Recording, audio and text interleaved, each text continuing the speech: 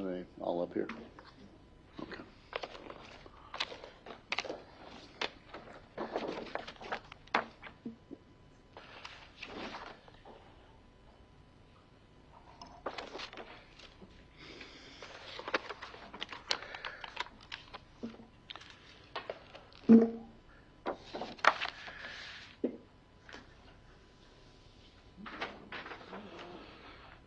Okay.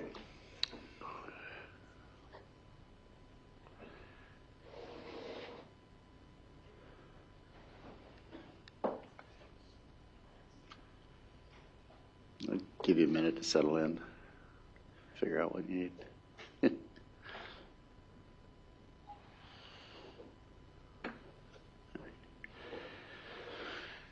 Okay, this is 20 CF 364 State of Wisconsin versus Lori Phillips appearances. State of Wisconsin by Andrew Burdick, ADA Jessica Skemp, and also counsel table is investigator Chris Linefelder. Morning, Your Honor. Ms. Phillips appears in person with her attorney Chris Zacher and with paralegal Wendy Witzke. State comply with victim notification requirements? Yes, Your Honor. All right. A number of folks are present. Any issues? Well, let me just ask the state, were you able to talk to Mr. Zacher and come up with some possible ways to shorten presentation today, or? We did, Your Honor. Okay, great. Thank you for doing that. Let's see if we keep it moving. Yeah, who's the first witness you're going to call this morning? It will be Deputy Sloan, followed by retired Captain Zimmerman. Then I anticipate that we will rest. Okay. Great, and then we'll go from there. Any other issues we need to talk about then this morning from the state's perspective? No, not from my perspective or our perspective, but I will probably need, I'll say, a 5-minute break between Deputy Sloan and Captain Zimmerman, just to take care of one thing that I was having with, but I think I can. Okay. All right. So I apologize for that. Mr. Zacher, any issues we need to talk about this morning before we begin? No, Your Honor. Good. Let's bring the jury in once they're ready.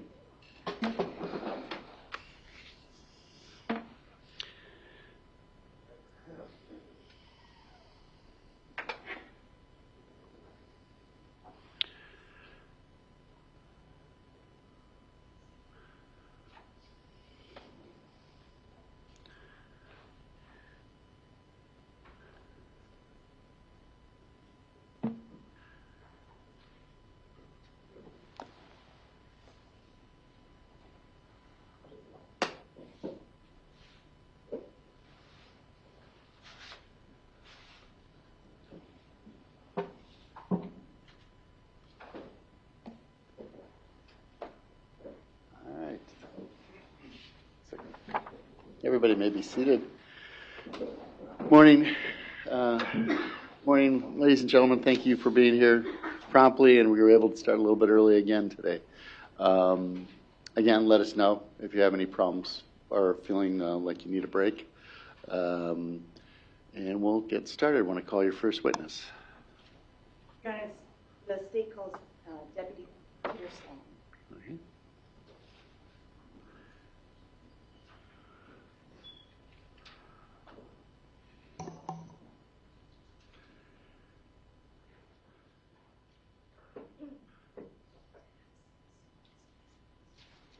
Bit number 79 marked. There it is.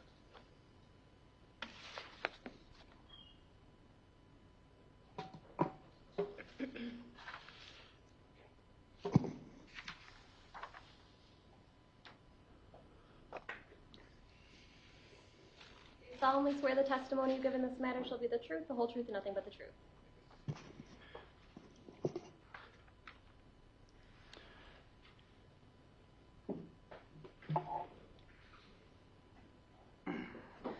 Good morning. Good morning.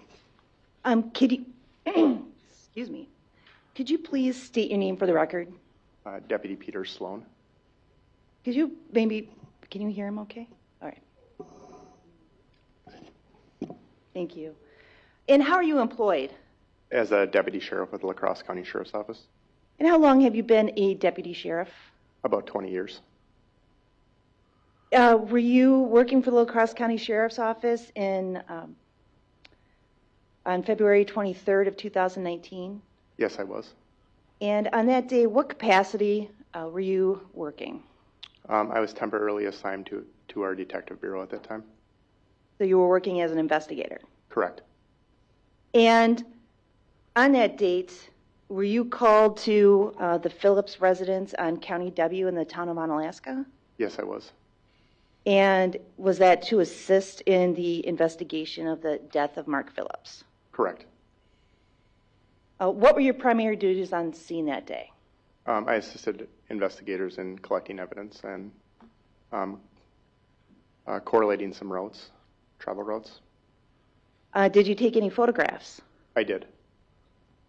Can you explain when you strike that? What were some significant pieces of evidence that you located that day, if you remember? There was a pair of sunglasses in the driveway, as well as a can koozie.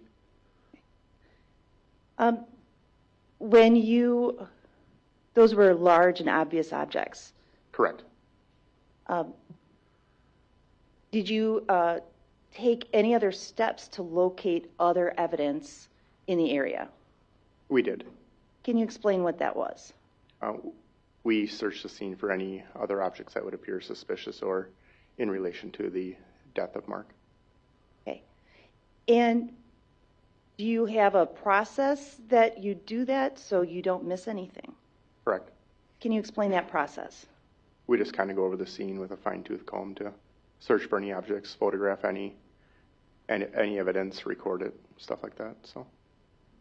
And was your primary search, or can you describe where your primary search of that outside area was? For me, it was primarily the driveway area, so on the west side of the residence as well as the north side of the residence. The north side, meaning the parking pad between the house and the man cave? Correct. And when you say fine-tooth comb, are you searching in a pattern or something so you don't overlook a particular area? We've used that method. Otherwise, we'll assign areas to where certain personnel will assume responsibility for certain areas. And oftentimes it's double-checked by another person as well. Were there any other items of note located laying in the areas that you searched? Not that I recall, no. Was a diamond earring ever recovered from the driveway? No, it's not. And were you searching for items even that small? Correct.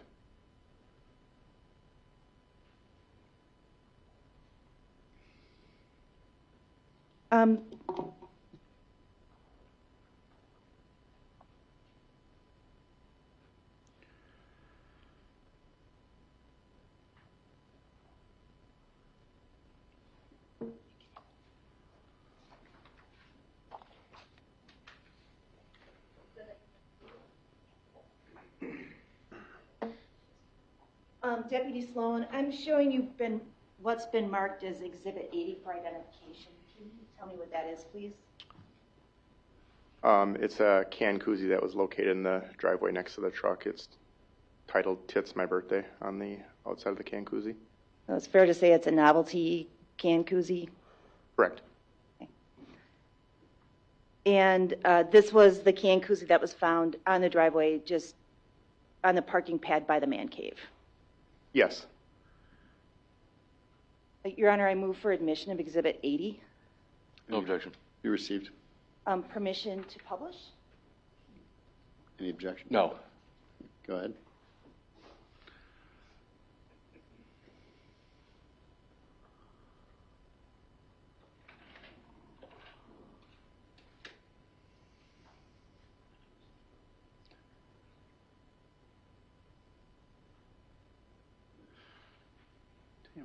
the other way. Keep these lights on. Turn off those lights in the middle. See if that works. Didn't. Okay. Yeah. Sorry about that. I was trying to figure out how to get rid of the glare. Go ahead. So this is the can koozie that you recovered? It is. And is this a picture you took when you logged it into evidence? Yes, it is.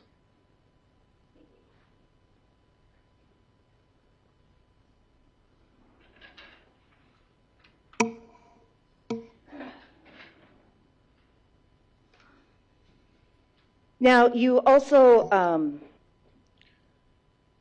indicated that you drove some routes. I did. All right, what routes did you, what were you asked to drive?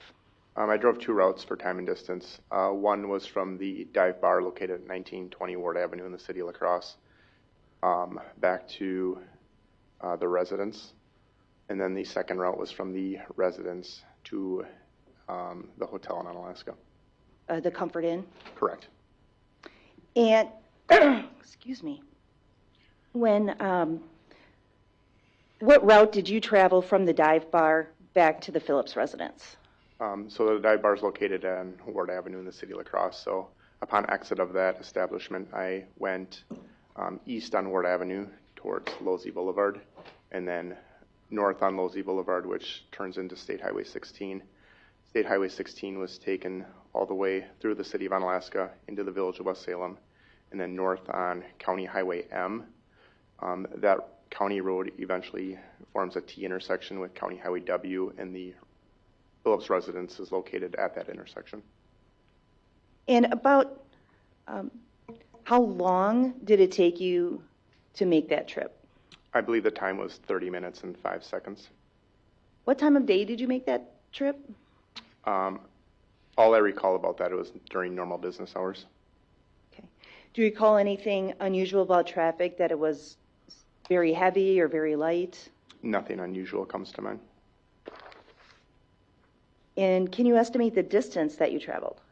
I believe it was 18.7 miles.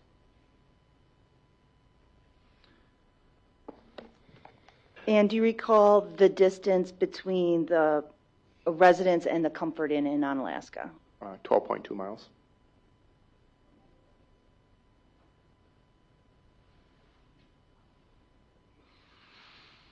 Were you also tasked with obtaining video surveillance from various locations? I did. And which locations did you obtain video surveillance? Sloopy's, the dive bar, Woodman's, and then the Baymont Hotel. And were you able to establish some time frames when you obtained those video surveillance? I did.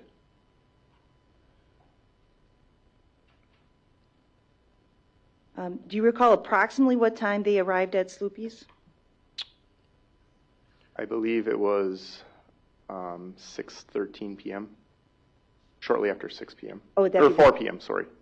Okay. I believe they arrived at 4:08 p.m. and I believe they left at like 6:13 p.m. Okay. I'm going to show you what's being marked as State's Exhibit number 81.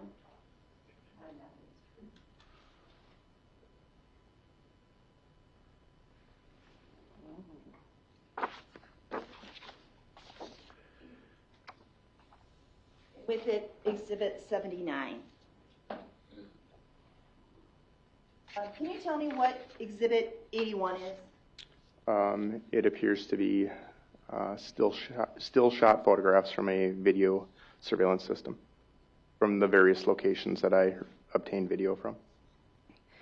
And those are still shots that are also on Exhibit 79? Yeah. For knowledge? From yes. clips? Correct. And did you have an opportunity to review any of those videos? I did. And did they appear to be accurate representations of the items you collected? Yes, they were. Your Honor, I would ask for permission to publish.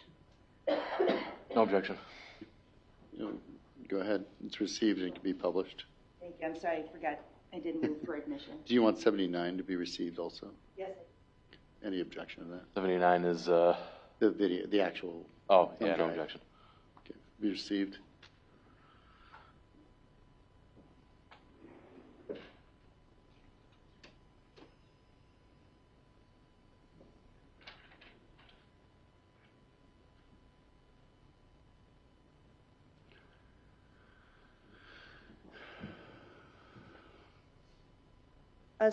Deputy Sloan, can you just briefly describe this video, or this still shot? This is a still shot from inside of Sloopy's bar from their camera system. And does this appear to be when Mark and Lori Phillips are arriving? Yes. And can you see them on the far left? Far left, yeah, there's a hallway back there by the bathrooms, and they came in through the back door, which is located on that side of the building. Next slide, please. And this is another view of Sloopy's. Do you recall about when this was taken? Or is this appear to be from the end of their evening at Sloopy's? Correct. And they are towards the left, appearing to exit. Yeah, again, going out the back door, I'm assuming they probably parked in the park. There's a parking lot located on that side of the building. Okay. And the next location they went to after that, based on your understanding, was where? The dive bar. Next slide, please. And based on the evidence that you collected from the dive bar, do you recall what time they entered? I believe it was around 6:32 p.m. Could you please play this video?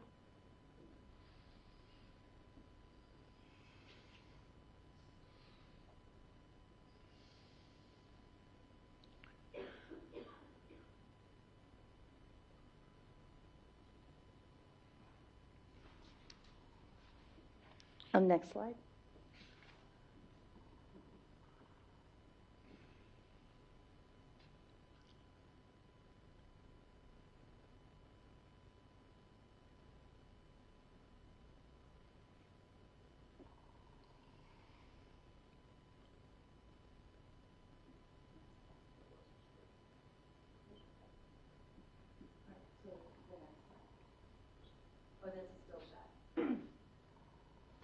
So this is a still shot from the dive bar, is that correct?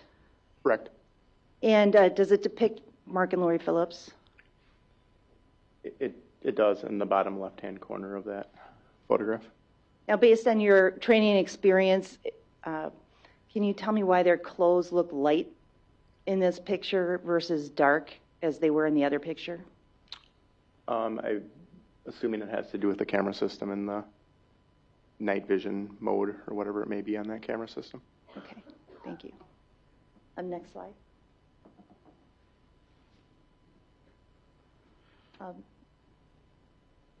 This is a clip that's marked, this is 8:13 p.m. Could you please play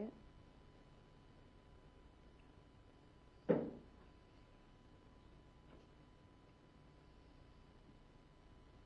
And that clip, what did that show? That shows Mark and Lori both leaving the dive bar.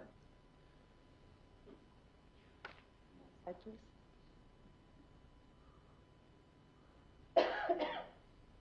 And this is a clip that's entitled, or from 8:31 p.m. or 20:31 p.m. Could you play it, please?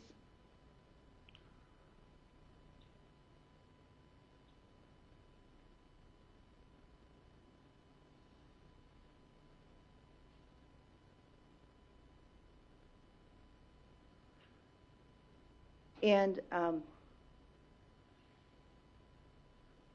what did that clip depict? Lori re-entering the dive bar. Next.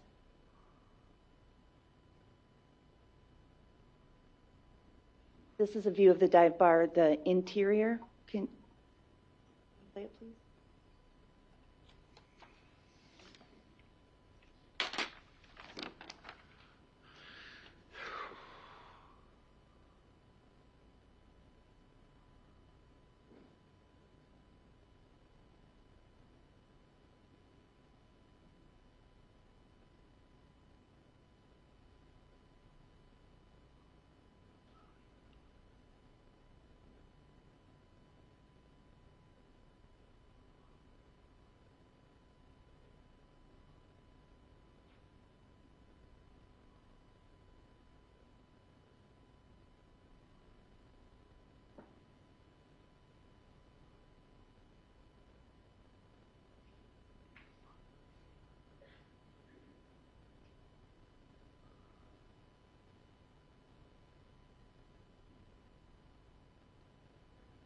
Can you tell me what that video clip just depicted briefly? Them walking around the bar. Was that Lori? Correct. Okay. Next slide, please.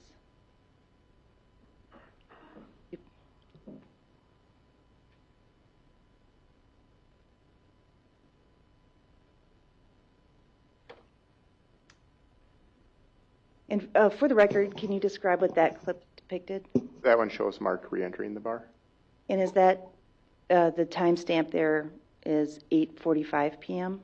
or Yes. 20:45? Correct. Thank you.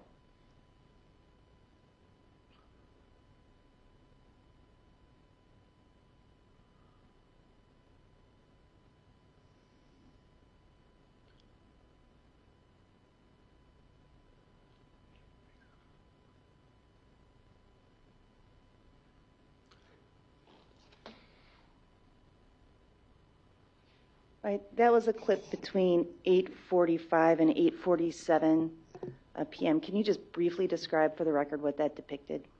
Lori leaving the bar. Did it also show Mark entering the bar? Yeah, correct, in the beginning. Okay. And then also they were at the table, Correct. I guess, speaking to each other. Yes.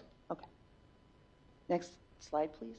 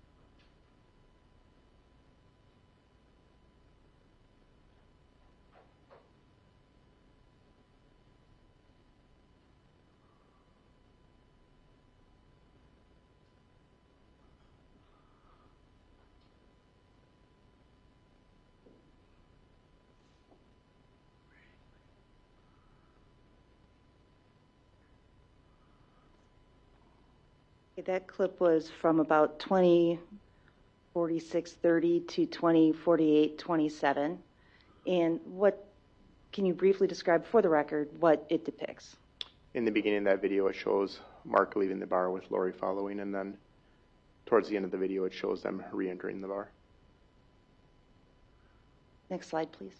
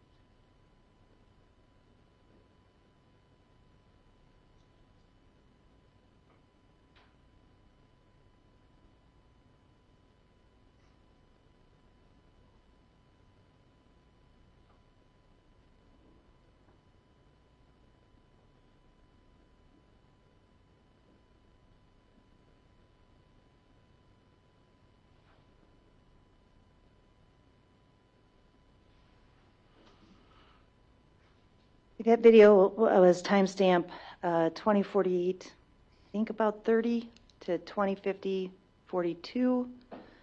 Can you just briefly describe what that depicted?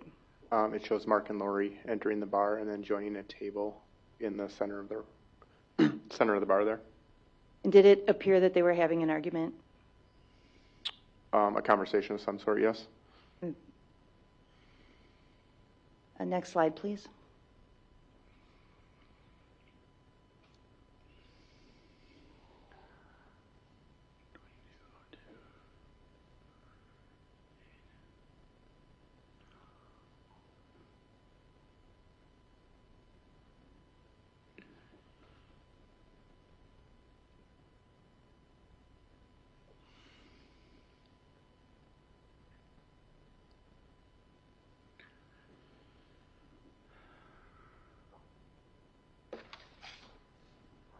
That was a clip from 22:02:30, which is that 10:02:30? Yes. To 22:02:55. Can you briefly describe for the record what that depicted? It showed Mark Phillips leaving the bar. And was he following Lori out? Correct. She had left earlier. Next slide, please.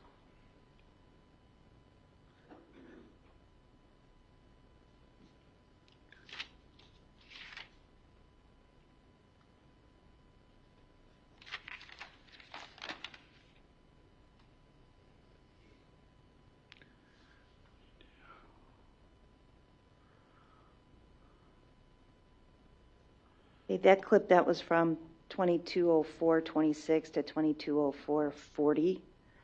Can you briefly describe what that depicted? It showed Lori re-entering the bar with Mark following her, and appeared in that video as if there was some type of argument. Next slide, please.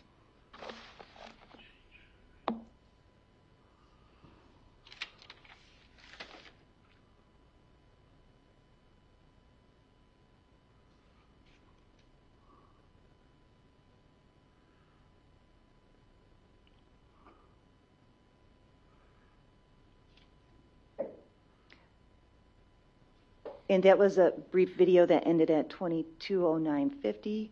What did that depict? Lori leaving the bar and Mark following. Again, there was some type of argument or confrontation in the vestibule area there.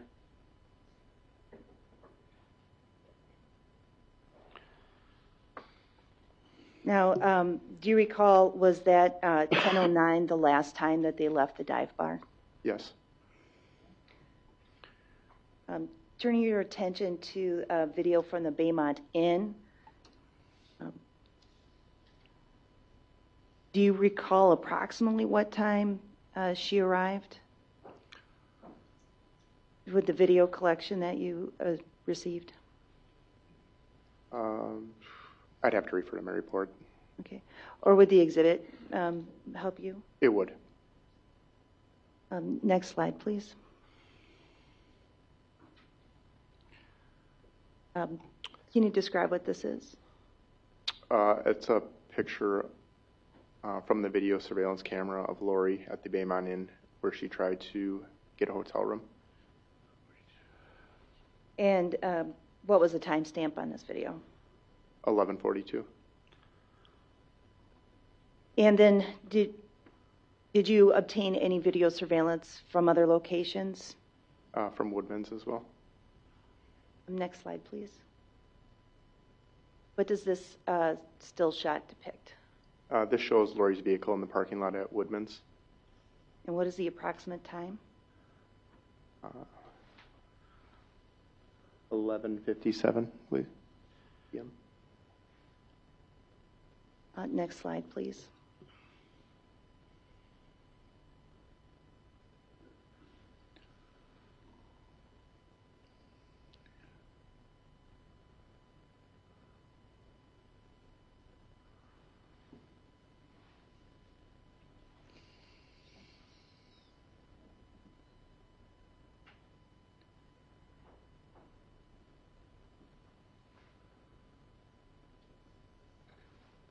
Deputy Sloan, this video clip started at 1:43, I think 46, and ended at 1:44:00. Can you tell us what this depicted? That video shows the truck being operated by Lori Phillips, leaving the area of Woodman's and exited onto Kinney Cooley Road onto Highway 16. Okay, so Kinney Cooley Road, is that the road that's sort of at the top left of the video? Correct, where that bright light is in the top center of the screen. Okay, and where's Highway 16? It would be, it would run perpendicular to that, where the traffic control signals are. Okay, so it's running on a diagonal in the upper right corner of this screen? Yeah, across that top right corner. Okay.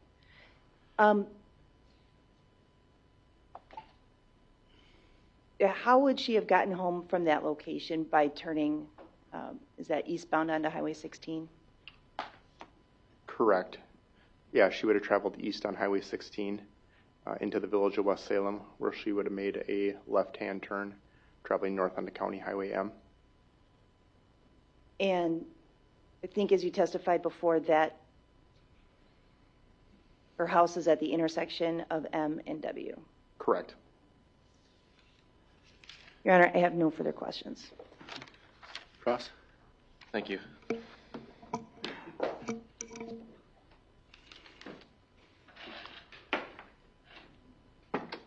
Morning, Deputy. Good morning. Just want to talk to you a little bit about some of the footage that we reviewed. Fair to say that there were multiple camera angles at the dive bar beyond the camera angles that were shown? Correct. I believe there were 5 or 6 camera views, is that correct? I don't recall, but there was multiple cameras. And on all of those views, we had multiple hours worth of footage, correct? Correct. Did you review all of that footage? I reviewed the footage shown. You didn't review all of the various camera angles that were provided to you by the dive bar? No. Now, you agree that the selections that were shown in the course of Ms. Kent's presentation does not represent all of Mr. and Ms. Phillips' movements on the evening of February 22nd of 2019. No. That was poorly phrased by me. Do you agree or do you not agree? Do I agree that they showed all the movements? Yeah, there are certainly movements among the parties that were not depicted in the exhibits that Ms. Kemp showed you, correct?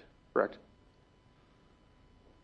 Now, you did some driving between the dive bar and the Phillips home, is that correct? Yes. And that took you approximately 30 minutes and 5 seconds under normal conditions? Yes. So assuming that the Phillips left the dive bar around 10:09 p.m., that would be approximately 10:39, 10:40 if they had left immediately and traveled directly home. Correct. And we don't know how much time was spent outdoors at the dive bar prior to going back home. Is that correct? I don't know that. There was no footage from the outside of the dive bar, as I understand it. Is that correct? Correct. Now, were you able to identify any of the other individuals coming or going inside of the dive bar during that time frame when Mark and Lori appeared to be coming in and out? I don't know their identities. You made the drive between a subdivision approximate or some distance to the west from the Phillips home to the Comfort Inn. Is that correct? I drove from the Phillips home to the Comfort Inn. And that took you 16 minutes and 30 seconds? Yeah, 16 minutes and 36 seconds, correct. Okay. Now, I want to go back to one of the clips that Ms. Kemp was showing you, and it appeared to be a clip that was at 20:48 and 22 seconds. Do you recall seeing that clip? I'd have to view it again. Well, do you recall Mr. Phillips flailing his arms around, kind of like I'm doing right now? Yeah, And do you recall Mr. Phillips kind of hovering over Ms. Phillips? correct. Appeared to be, you said conversing, right? Yes, Can't tell whether or not that's yelling and screaming at that point, a conversation of some sort is correct. because we don't have volume from those surveillance footage, correct? Right. And at that point, or after what appears to be Mr. Phillips flailing his arms around and hovering over Mr. Phillips, hovering over Ms. Phillips, he storms off, right? Yes.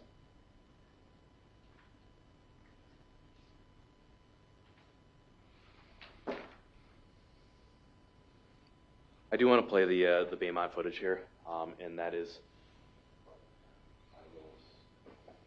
Well, what's the exhibit number?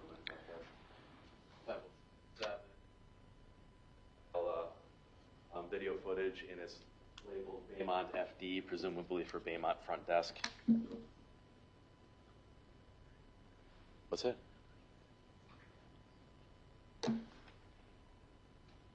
Get the word.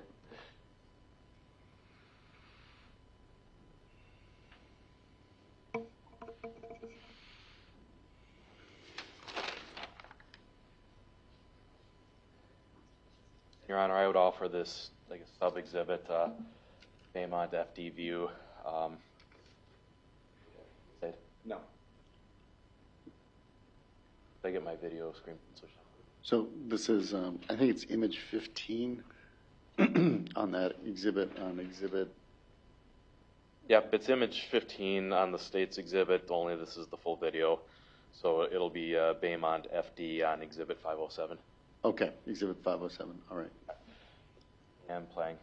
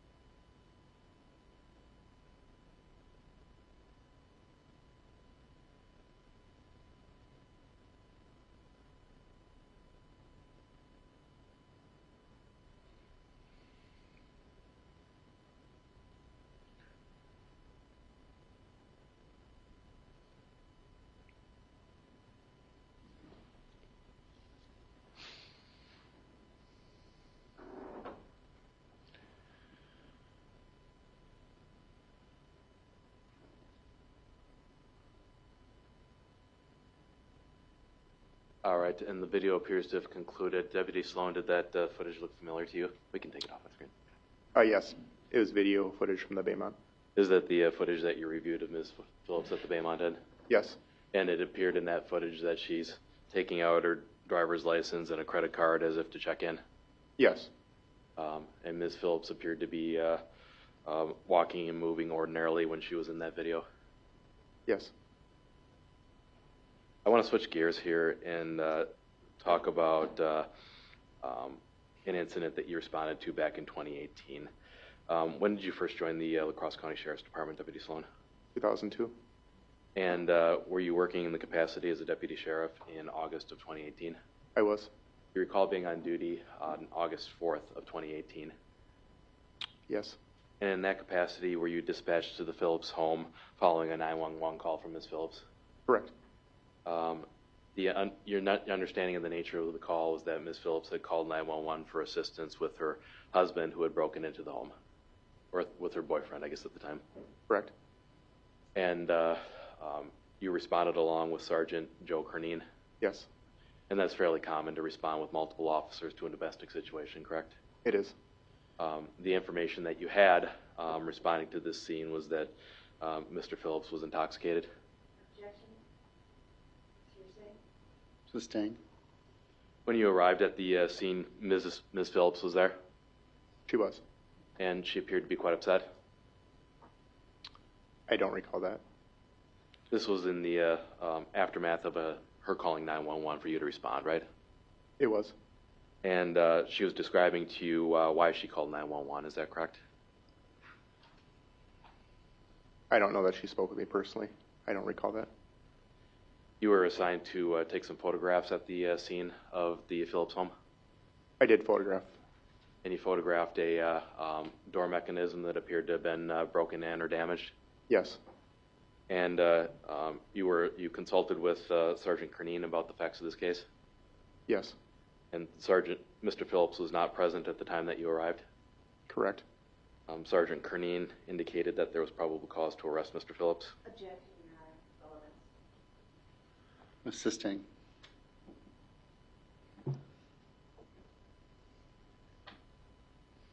You and Sergeant Kernine assisted Ms. Phillips with a 72-hour no contact request at that point. Objection, Your Honor. Relevance. Overruled. Go ahead. I don't recall that. That would have been standard practice at that time, correct? Objection. Can we sidebar? Yep. Go ahead.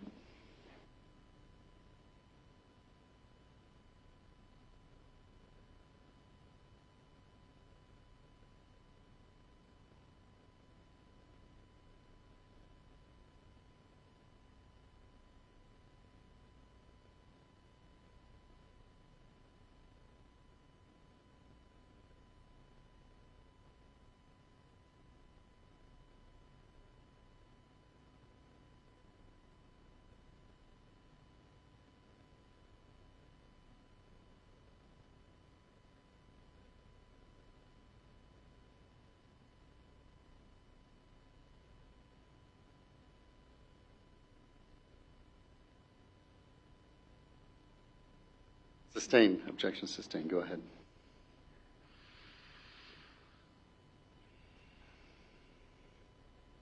Do you recall Ms. Phillips crying during that interaction?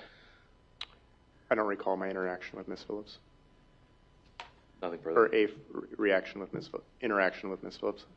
Nothing further. Any redirect?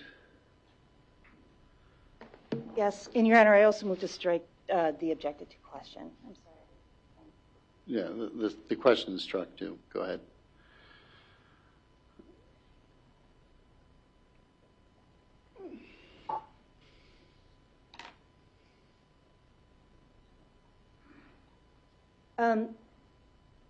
Deputy Sloan, Mr. Zacher asked you about a particular clip from the dive bar at, it was 8:48 p.m., and he was describing Mr. Phillips' gestures and behavior. Correct. Do you recall what Ms. Phillips, excuse me, response was at that time, or her interaction during that time? I believe she left, didn't she? I don't think, would it help you, or maybe we should just replay the clip? Yes. Please display my computer.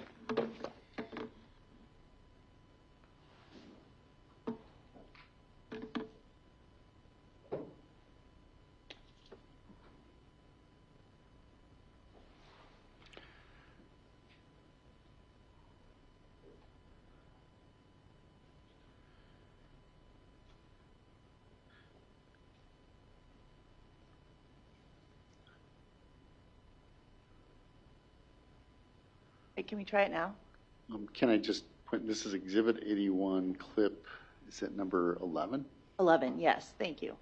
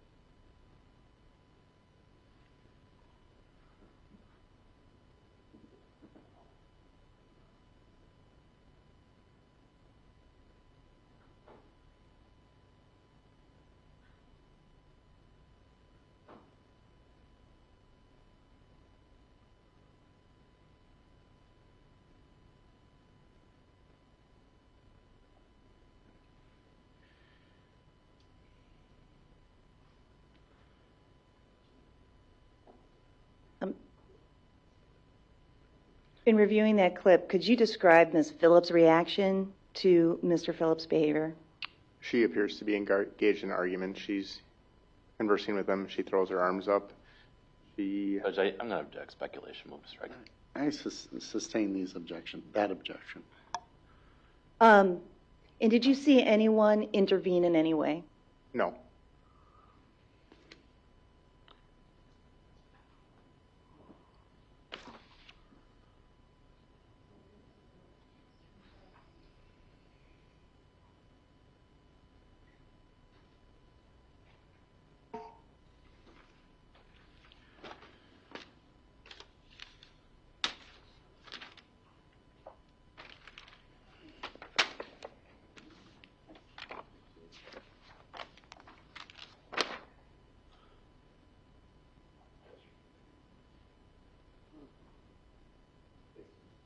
think it's 15.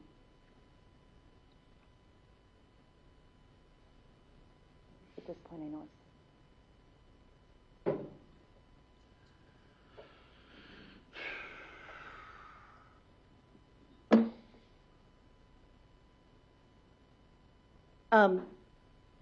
You reviewed the other video clip and then this still shot that Mr. Zacher showed you the video clip. Yes. How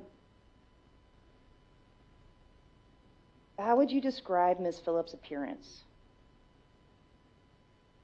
And does she Relevance, appear? Judge. I'm going to sustain the objection. The jury can look at the video. That's the best evidence. Go ahead. All right. Thank you. I have nothing further. Redirect or recross. Deputy, the clip that Ms. Kemp just showed you from the dive bar, that was not the only clip of Mr. Phillips at the table flailing his arms around in a similar manner, right? Correct. In fact, that happened several times throughout the night. Is that correct? Yes. Nothing further.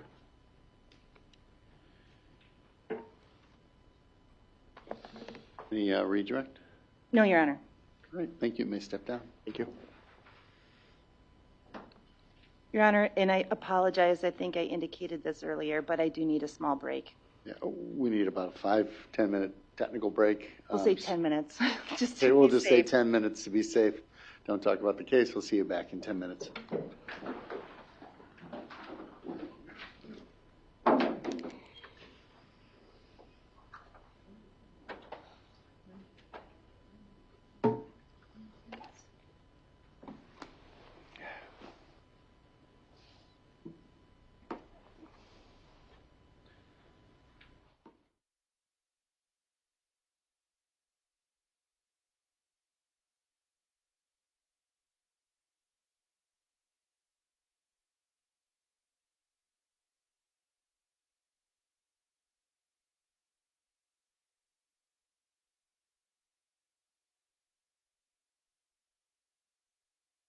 Part of our informal discussions yesterday to hurry things along, I explained to Mr. Zacher I was worried or are concerned that if we took clips from various things, such as the Woodman's video or the dive bar video, as opposed to playing larger clips, that he would make it appear that the state was cherry picking evidence. And that was part of our agreement. And he did that in cross-examining Deputy Sloan when he said that this doesn't depict everything. The clips the state showed you doesn't depict everything. So I would like some sort of instruction that the jury is not to take any inferences against the state. Yeah, I'll just say it cannot be argued that they cherry picked those videos. You can say that there were other, if that was that agreement. Judge, the agreement was I wasn't going to argue that they cherry picked if they didn't play the entire 3-hour-long dive surveillance video. I was simply pointing out that the incident in question was not the only one on the videotape. We're in it. And that's not cherry picking. It's just pointing out that this happened other times. So as long as the argument is not made that the state selectively only showed you one because there was actually 4 or 5, I'm not going to give a jury instruction. I think we'll play it.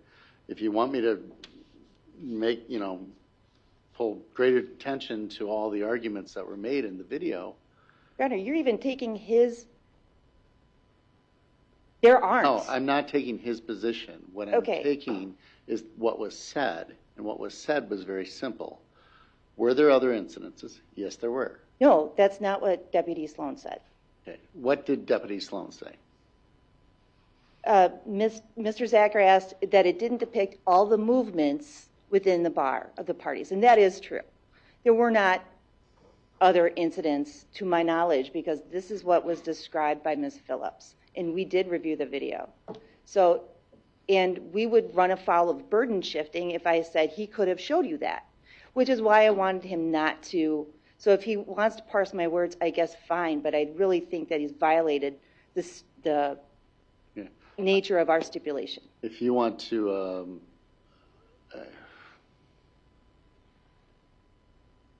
Mr.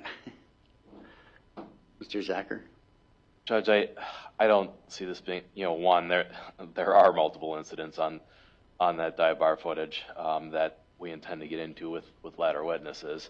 It was not simply the exhibit that was played to Deputy Sloan. And two, I don't think that I wasn't arguing a cherry picking theme there. I was simply pointing out that this was not the only incident on that video, which would have been the impression left with the jury if we left it at that.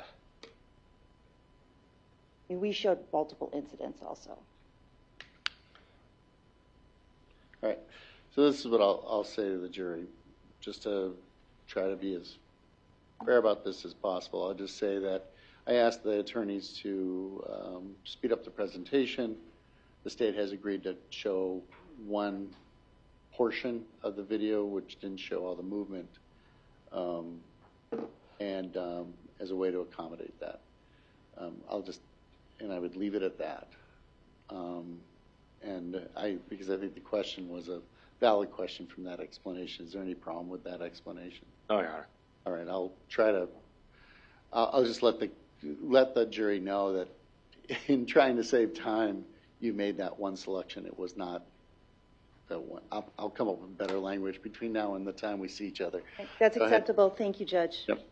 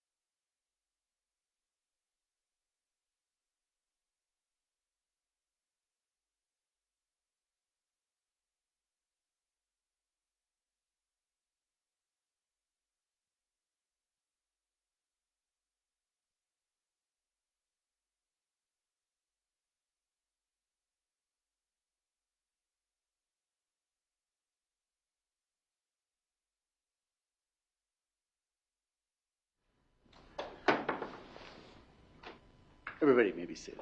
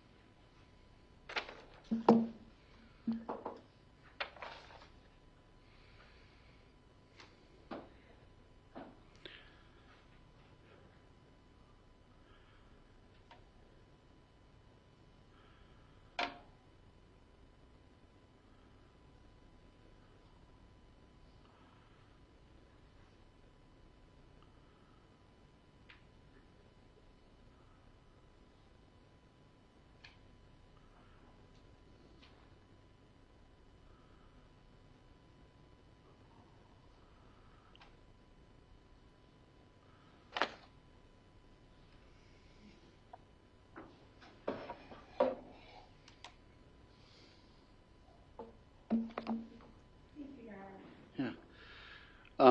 All the parties are back in the courtroom. This is the language I've put together just to inform the jury of what we just talked about. I've asked the attorneys to save some time presenting their cases. The state only showed a few minutes of the video from the dive bar to save time. Is that acceptable? It is, Your Honor. Okay. Yes, Your Honor. All right. A little redundant. Hold on a second. That's the video.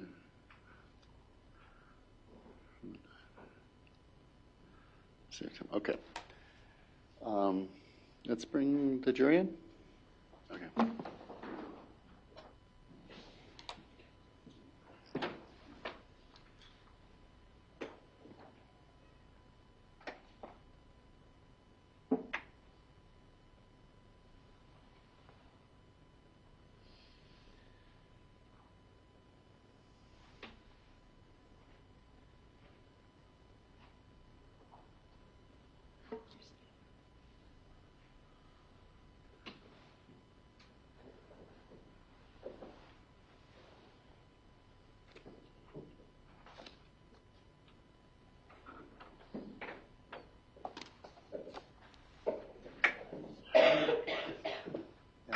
All right, everybody may be seated. Before we go on to the next witness, there's one short instruction I want to give to you. I've asked the attorneys to save some time presenting their cases.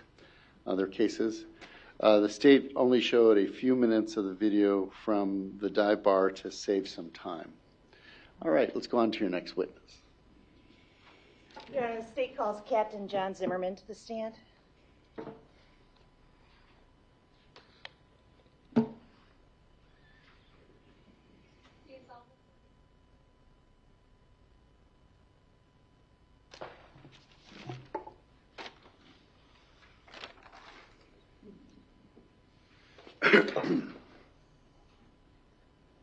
Good morning. Morning. Can you state your name for the record? John Zimmerman. And how are you employed? I'm retired from the sheriff's office. Okay. How long have you been retired from the sheriff's department? Almost 4 years now. So would you have retired shortly after the death of Mark Phillips? January 2020 is when I retired. Okay. At the time you had retired, how many years in law enforcement had you had? 39. And what was your position with the La Crosse County Sheriff's Department? At the time of my retirement, I was the investigative captain. And was that your position on February 23rd of 2019? Yes. And are you excited about testifying today in your retirement? Kind of had to blow the dust off a few things, but Okay. As part of your investigation into, or your department's investigation into the death of Mark Phillips, did you or your department request an analysis of Cellbrite data that was extracted from Mark Phillips and Lori Phillips' phone? yes. And do you recall which agency did that initial analysis? I believe it was the Holman Police Department that did that. Well, it did the initial and That was also, that was the extraction? Okay. Did you request? I got to go back here a little bit, so sorry about that. I'm sorry if I'm. Do you recall requesting any assistance from the from WISIC? Yes, yes. And what is WISIC? The Wisconsin Informational Crime something, I'm sorry. And is that a branch of the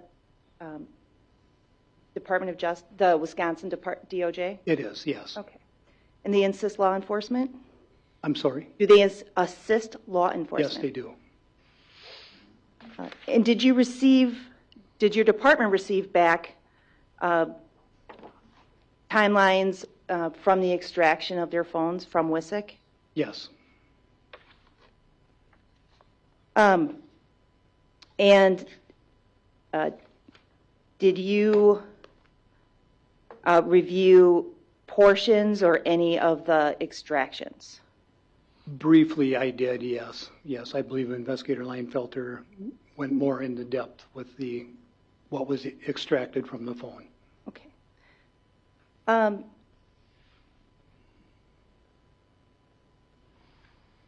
I'm just going to show you some portions of the extractions Okay. and ask you just based on, I'll ask you to identify them, so pardon.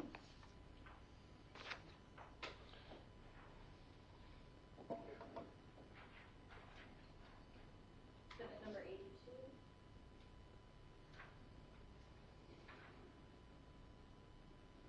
I'm showing you what's been marked as Exhibit 82, which is I guess I'll call it a screenshot or a clipping from Cellbrite extraction from Mark's iPhone. Does that appear to be accurate?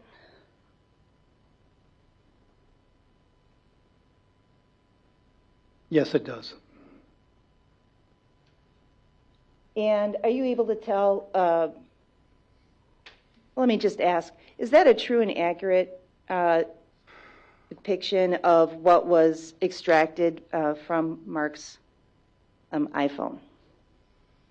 It does appear to be that, yes. Your Honor, I would move for admission of Exhibit 82. Judge, can we approach? Yep.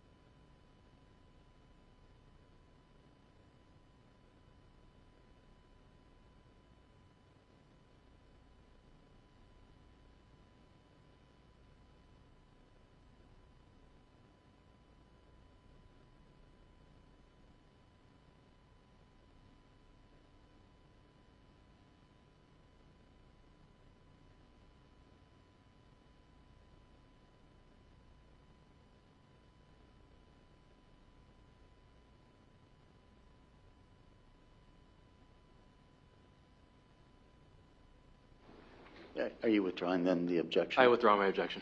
Okay.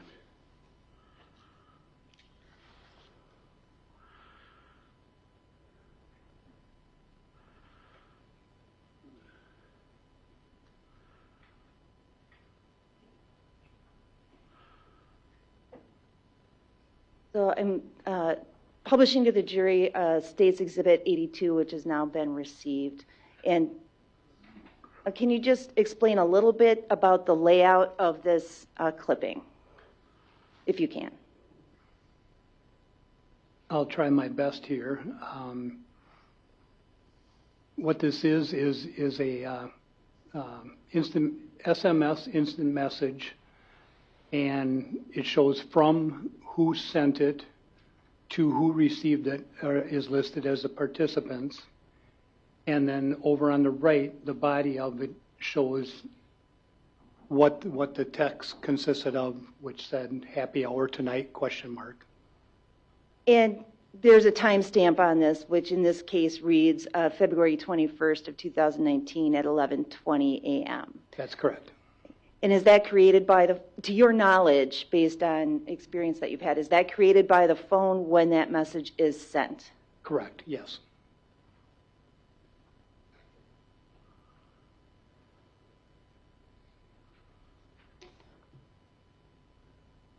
I'm showing you another, well, I guess I'll have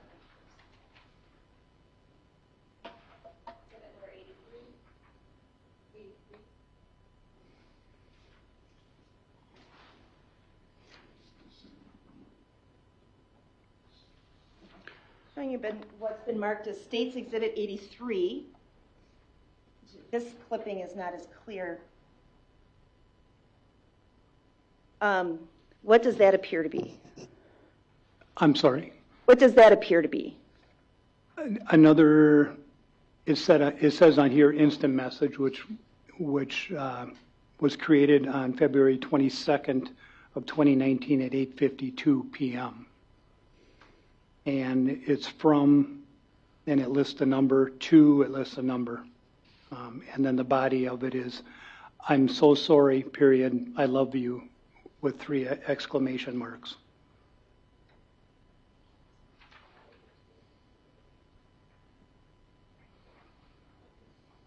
Your Honor, I move for admission of Exhibit 83. No objection. Received. Permission to publish? No objection. Go ahead.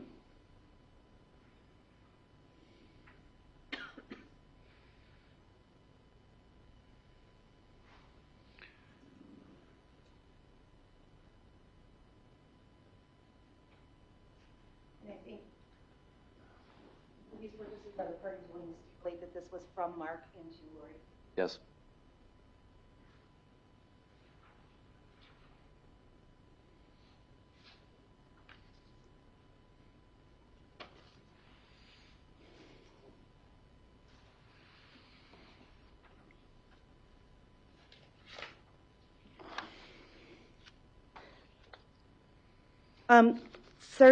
Captain Zimmerman, are you also aware that Cellbrite extractions can, in addition to text messages, call logs, that it can contain either Wi-Fi connectivity or internet connectivity information? I believe so, yes. And I'm going to show you what's been marked as State's Exhibit 84, or will be marked.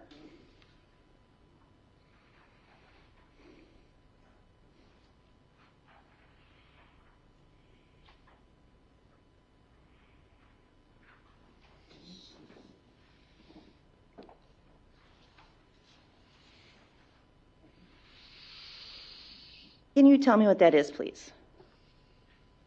This appears to be the extraction on a specific time and date on which Wi-Fi that the phone was connected to.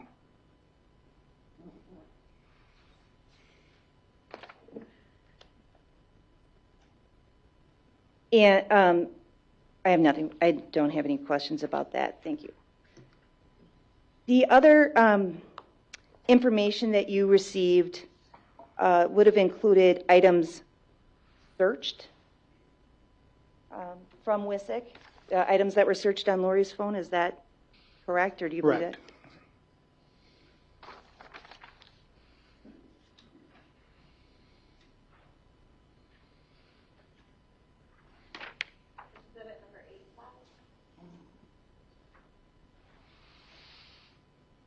I'm showing you what's been marked as State's Exhibit 85. Can you tell me what that is?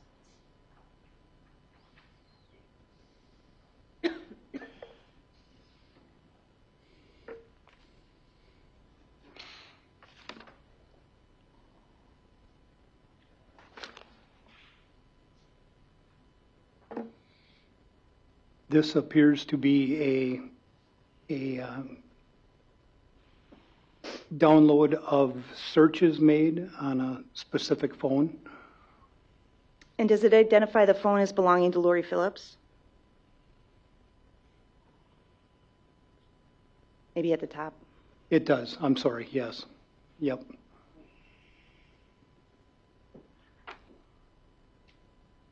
And does it also have date and time stamps for each item searched? Yes, it does. Your Honor, I'd move for Exhibit 85 to be admitted. No objection. Received. Permission to publish? No objection. Okay.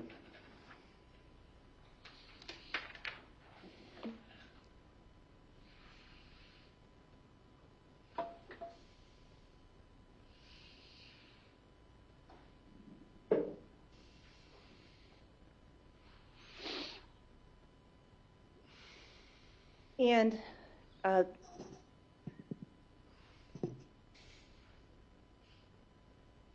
starting at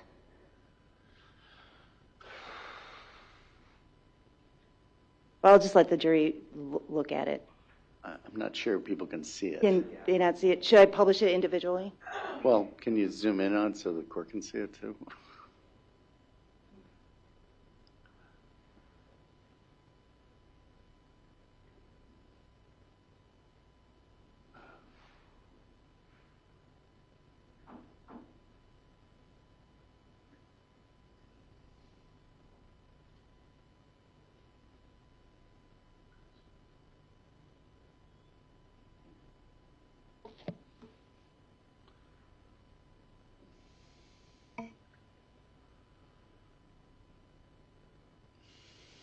This,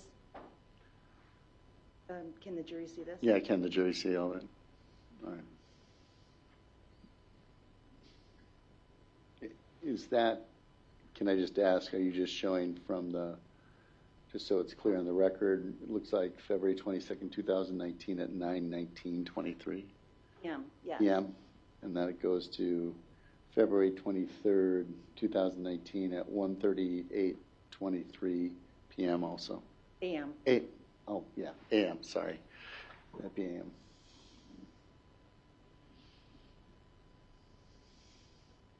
Everybody ready for me to take this down? Everybody see it okay? Sure.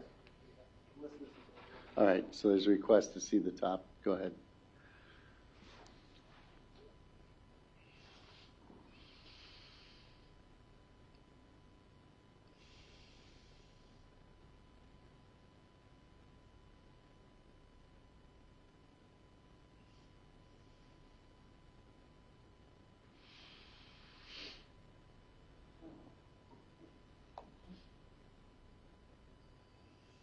And I'll just put that on the record too. It's February 22nd, 2019, starting at 8:12:05 a.m.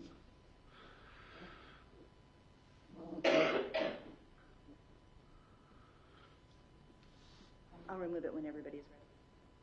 Everybody ready? Okay, go ahead.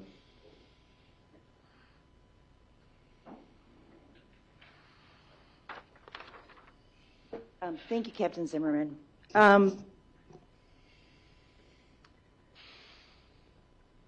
Do you recall discussions about the particular Dodge Ram pickup truck involved in this incident? Yes.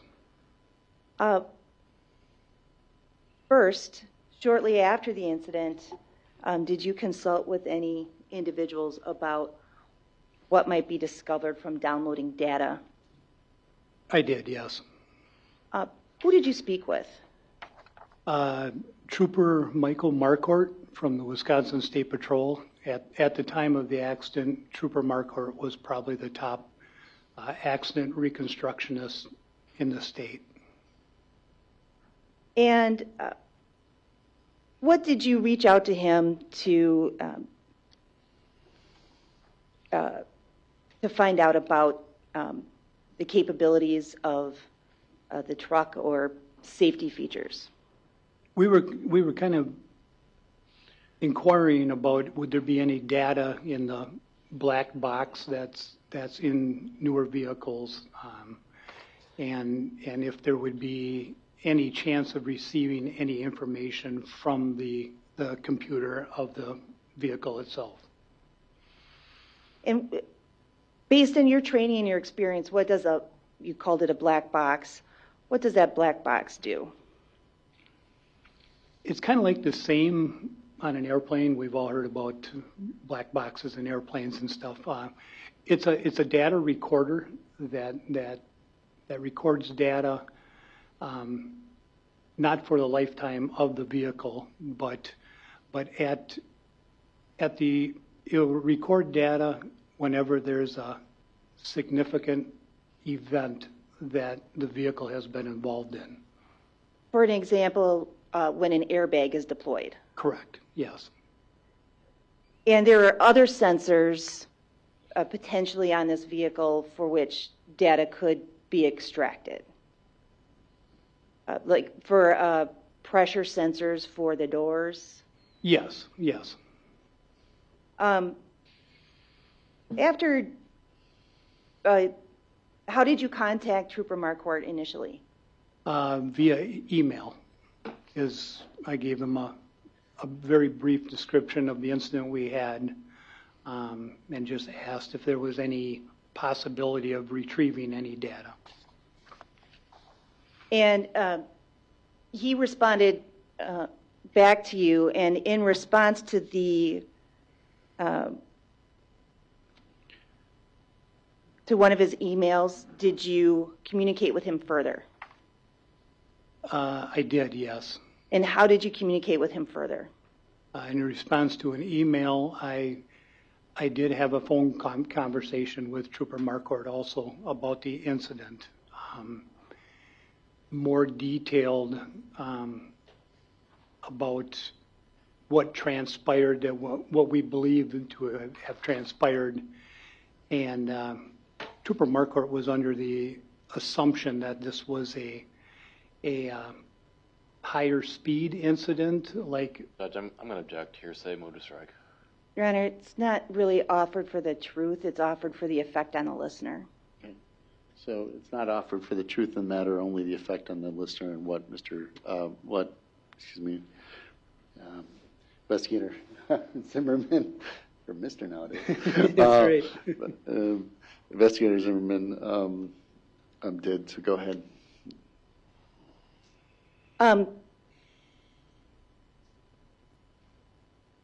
So I believe you were saying that Trooper Marquardt had an assumption that the incident that you had described was a higher speed incident? Yes, more like a highway traffic crash or something like that, where the speeds were more excessive, yes. Certainly not something that would be consistent with travel in a driveway. Correct. And besides speed, were there other factors that he indicated to you that would make a download of data not very productive at the point that you were at in your investigation? And is this still being asked for the effect on the listener? Yes, it is. Okay. If it's only, so it's not being offered for the truth of the matter, only the effect on the listener, we're supposed to find out what the listener did when he found out this information. Correct. Go ahead. Could you repeat that again, please? Were there any other factors that you learned from Trooper Marquardt that would affect the integrity of any potential data that you would have access to at the time you had the vehicle? Trooper Marquardt contacted me again via email and gave me some scenarios that could possibly wipe the data that was received from the box, being if the vehicle was turned on or off. Sometimes that, if there is not a significant event that is recorded, that non-significant event would be wiped from the computer of the vehicle. And that if the vehicle had been turned on or off, that vehicle, or I'm sorry, that information would be cleared from the box itself. And so based on your knowledge of the movements of Ms. Phillips after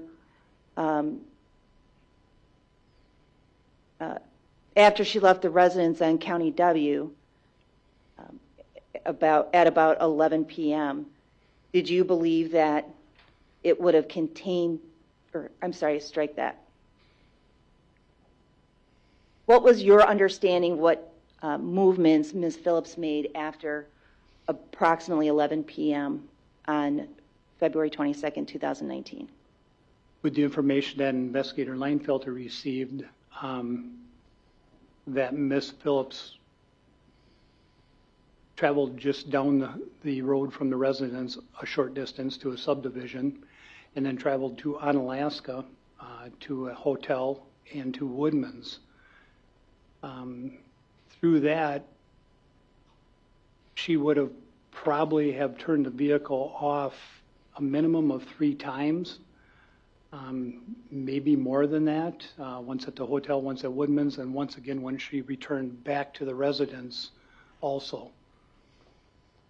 And so did you use that information to make a decision about whether or not your department would be pursuing a download of any data from the 2019 Dodge Ram? Yes. And what decision did you make? We determined that we would not download the black box, being the number of times that the vehicle would have been turned on and off. There was probably one other time too that the ignition would have been turned on, is when it was hauled on a flatbed tow truck from the residence to our secure impound area. So for the numerous times that the ignition would have been turned on and off, we elected not to download the black box for that reason.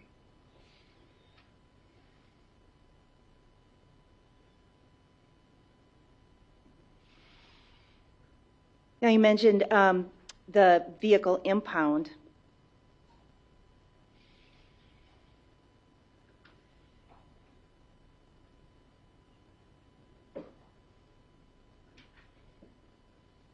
Exhibit number 86.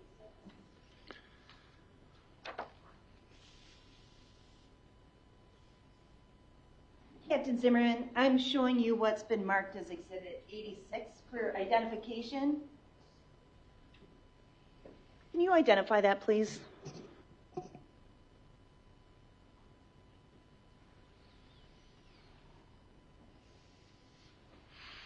By the looks of it with the parking lot here, this would be our Sheriff's Department garage and also Dee's muffler. Be on the intersection of 4th Street and Pine, I believe. Badger, maybe? Or Badger. Mm-hmm. Pine, Badger. And does this is an aerial photograph? Yes.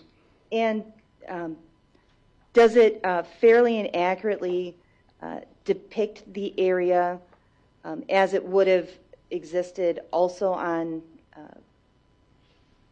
believe it was March of 2019? Yes. Have the buildings been moved or modified in any way to your knowledge? Not to my knowledge, no. Your Honor, I move for admission of Exhibit 86. No objection. Received. Permission to publish? Any objection? Publish? Go ahead. Actually, prior to publishing, I'm going to ask Captain Zimmerman to mark where the Sheriff's Department is and D's. Okay.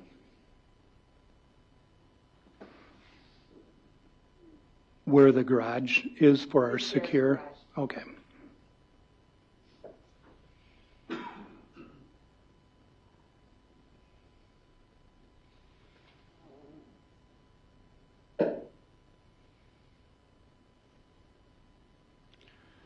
I'm not quite sure, excuse me, which bay we were in at D's.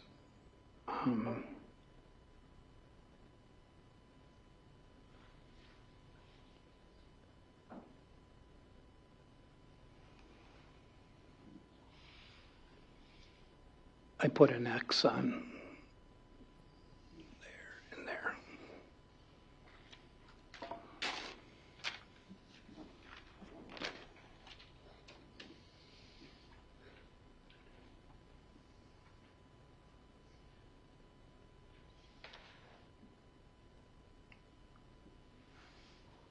So I'm going to point out for this, you placed an X right at this location. Can you describe what that is, please? That would be where our overhead garage door is for our secure impound in the building. And this is where the pickup truck was stored? Yes. And what is this building right here? That would be D's muffler. You placed an X right there. Can you explain what that is? That is the bay I believe that we were in. I'm not 100% positive, which D's has several different bays. And I believe that was the bay that we were in. And it was testified to yesterday by crime analyst Trevor Nollett that the vehicle was driven from that one location to the other, from the Sheriff's Department garage to D's. Is that accurate with your memory? Yes.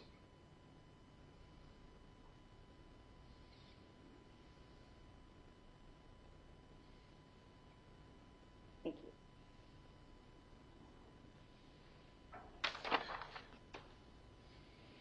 Moving on, as part of your investigation, did you work on getting search warrants from Amazon regarding camera system, the Blink camera system used by the Phillips family? I did, yes. And did they respond to a search warrant with some information? They were a very difficult company to work with. There was a lot of communication with their legal department and everything. It was almost like we had to pry pretty hard to get information from them, but eventually we did. And you got a list of readouts that was they called a camera log? Yes.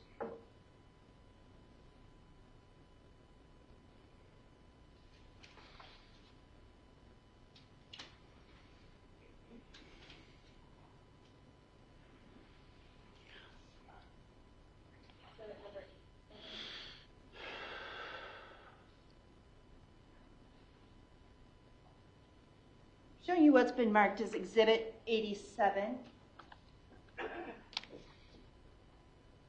Can you tell me what that is, please?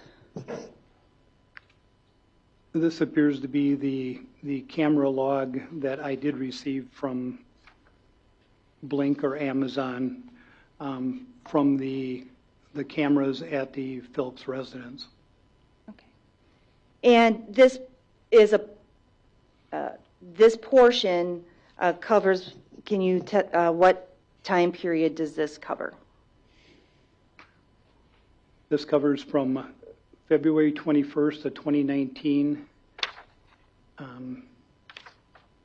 at 3:27 p.m., which is Eastern Standard Time, so it would be 2:27 p.m. our time. Okay. Actually, And- I'm sorry, could you look at page 3, the bottom of page 3? Oh, okay, okay. So from February 20th of 2019 at 9:48 a.m. to February 23rd of 2019 at 11:07 p.m.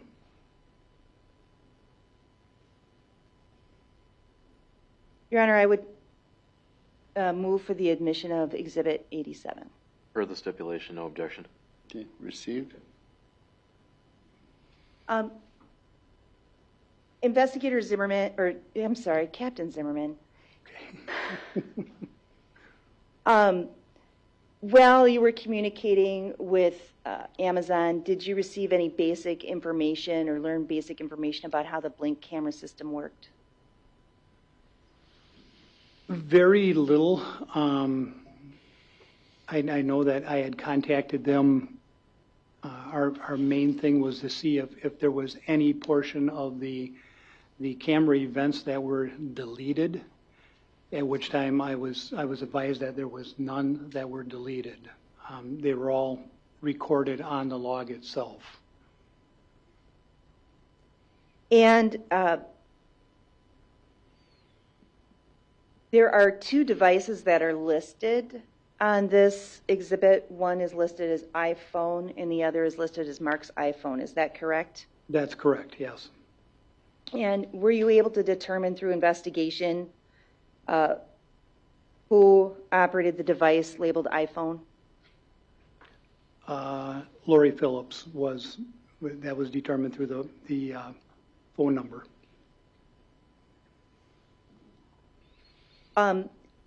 In reviewing this, were there any significant, or what information did you receive that was relevant to your investigation? And this is just a portion of the logs that we received. Is that what stood out is that previous logs, there was no live view connections, and what stood out was on February 23rd, 2019, starting at, it would be 11:08 a.m. to 1:36 a.m.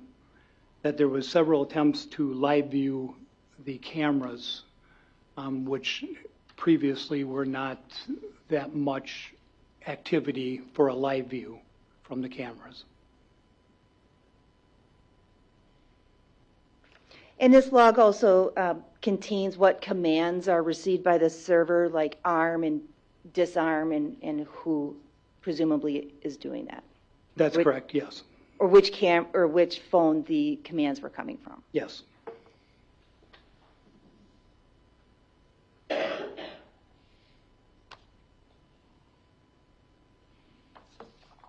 Your Honor, I have no further questions for Captain Zimmerman.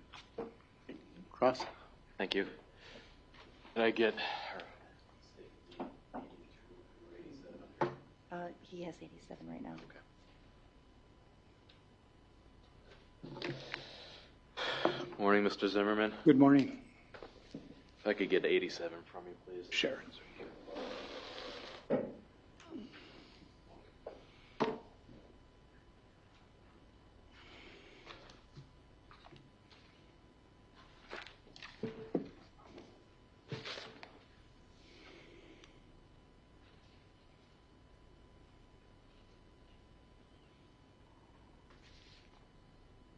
So,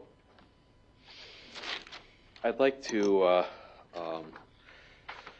start with Exhibit 82, where the state kind of began talking to you about the Cellbrite analysis. Do you recall viewing that instant message? And I can show it to you again if you'd like. If you could. Yes, I remember that. I'm going to publish 82.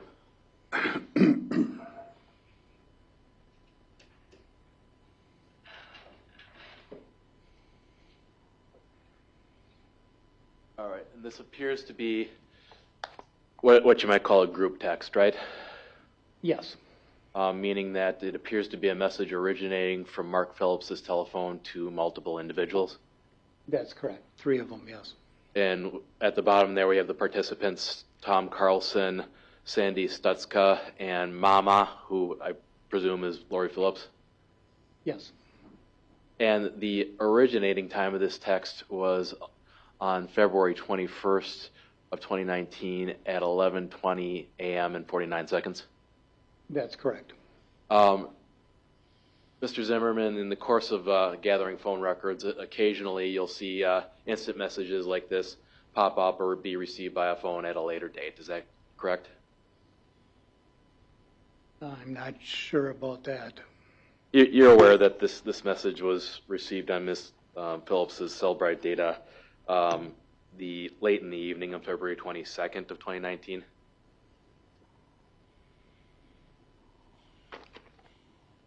I'm not aware of that. Your Honor, I'm willing to stipulate to it, but I mean, if you want to. Sure. In the exhibit order, please.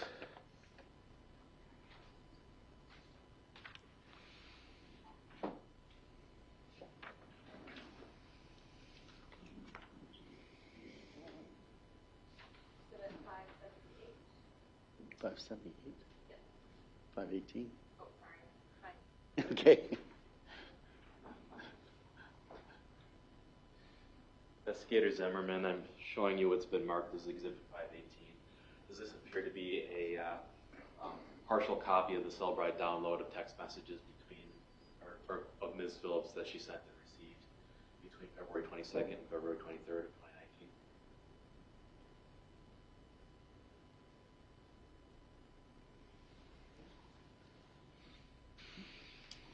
Yes, it does. Thank you. Offer 518, Your Honor. Any objection? No. You received? And I will publish. Any objection? No. Publish? And I noticed you needed your cheaters for that one. This is extremely small print, so I'm going to zoom in. And I'm going to highlight a section of this particular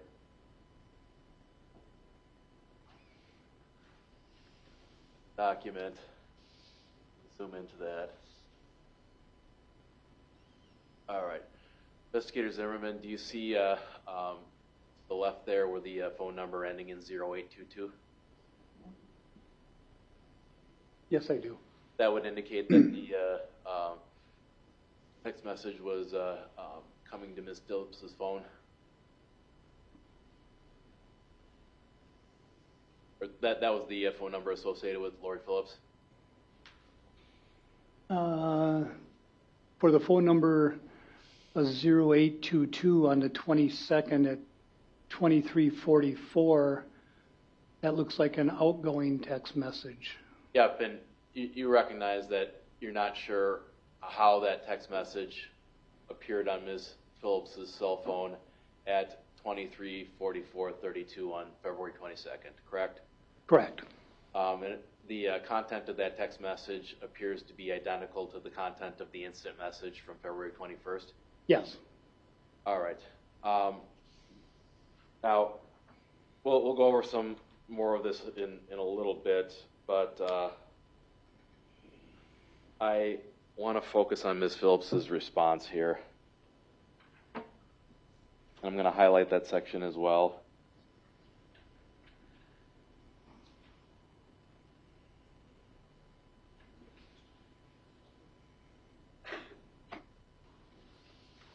All right. Do you see a text message from Ms. Phillips' phone to Hannah Klinsky at, it looks like it'd be 7 minutes after midnight and 24 seconds? Yes, I do. And it looks like Ms. Phillips, and I'm just going to read it out loud. Quote, sleeping in truck. Mark sent a text to friends asking to go out drinking. I'm sure he'll hook up with yet another chick during our relationship. I'm so done. End quote. Did I read that correctly? Yes. Ms. Phillips appeared to be responding to the group text about happy hour tonight in response to that? Objection, speculation.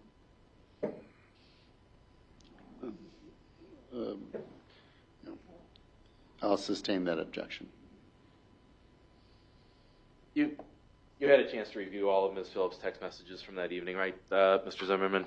Several years ago, yes. Yeah. And certainly you would have been aware of Ms. Phillips's response at that point, as depicted at 7 minutes after midnight. Is that correct? That's correct. And certainly you and the other investigators would have considered what Ms. Phillips was referring to when she referred to her husband sending out a text to go out drinking. Is that correct? Objection, Your Honor. Again, speculation. No, it's asking what he would consider. Yeah. You would have considered that in the course of your investigation, right? Objection, relevance. Overruled. Go ahead. Possibly, yes. Because you were aware at the time that an element of reckless homicide is that somebody be aware of the reckless act that they're committing, correct? I believe at the time we did not know the particulars in the case, so that would be hard to answer that. Would you agree with me, Captain Zimmerman, that there are other text messages in this exchange of texts where Ms. Phillips seems to indicate that she believed that Mr. Phillips was alive and well? From what I recall, Okay. it'd be tough to say, I'm sorry. Sure. So I am going to highlight a text message exchange towards the bottom of Exhibit 518.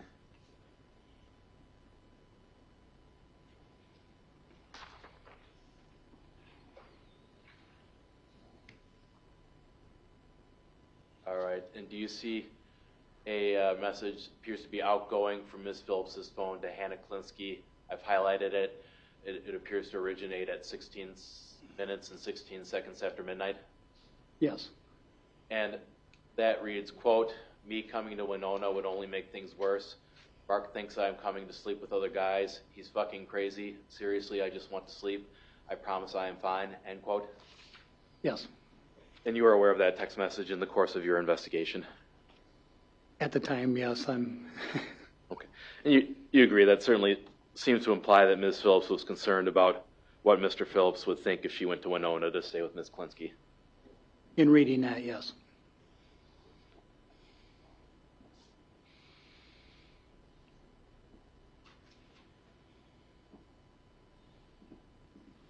All right. Let's talk about Exhibit 85. And this is the list of internet search terms. Do you recall Ms. Kemp showing this to you, or would you like me to show it to you again? I recall it. Okay. And I'm going to publish 85. No objection. All right. So we have a list that appears to start early in the morning with early in the morning for a night owl like me anyways, at 8:12 a.m. That starts with Ms. Phillips looking for Menards and Home Depot, correct? Correct. And towards the evening of this list, we see Ms. Phillips begins to look for hotels, or the quote is, "hotels near me." Is that correct? That's correct. And it looks like the first search for that was at 11:10 and 25 seconds p.m. Correct. There are multiple searches for hotels near her. Yes. And she actually specifically searches for the Baymont Inn. Is that right? That's correct, yes. As well as driving directions to the Baymont Inn. Yes. And the first search for the Baymont Inn occurred at 11:30 p.m. and 53 seconds. Yes. Looks like even after that, Ms. Phillips at around 11:48 began searching again for hotels near her. Correct. And then at 12:08 a.m. and 14 seconds on February 23rd, Ms. Phillips enters the search. It says, "Oh, physical abuse." Do you see that? Yes. At the time that you saw that, presumably you assumed that she meant to type physical abuse? I believe we did, yes. And it looks like she must have hit enter in quick succession under that physical abuse, because that search term appears twice within the same second. Yes. That is followed by a search at 12:08 a.m. and 24 seconds for, again, it's misspelled, physical abuse quite. Is that correct? Yes.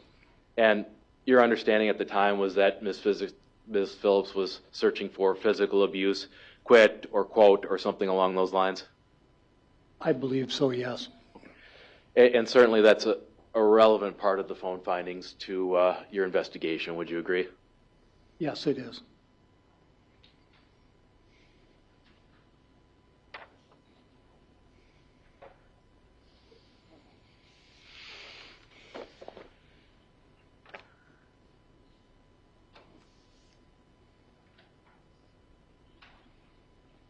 All right. As to exhibit number 84, I just want to clarify, I don't just agree with the purpose that the state was using this for at all, but I just want to make sure that this is on the record.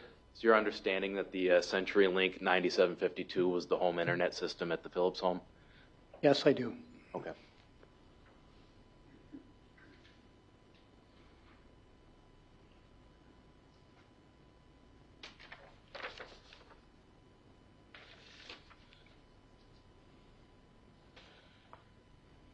Captain Zimmerman, you would agree that in the text messages that you recovered from Ms. Phillips, that she made numerous references to being physically abused by Mark Phillips on the evening of February 22nd of 2019?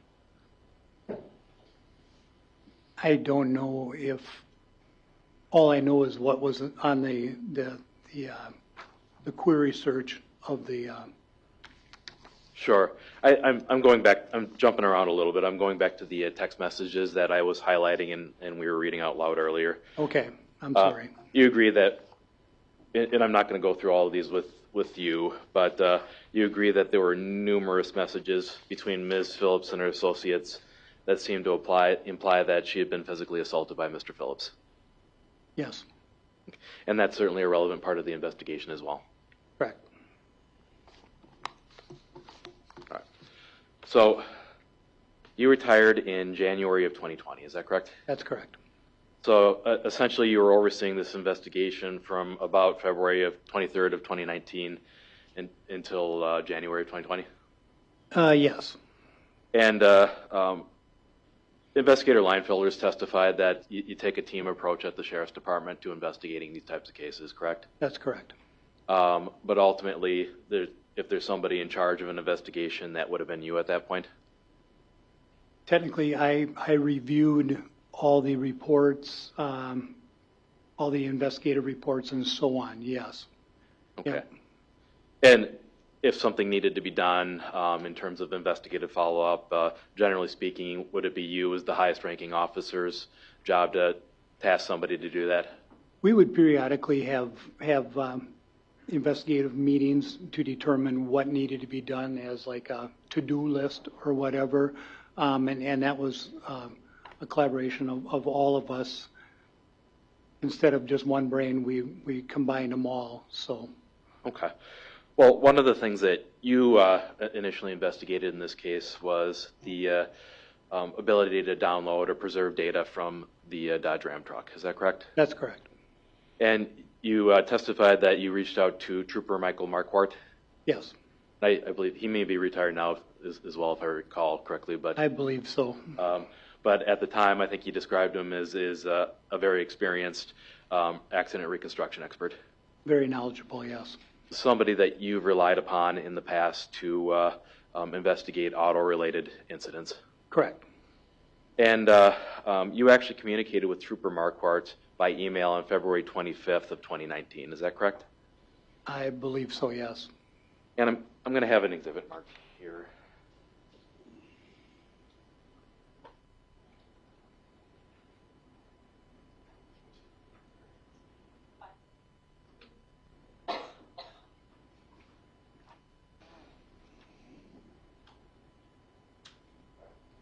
Mr. Zimmerman, if you could take a look at that and just let me know when you're done.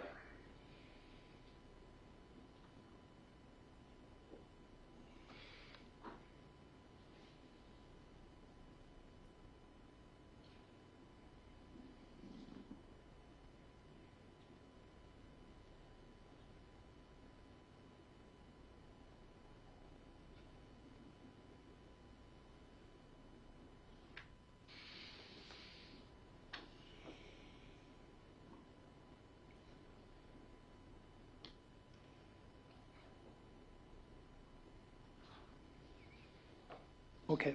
Okay. Thank you. Do you recognize that email and the attachments? Yes, I do. Does that appear to be correspondence that you had with Trooper Marquardt in the course of this action? Yes. Offer 519, Your Honor. Objection. You received? Move to publish. Also no objection. Go ahead. Now, Trooper Marquardt, and I'm just going to go over some of what he discussed with you, and he did indicate that there would need to be a significant event in order to record data, correct? That's correct. However, he does recommend that you pull the data just to make sure that you're not missing anything. Is that correct? At this email, yes, he did. Now, Trooper Marquardt indicated to you that you would require a warrant or consent, obviously, correct? That's correct.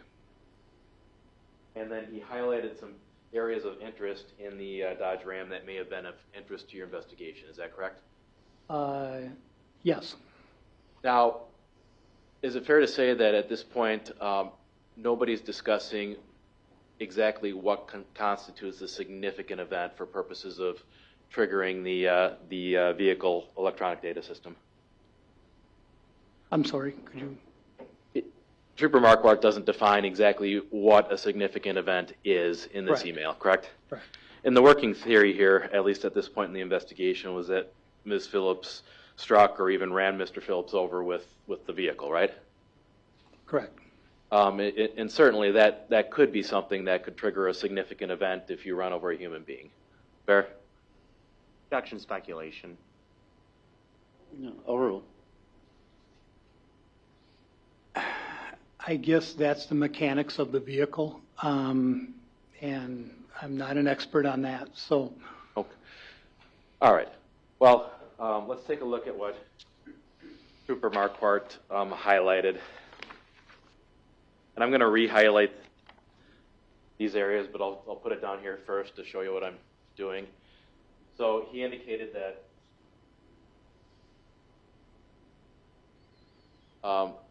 safety belt status for the driver would be relevant. You agree with that? Yes. That the passenger safety belt status would be relevant as well? Yes. And that could show who the occupants were during any particular significant event, correct? I believe that would just show that the safety belts were applied, yes. The seat track position, is that correct? Correct. Tending to show where the seat was located at the time of the significant event? That's correct. And you could use that to determine whether or not it was being driven plausibly by a taller individual like Mr. Phillips or somebody shorter like Ms. Phillips? Correct. The occupant size classification? Whatever that is, yes. Flipping on to page 3 of this document. DTC's present at start of event. DTC is essentially the vehicle malfunction code, is that correct? I believe so, yes. And certainly that's relevant to determining what happens as well, correct? As well as to... Rule out any vehicle malfunctions? Correct, yes. Okay. All right, page 4.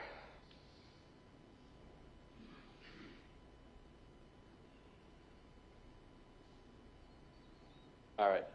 We've got the left and the right door pressure sensors, is that correct? That's correct. And obviously that would be important in this case to either corroborating or disconfirming Ms. Phillips' event of fleeing her husband so quickly that the passenger side door was still open, is that correct? That's correct. Speed indicated on the vehicle, is that correct? That's correct. And obviously speed is very important to determining recklessness and determining what happened in terms of this incident, correct? Objection calls for legal conclusion. Overruled. Go ahead. Speed is something that you commonly look at when you're looking at determining the causes of collisions, is that correct? That's correct. The accelerator pedal indicating the percentage that it was depressed by the driver, is that correct? That's correct. ABS activity, anti-lock brake systems. Correct.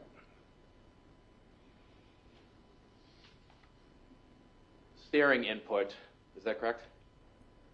Yes. And that's showing the input that a driver would move a steering wheel either left or right leading up to the incident. Possibly, yes. Yep. And obviously that could be relevant to determining in which direction Ms. Phillips was attempting to flee at the time that she left the house. Correct. Braking system, is that right? The maximum braking, yes. Yep. Indicating whether or not there had been a hard braking event, correct? Object of interest distance, correct? Yes. Okay. And that is something found on newer model cars where it identifies hazards off into the distance, is that correct? Like other vehicles and so on, yes. Yep. And then finally, the forward collision warning lamp status, is that correct? Correct. And in a vehicle like a newer model Dodge Ram here, that would be an indication that a collision was imminent in front of the vehicle, correct? With another object, yes, and like another vehicle, yes. And certainly that would be relevant data to have in determining what happened in this case, correct? If it would detect it, yes.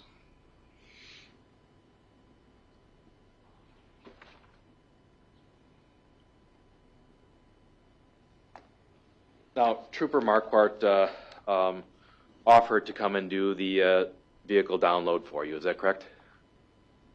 I believe if it was Trooper Marquardt or an investigator from the Dane County Sheriff's Department, one or the other, yes. Okay. And it's something that Trooper Marquardt's done for your department in the past, right?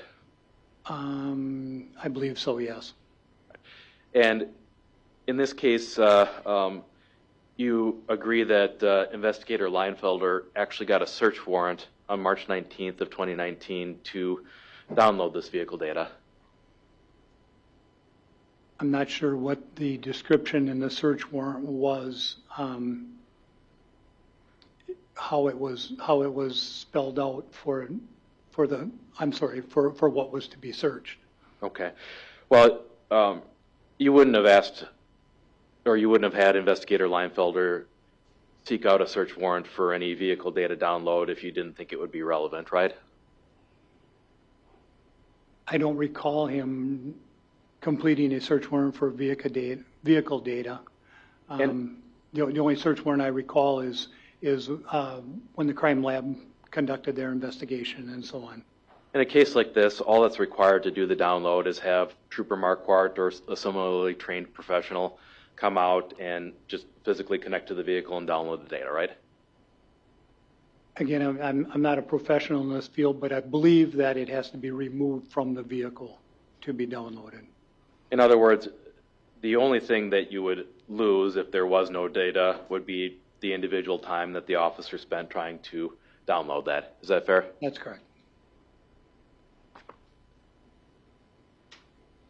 Let's talk a little bit about the telematics system. That was distinct from the vehicle data, is that correct? I'm sorry, which system? So let me ask you, do you recall having a conversation with Trooper Marquardt about downloading data from the telematics system in the Dodge Ram? Briefly, I do, Okay. yes.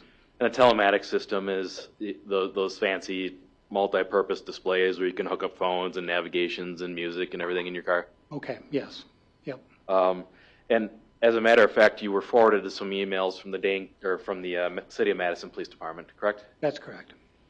Indicating to you that the City of Madison had specialists trained in downloading data from the telematics system. Yes. And that data could have been relevant to your investigation as well, is that correct? I believe at the time we couldn't figure out what data would be in there versus the black box of the truck. I believe that showed Bluetooth connections and so forth like that. So navigation as well? Navigation, yes. Okay. And that was something that you explored with the rest of your investigative team, doing a telematics download of that data. Is that correct? I believe we did, yes. And you wanted to make sure that you included that system just to make sure that the crash data wasn't encompassed within the telematics system. Is that fair? Included that information in, Meaning that you wanted to include telematics in what you were looking at, just to ensure that it wasn't, just to ensure that the crash data wasn't included in the same patch of data. I personally myself did not know that data was available, and I believe that Trooper Marquardt reached out to the Madison PD detective who furnished that information. But I believe that information was like 3 years old that he furnished, furnished us. So. Okay. Did you personally contact any member of the Madison Police Department to see if they would be willing to come down and do a telematics download? I did not, no. And you're aware that the scope of investigator search warrant permitted the download of telematics data? If it was included in the search warrant, yes. Okay. Other than just, was this a conscious decision to not download the data, Captain Zimmerman, or was this something that kind of slipped through the cracks? After the information I received, I believe it was at a later time from Trooper Marquardt, as I explained earlier, about how many times the vehicle was turned on and off, and that it would wipe the data that was stored there. That's why we did not. You're saying that's specific to the telematics data as well, or specific to the crash data? Crash data. Is there, was there a conscious decision to not try to independently download the telematics data? I imagine there was. Like I said, I don't recall that, so. Okay. And I'm just going to highlight a section of Exhibit 519 here.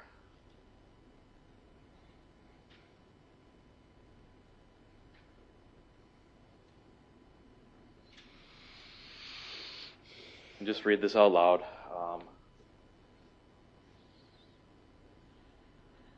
Here's that Trooper Marquardt indicated to you that, quote, just running over the mail may not have set one off, but if it was substantial, then my recommendation is that we pull the data just to be sure you are not missing something. Did I read that quote correctly? Yes.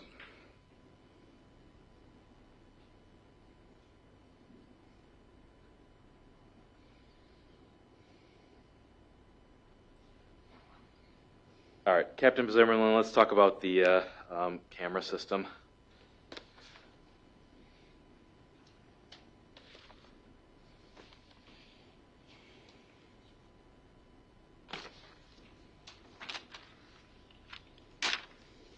I just want to ask you this, that you agree that there's no evidence that Ms. Phillips deleted any videos when she accessed that system on February 23rd, correct? That was the information I received from the Blink company, yes, is that there was no deleted files.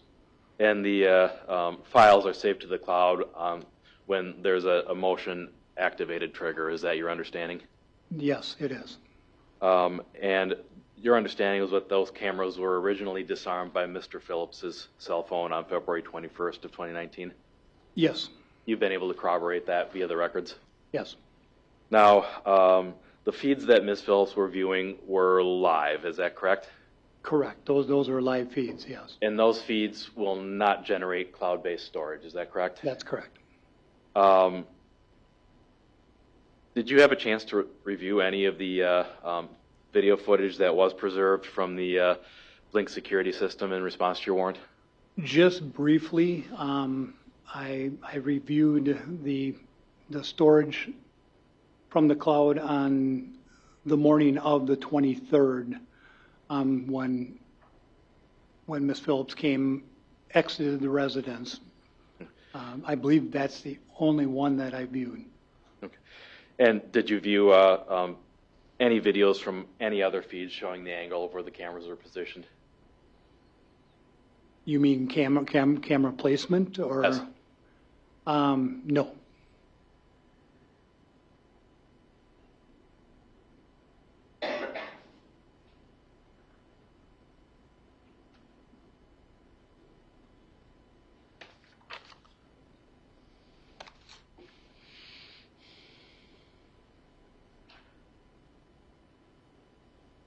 One moment.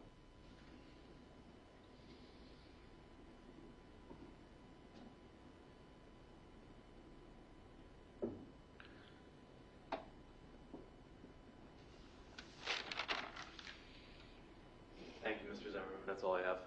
Any redirect?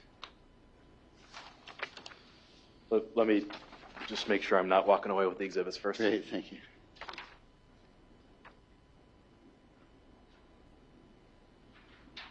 Your Honor, before redirect it sounded like an exhibit was an exhibit offered at the very end there, or I think I might have just heard Attorney Zacher.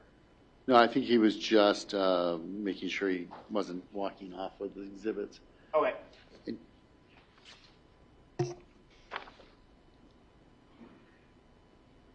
All right, I think I'm returning them all. All right. Stan, have you redirect then? Yes, Your Honor.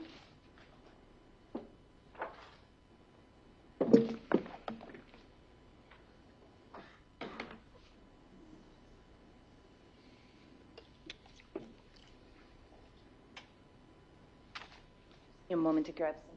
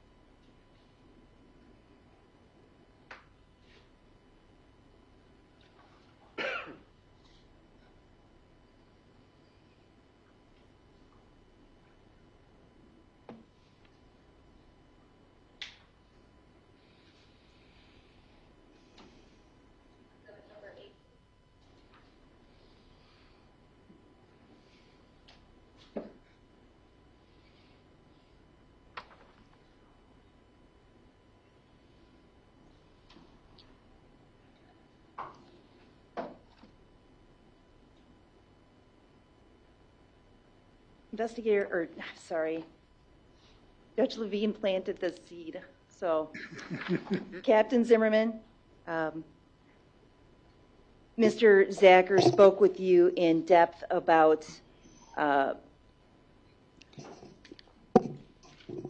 why or why not the department decided not to get vehicle download data from the Dodge Ram pickup truck.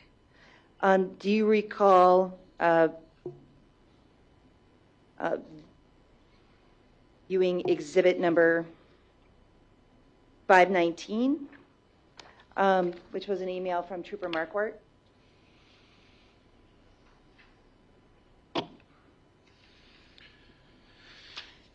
Yes. Now, importantly, what was the date and time of the top email in that packet? Monday, February 25th at 9:35 a.m. And that's of 2019. Correct. And you testified earlier that you had a telephonic conversation with Trooper Marquardt after this email was received? Yes. To explain the situation that we were investigating a little further, that there would not be any high speeds in this incident, and so on. You know, I think Trooper Marquardt was under the impression that there was greater speeds than what there was here. And earlier that morning at about 8:31, I believe is on page 6 of that packet. Could you turn to that?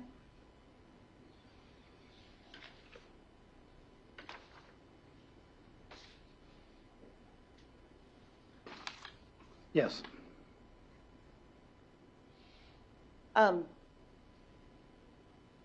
Did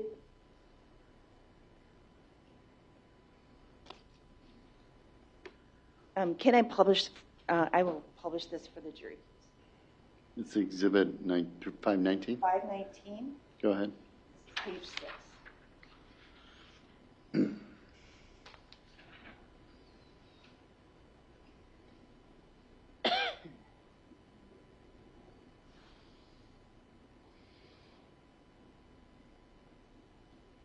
Everybody read this okay?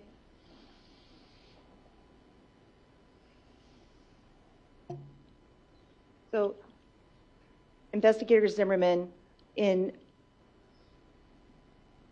this email, was there any information given to you about whether or not potential event was significant enough to even write data?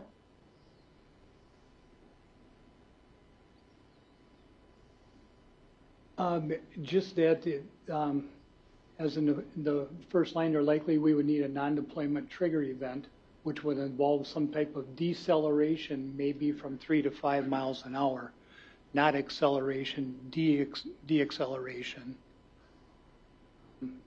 And then also he goes on to explain the, as I spoke about earlier, the power to the vehicle, which would overwrite being the ignition was turned on or off.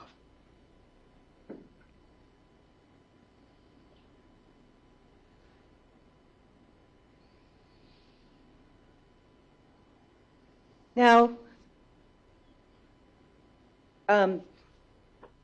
Zacher also asked you about the infotainment and telematics system and some information that Trooper Marquardt had forwarded to you from a Dane County Sheriff's investigator. Is that Right. accurate? All right.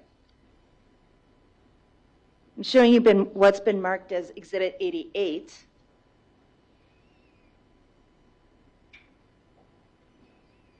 Do you recognize that exhibit, please? I do, yes.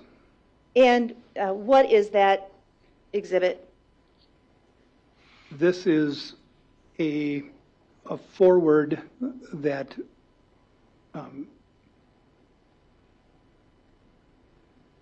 Trooper Marquardt forwarded to me from Investigator Blanky from the Dane County Sheriff's Office.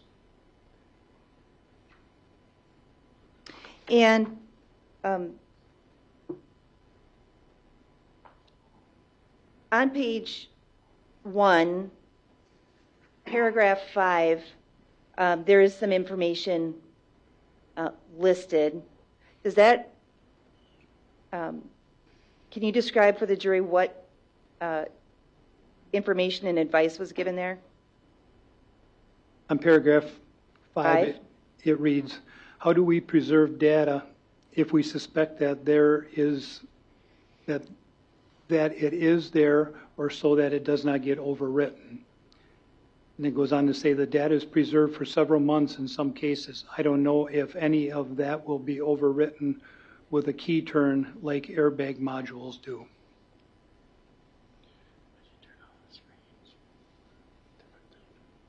And again, this information was from September 2nd of 2016 that was forwarded.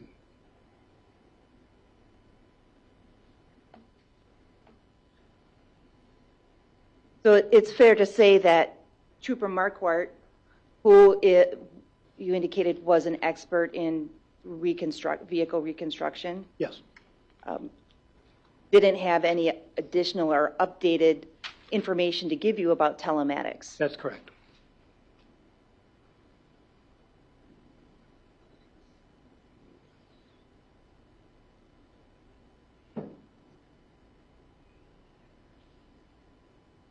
During the course of your investigation, were you aware of the timeline of what Ms. Phillips and Mr. Phillips did previous to arriving back at their residence about 11 p.m. on the night of February 22nd? I know it was mentioned that they went to a couple different establishments with friends.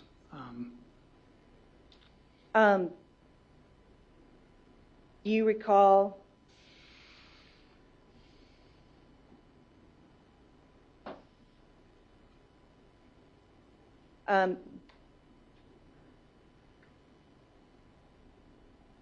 it was discussed earlier that they were at the dive bar and had an argument at about say 8:50 p.m. Does that sound consistent with what you recall of the investigation? Yes, somewhat, yes. And I'm showing you Exhibit 85.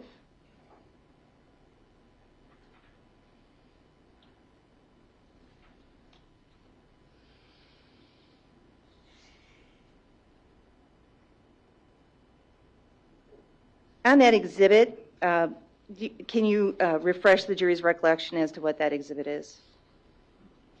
This would be a printout of the Cellbrite extraction on queries that Lori Phillips had done. And what is the query that she made on February 22nd at 9:19 and 23 seconds? Spuds McKenzie. Who is Spuds McKenzie, if you know? I think he was a character for one of the alcohol companies, could be Budweiser or something like that. That's what you recall? That's what I recall. You recall what kind of character he was, or? Yeah, he was a dog. Okay. With a black patch, I believe, over one eye.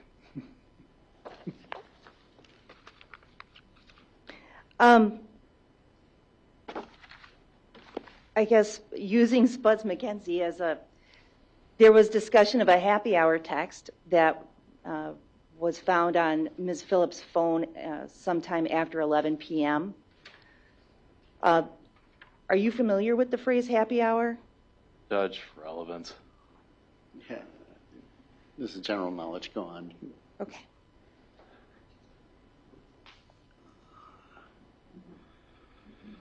I'm showing you what's been marked as Exhibit 87. Can you refresh the jury's recollection what that is? This is a camera log that I received from Blink. Do you recall, strike that.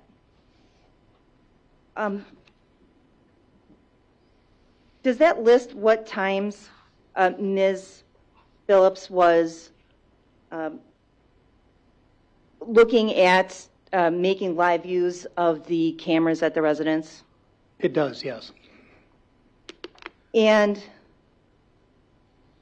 I guess because the earliest is starting at the bottom and moves up to the top.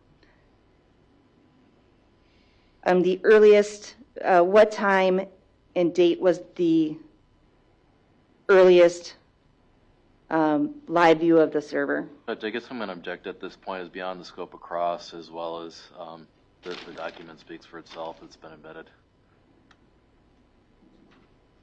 Yeah, he did cross Captain Zimmerman on the camera system, and specifically asked about the live view.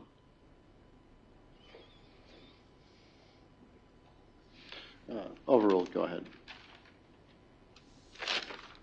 The first live view was February 23rd, 2019 at 11:08 and 10 seconds. Actually, would that be February 22nd? Because that would be over midnight? Yes. Yes, I'm sorry. It's Eastern Standard Time, so. Okay. And is that consistent, to your knowledge, with the time that Ms. Phillips was in the Woodman's parking lot? Judge, I'm going to object for relevance and lack of foundation. Overruled. Overruled on relevance, foundation, unless he knows.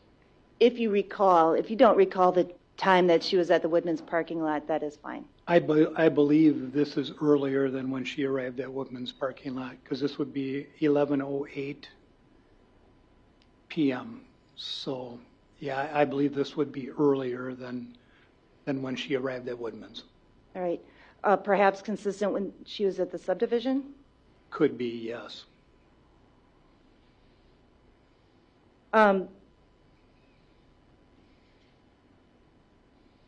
The live view that is there another live view that was conducted at about 12:14 a.m.?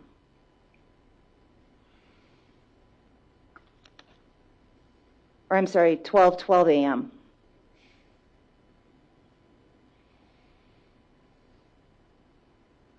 Yes. Is that consistent with the time that she would have been in the Woodman's parking lot? If you recall. If you don't recall, it's fine. I don't recall what the time frame was that she was at Woodman's. Okay.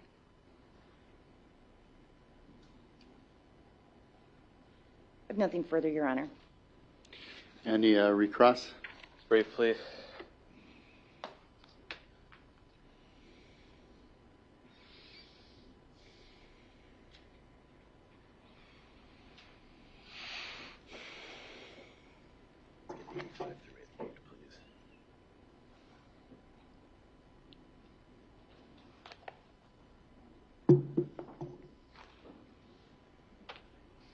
All right. So, Captain Zimmerman, showing you Exhibit 87 again. Is it your understanding, sir, that Ms. Phillips at various points accessed all three of the surveillance cameras at the Phillips home? Yes. In other words, there was one that was located kind of over the westernmost part of the driveway, correct? Correct, yes. There was one that covered the area from the back entrance of the home that you described seeing earlier, correct? Correct. And then there was one that led out to like the hot tub in the pool area? Correct. All right, and it appears from those records that Ms. Phillips accessed all three of them? Yes. Okay. I want to go back to what you testified to about whether or not there'd be a deployment event with high speed.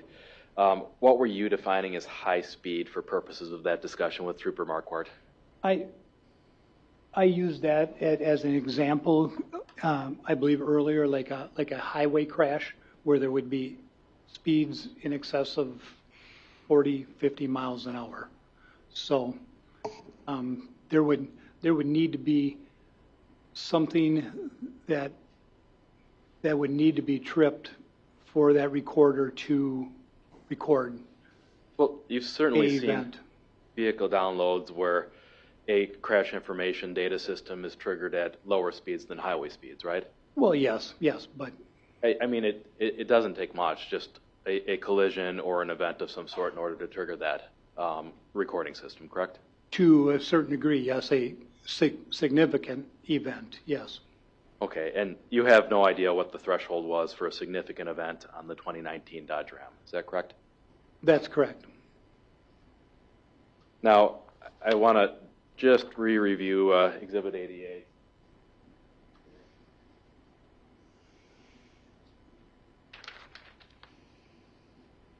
Just make sure that we've got this correct.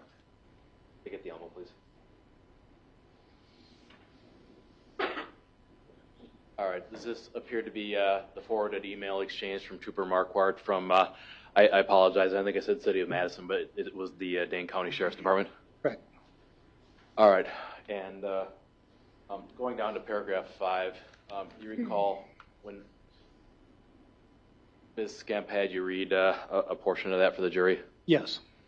All right, and I just want to make sure that we got this right, because I think as you read it, it was, I don't know if any of the data will be overridden with a key turn, like airbag modules do. Could you read that last sentence for us out loud, please? I don't know of any that will be overwritten with a key turn like airbag modules do. I'm not trying to nitpick here, but the language there is that he's unaware of any data that would be overwritten by a key turn like the airbag module would. Is that fair? By reading that, yes. Okay. And Trooper Marquardt actually, in the exhibit that Ms. Skemp showed you, I believe this was a 519.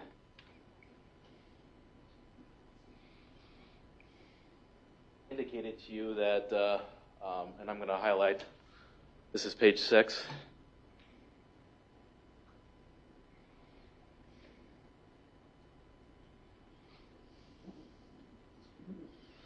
That with respect to the electronic vehicle data, quote, it would be a lot and may have some stuff that we are not even thinking of, like occupancy position weights or something similar that might be of real interest to you to support or refute a story, end quote. Did I read that correctly? Yes.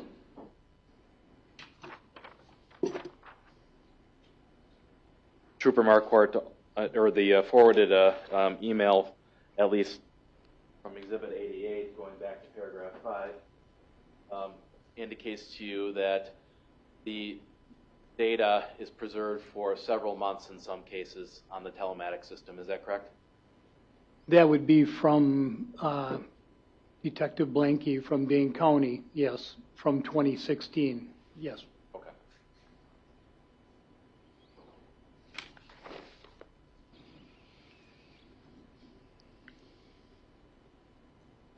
Nothing further, Your Honor. Any other requests? Yes.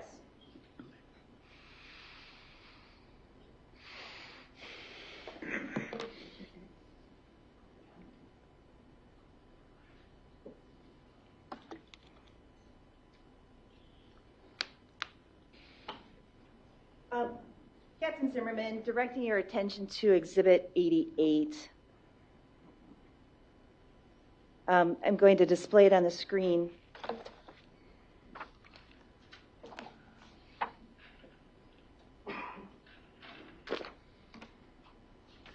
In paragraph 1, does that explain what type of information is stored in the infotainment systems? Judge, I guess I'm going to object unless this is being used for his impression of what the data was. Hearsay? It is for his impression. Overruled, go ahead.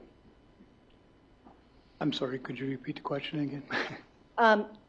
So when you reviewed this email to help you decide the direction of your investigation, right?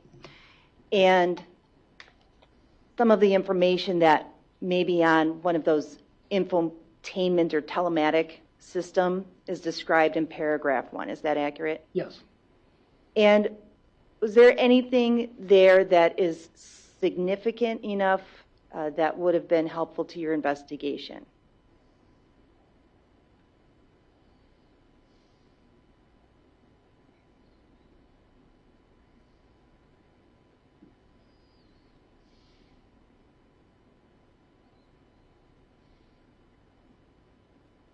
The input directions, she was looking for hotels and stuff. I can see that. Did you have another source for that, though? Yes, we did. And what source was that? The queries on the Celebrate extraction. And for paragraph number 2, also some information that would be stored there. Would anything there be helpful to your investigation? Not really. We had the Celebrate extraction too, and Celebrate, or the phone goes through the Bluetooth in the vehicle, so I don't think that would have been helpful at all. Thank you. Redirect.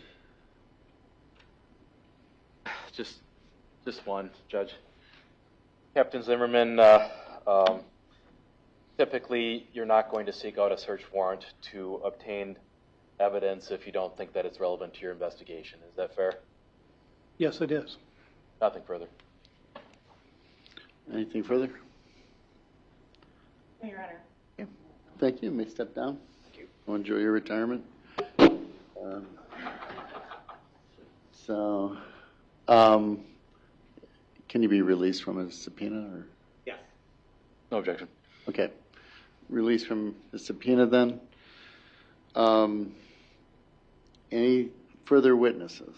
Your Honor, at this time, the state, I believe we have moved into every exhibit that I have on my notes into evidence from ours perspective. If not, I do so move the state, pending that procedural piece, and any further objections, conclude the case in chief. The only ones I had in question were 84 and 88. I don't know if those were received, or there's any objection to those. 84 was what, Your Honor? That was the Wi-Fi connection form. I think it was shown at one point by the defense. No objection to it being received. The state moves it. Okay. We're moving it to be received. And 88 was the camera log, Your Honor? No, 88 was the email forward of the telematics. For the purposes used, I'd move 88. Okay. No objection. Okay, those were received. I think we can. So the state rests at this point? Yes. Okay.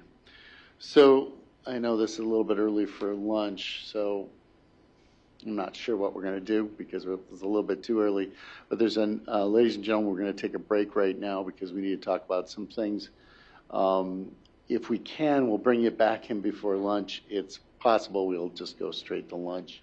Maybe we can even have it early. Can we? All right. Yeah, maybe we just take a lunch break right now because I'm afraid by the time we get done talking, it'll be 10, 20 minutes and it won't be enough to really get anything done. But maybe what we'll do is we'll need some time for lunch, but maybe we'll start a little bit before 1 if we're lucky. We'll give you a heads up through Terry or Kevin. So, okay, thank you.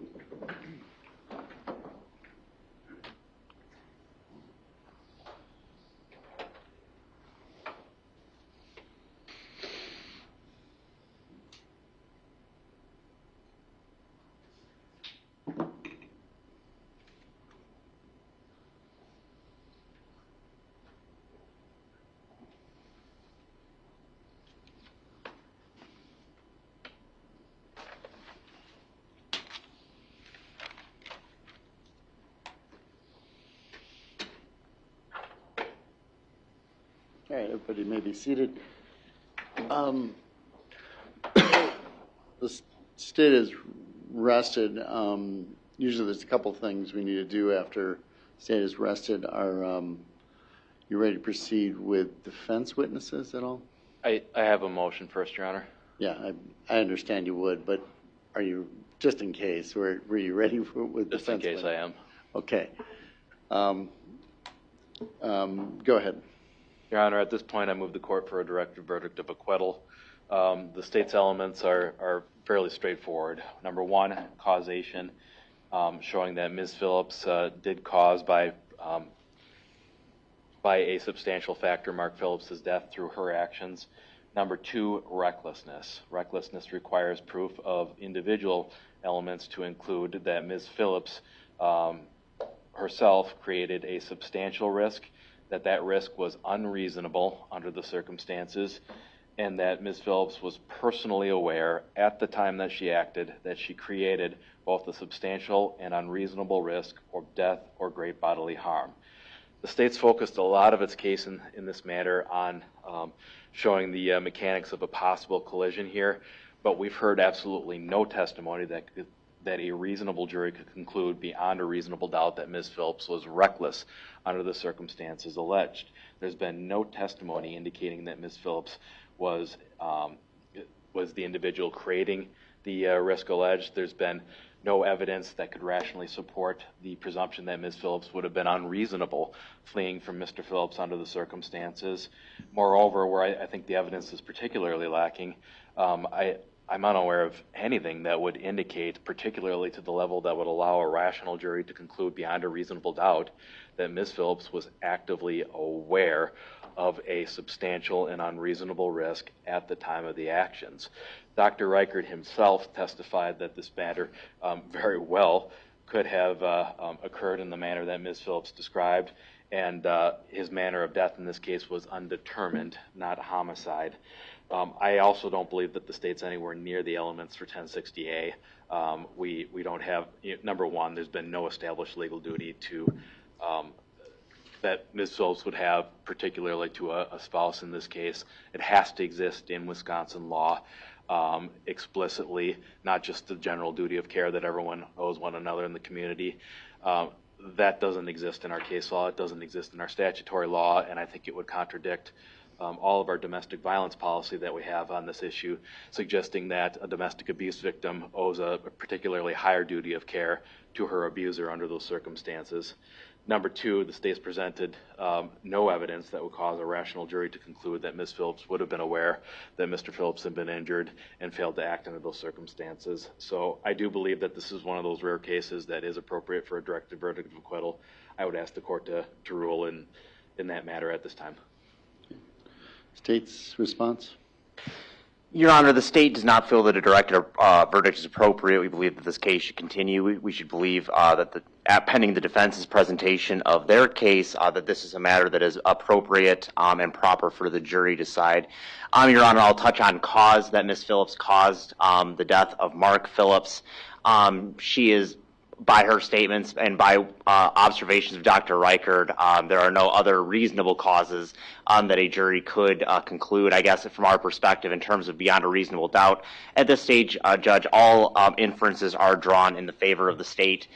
The injuries here are significant enough, as talked about at length by Dr. Reichard, that the cause of death for that driveway at that particular time where Mr. Phillips was found was the truck. That truck was incontrovertibly driven by Ms. Phillips, both by, I guess, her statements, the corroborating evidence, all of the video and timeline information that has been presented about what happened after she left.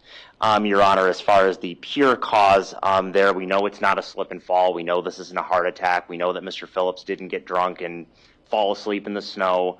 The only thing that reasonably could have been concluded as far as what Dr. Reichard's testimony for the extent and extremity of the compound fractures and a lot of the things that were heard would be, I guess, a significant fall. There's also no evidence to suggest anything like that. So as far as the actual physical corroborating evidence for the cause of death on the truck, defense counsel also doesn't note that the gene from the state's perspective, the hair fiber, or not the fiber, the consistent fiber that Ruth Hank testified to was found under the vehicle, lodged in the vehicle.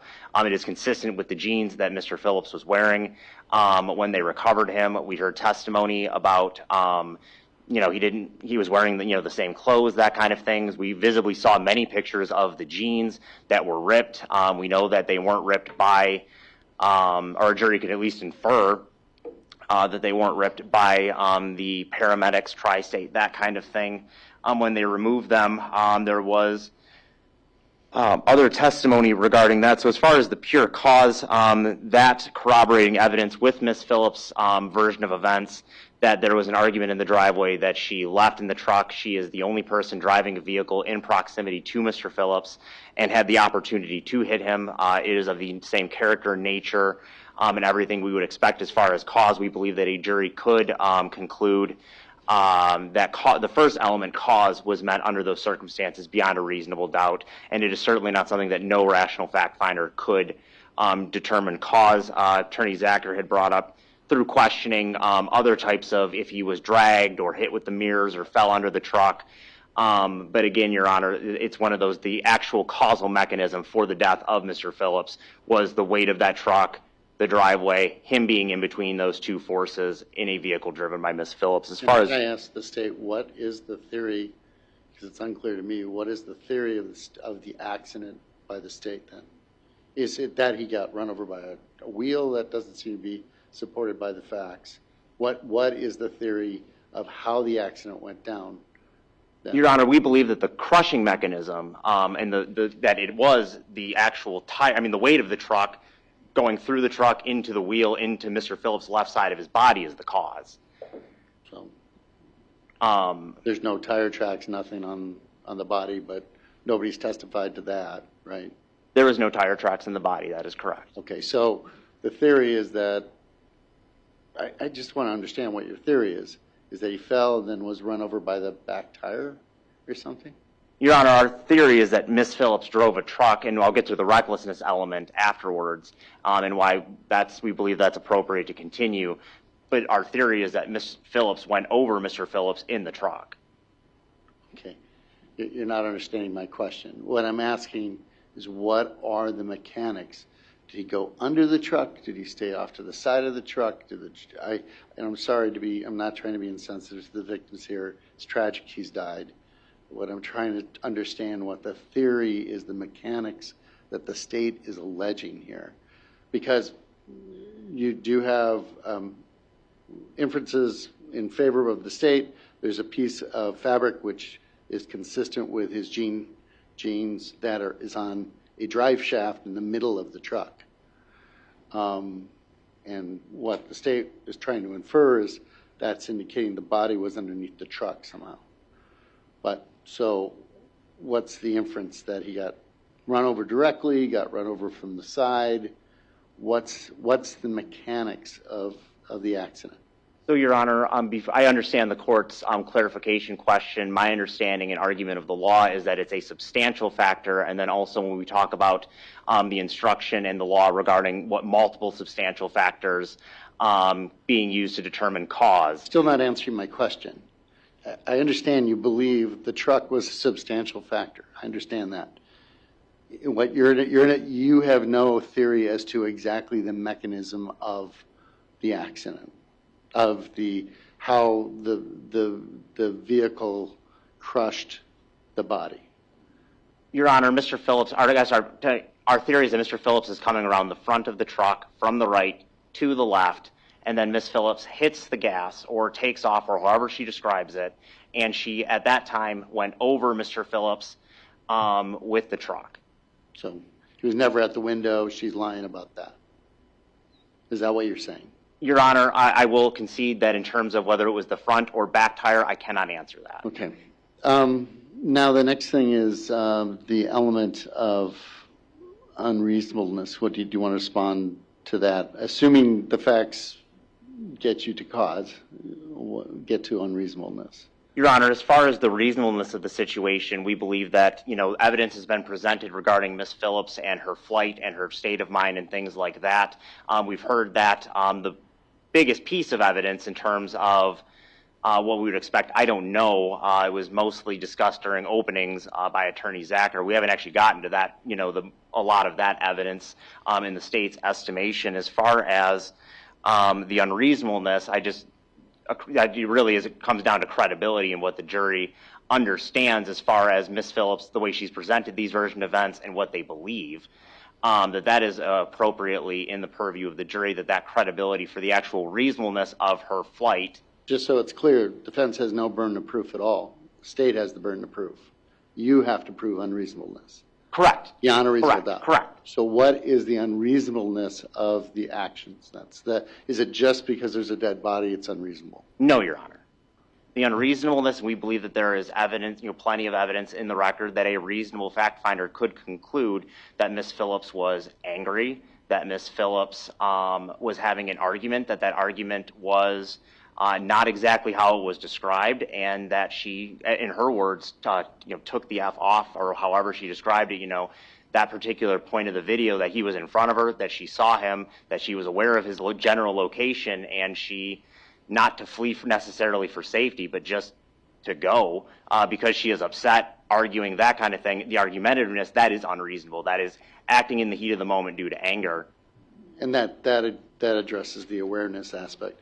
So I believe that addresses the awareness aspect too. And the reason that's important is because each of the elements have to show some evidence that's not some evidence. Evidence most favorable to the state that a reasonable jury could come to the conclusion at this point, when a motion is brought at this point, beyond a reasonable doubt that those elements were met. If I accept all those facts as determined by the state as relevant evidence, the court is finding that there's a reasonable jury could find beyond a reasonable doubt, beyond a reasonable doubt if looking at the facts as stated by the state. Of course, it's a different standard once the case is done. Given that, the court's denying the motion. Thank you, Your Honor. All right. There's a couple of things we need to talk about. One is how many witnesses do you have right now? I have Sergeant Cernine out there. I promised him I would get him out of the way first. Let's see, 2. And then at least 4 others. Is the sergeant quick? Yes. Is he quick? Would you like to try to get him done before noon? Sure, if the court would give me a few minutes to use the restroom first, that'd be great. Yeah. Is there much cross-examination for this? For Sergeant Cernine, I'm not anticipating it. All right. So maybe we should just try to get one witness done for the defense.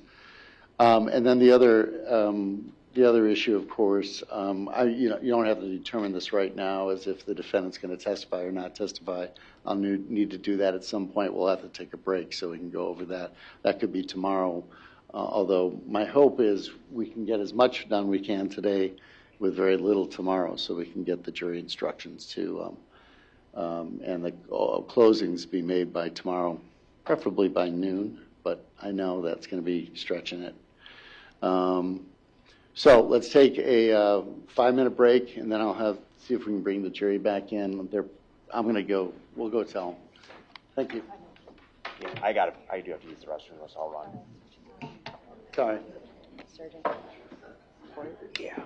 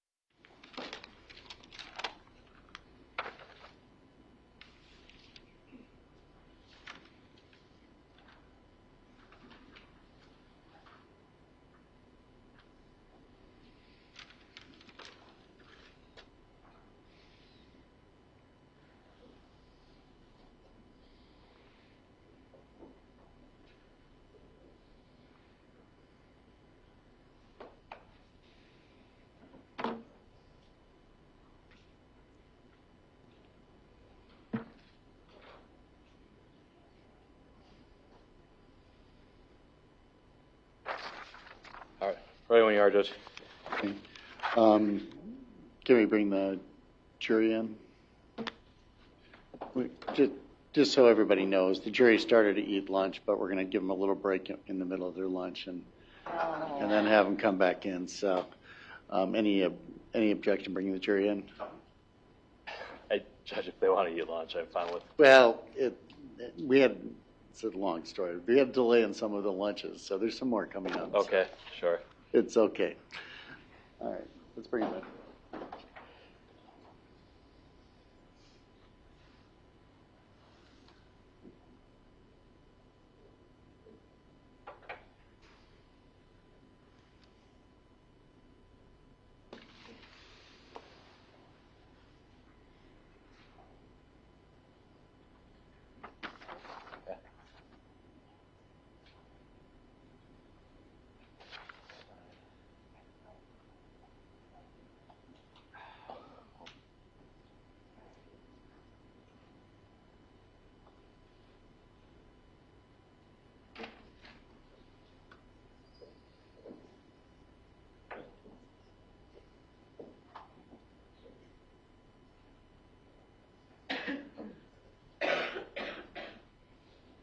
All right, everybody may be seated. Sorry about that. Got you halfway through your lunch. We'll call it your second season lunch if those who are Hobbit fans.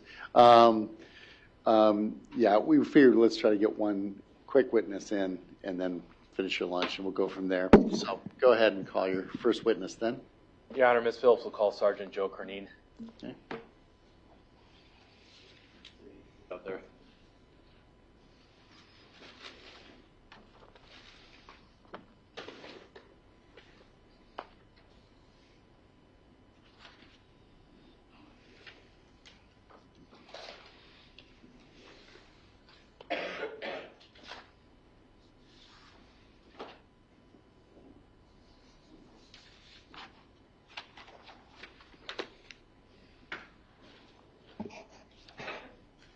No, swearing right here. Thank you.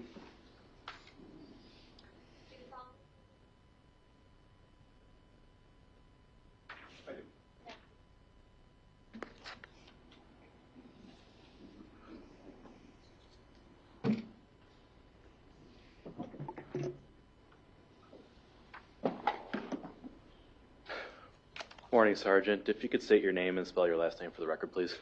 Joe Cernine, K-E-R-N-I-N. And are you currently employed? I am. In what capacity? I am a patrol sergeant with the La Crosse County Sheriff's Office. Were you employed in that capacity back on August 3rd of 2018? Yes, I was. And were you a sergeant at that point as well? Yes, I was. Now, on August 3rd of 2018, did you respond to a 911 call for service at the home occupied by Lori Phillips? Yes, I did. And what was the nature of the call? Lori had called in stating that her significant other and his parents were pounding on the window, yelling at her, and trying to evict her on the spot. Was there a reference to forcibly entering the home? Yes, there was. And a reference to reaching for a firearm? Objection, Your Honor. Hearsay. Sustain. Did you eventually speak with Ms. Phillips? Yes, I did. And when you responded to this call, was this emergent? I believe I did, yes. That would be typical practice for deputies receiving a domestic type call like this, right? Yes. And when you responded, did you have another officer there as backup? At some point I did. I don't remember if it was immediately upon my arrival or who arrived first exactly, but yes, there was another deputy there with me. That was Deputy Peter Sloan? Yes. And when the two of you arrived, I assume that you spoke with Ms. Phillips? Yes, I did. She appeared to be upset at that point? Yes. And she was describing to you the circumstances of why she called 911? Correct. One of those circumstances was that she believed that Mr. Phillips had reached across a nightstand to go for a gun? Objection, Your Honor. Sustain. It's hearsay. Go ahead. Ms. Phillips was still upset when she was describing these incidents to you? From what I remember, yes. Your Honor, I ask to proceed as an excited utterance Counsel. or present sense impression. Yeah, I'm going to overrule the objection then. All right. And Ms. Phillips indicated to you that in the process of this encounter, she believed her husband had reached across for a firearm. Yeah, she told me that she initially believed that he may have been reaching for a firearm he kept in the area. Ultimately, she indicated that he ended up with a remote control for a ceiling fan. Yes, and she wasn't 100% sure on that from what I remember, what he ultimately ended up grabbing. Did you observe any evidence that the home had been forcibly entered? Yes. What evidence did you observe? One of the two entry doors into what I believe is the main entryway that they used to the house had some wood splintered away from where the lock physically enters into the lock plate. Consistent with the door being forced open? Yes. Was Mr. Phillips present at the time that you arrived? No. Upon receiving the information from Ms. Phillips and evaluating the scene, what steps did you take next? I gathered Ms. Phillips' statement as to what occurred and went from there. All right.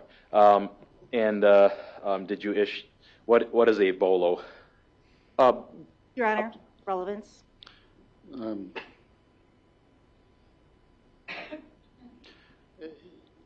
Overruled in this situation. Go ahead.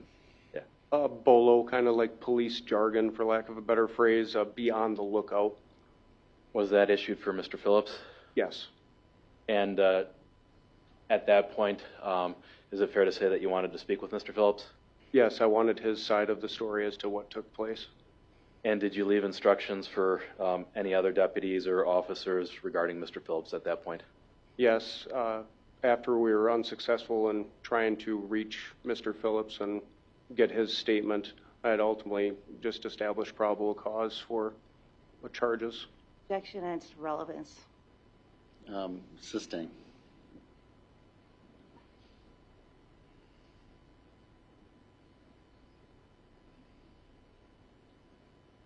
Nothing further. Crosse.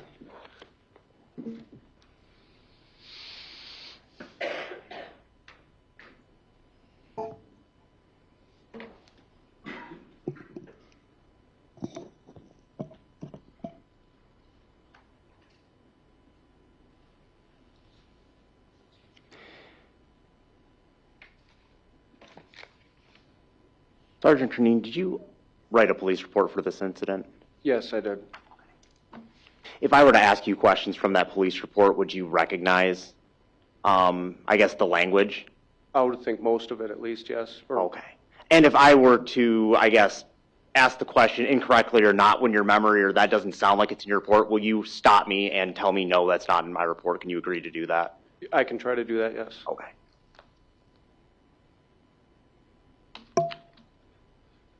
I'll start where Attorney Zacher left off. The question about the, I guess, the firearm or the gun, that's what Lori had indicated to you that she observed. Is that correct? Yes. And she believed that Mark had grabbed that item. From what I recall, she believed that's what he would have been reaching for at the time. That was her initial thought. So in your report, I'm reading, it turned out that Mark did not grab a firearm, but must have taken a fan remote, as she later saw the fan remote had been removed from the nightstand. Are you referring to Ms. Phillips' statement there? Correct, yes. So Mr. Phillips, to your understanding, based on that, I guess did not have a gun? My understanding is that... Speculation, lack of foundation. Sustain. You never recovered a gun? No.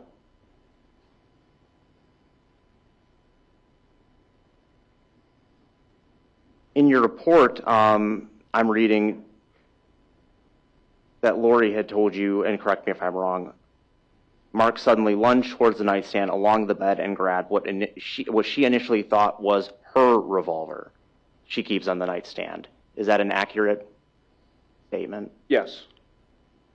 So did she tell you that it was her revolver? That's, as it reads in my report, and that's, yes, that's what she told me from what I recall. that it was possessive for her.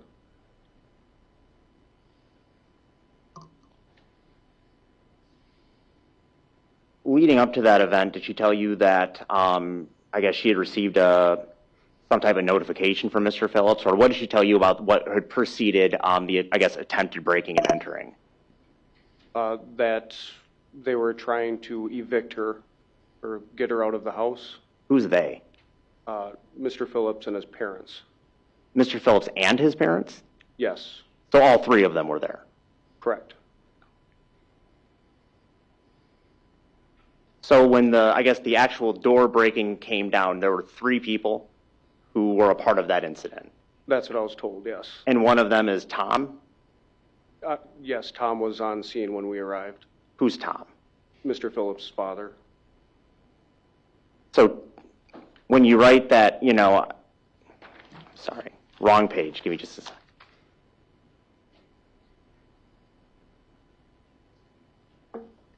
So when you indicate that Lori said she heard Tom pounding on the bedroom window where she was now lying and trying to sleep, yelling at her to open the fucking door right now before I call the cops, is that an accurate description of what Ms. Phillips told you? Yes. That's not Mark Phillips, correct? Correct.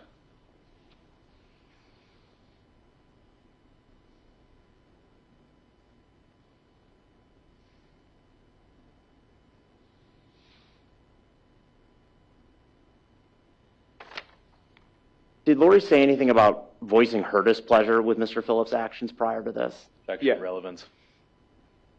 Are we talking about that night? Yes, this particular incident, that particular night. Overruled. Yes, she did. She did. What did she tell you about that? She had said ultimately that they had tried to make plans for the day, and he was supposed to be back at a certain time, and that time had come and gone. It had become evening, nighttime, and she no longer wanted him to even come home at all. So she had locked the door and asked him to stay away. Did she indicate that Mr. Phillips' day drinking had ruined all their plans, or something to that effect? Yes, to that effect. And that's why she no longer wanted him there? Yes, that was part of it, I believe. Can you tell me what self-help eviction is? Judge, objection, relevance. Sustain. Your Honor, just briefly, may we sidebar on that?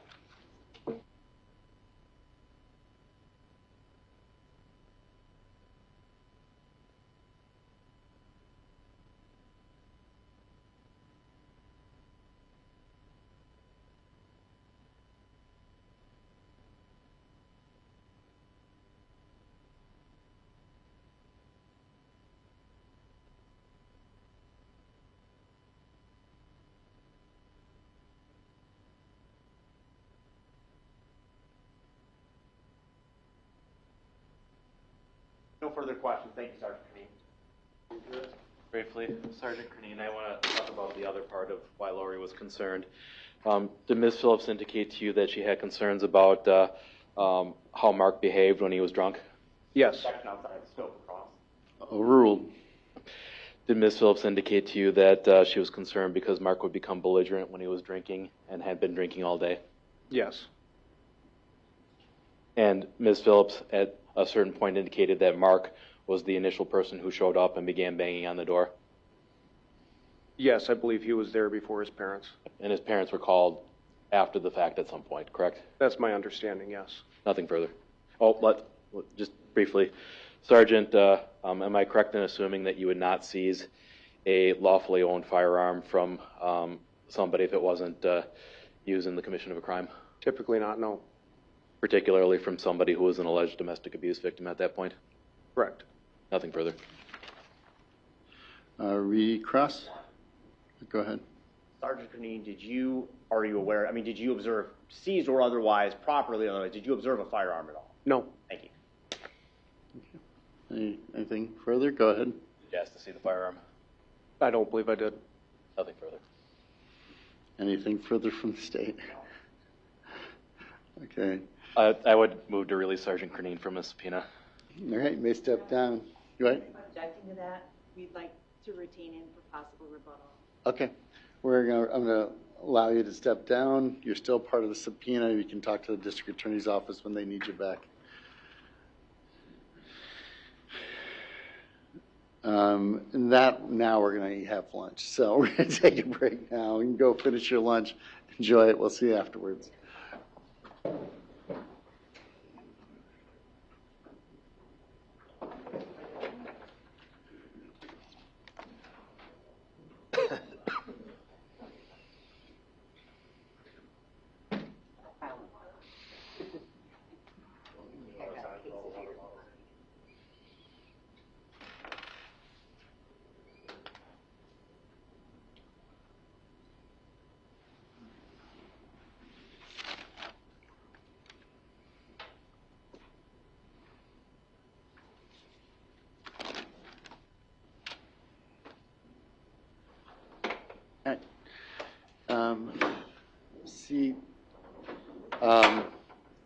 Anything we need to talk about since defense is up now? Anything further?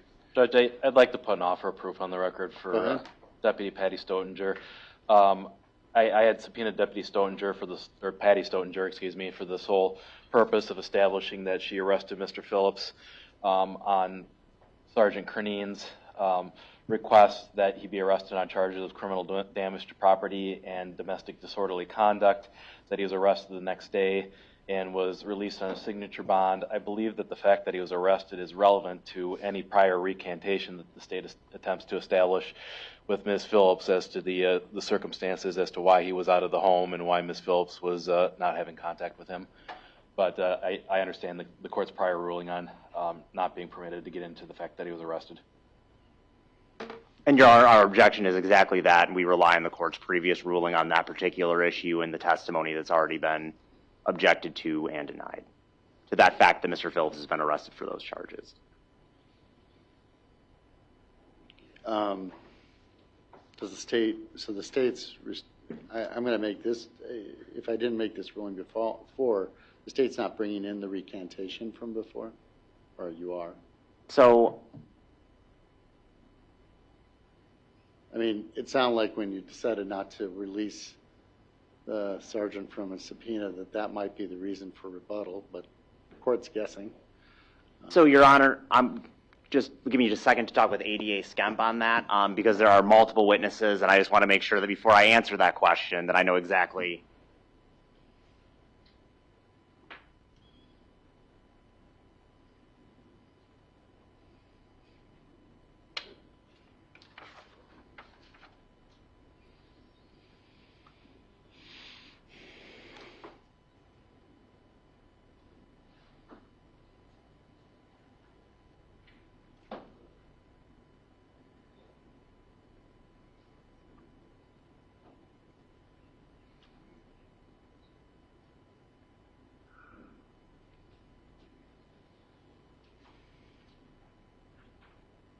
So, Your Honor, our position regarding that particular fact is that her recanting the statement, it's not in response. I mean, I guess we don't see how the arrest is relevant. The arrest isn't like a causal mechanism or something like that. I mean, if there's something else. The recantation? Oh, I'm talking about, yeah, we think the recantation is something that is independent of the arrest. We don't think that having the arrest on the record has anything to do relevance or bearing on the recantation, I guess, is the way I would answer that question. District Attorney's Office is saying arrests and charges have nothing to do with domestic violence recantation? Seriously? Your Honor, no. However, what we are saying is that probable cause or arrest, that is a low burden. It does not make what happened in the home any more or less likely. It is their burden to prove beyond a preponderance of the evidence about the other acts. The recantation, people change their stories, not just because of arrest, but because circumstances change and other things. So, no, I understand that. Yeah. There's a lot of reasons, but one of the reasons could also be that a person is arrested. Does the state want to open the door to the fact he was arrested? If you don't want to open the door, you're not getting into the recantation. But if you want to get into the recantation, it opens the door and will allow the defense to bring in the fact that that he was arrested. So, again, This is very common in domestic violence cases. Yes, you're right, there's multiple reasons, but one of the reasons is that your loved one was arrested. And I don't think the state's going to argue with me on domestic violence that that's a fairly common thing we find in domestic violence cases. It is, but I don't think the arrest alone is not the only thing that causes the recantation. I know that. I know Okay. that. But what I'm saying is that it is one of the possible things that cause recantation. And so it is relevant then. That's my point. So do you want me to allow the defense to get into the arrest or not? You know what? I'm going to answer my question. I am not willing to have a trial within a trial. This is the problem with other acts generally. I'm not going to allow the state to get into recantation. I'm not going to allow the defense to get into the fact that he got arrested. Both are excluded. I'm not going to have a secondary trial on that incident. So given that ruling, the court's going to go ahead and be back here at 1:05. That gives it a full hour. Is that enough time? Yes. Okay. We'll start back at 1:15. I'll tell the jury. Thank you, everyone.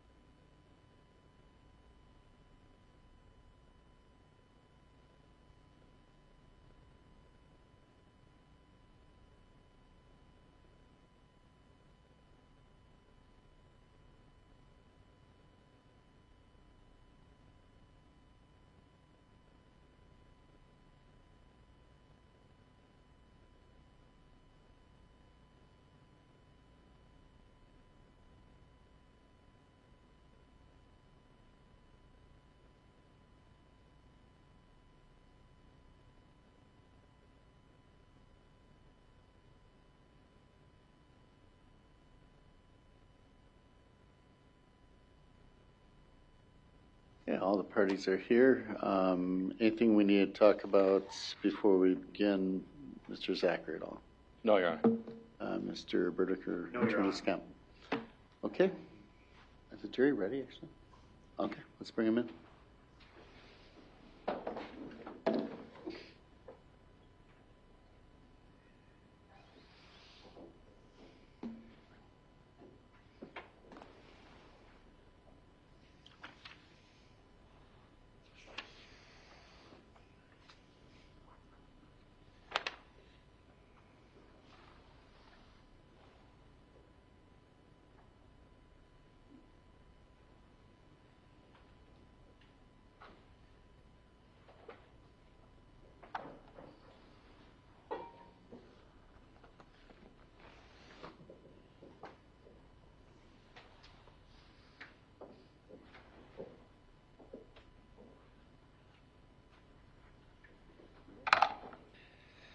All right, everybody may be seated. Ready to call your next witness? Yes, Your Honor. Ms. Phillips calls Matt Gierock. Okay.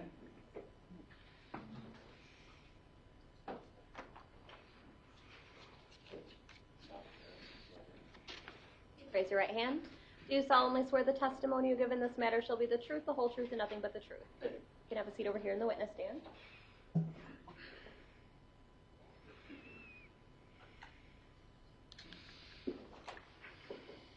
Afternoon, Mr. Gierock. Could you state your name and spell your last name for the record, please? Yes, good afternoon, Matthew Gierock, M-A-T-T, last name Gierock, G-I-E-R-O-K. Mr. Gierock, how old are you? I'm 31 years old. And how are you employed? So I'm employed at the Eastside Bar as a bartender, doing every other weekend, and I am also supply chain operations at Mayo Clinic. Okay, so let's talk about the Eastside Bar. Where is that? It's a bar in Winona, right off of Mankato. It's on Chatfield and 7th. How long have you been a bartender at the Eastside Bar? For roughly on and off about 10 years. Okay, so you're pretty familiar with the crowd and the clientele that come through the bar? Absolutely. Now, does the Eastside Bar have dedicated bouncers to help cover any security concerns, or is that part of your duties as well? We do not have bouncers. The bartenders, our job is to be the bouncer, the server. They do it all. Okay. So I want to bring you back to January 18th of 2019. Do you recall working at the Eastside Bar on that date? I do. And had you known Lori Phillips before that date? Yes. How do you know Ms. Phillips? I know her mainly through her kids. I played ball with them, so. Okay. And I know her through darts. Okay. At some point on the 19th of 2018, did you see Ms. Phillips in the bar? Yes. And was there anything in particular that drew your attention or concern to Ms. Phillips at the Eastside Bar? Yes. What did you observe that drew your attention? As I was pulling tickets for another clientele, so gambling tickets, I was walking over to where that area was, and her and Mark were sitting over there on the corner of the bar. And as I was counting out tickets, I heard, quote unquote, from Mark's mouth, "You nigger loving whore." And that's when I had to stop immediately and kind of put that to rest real quick.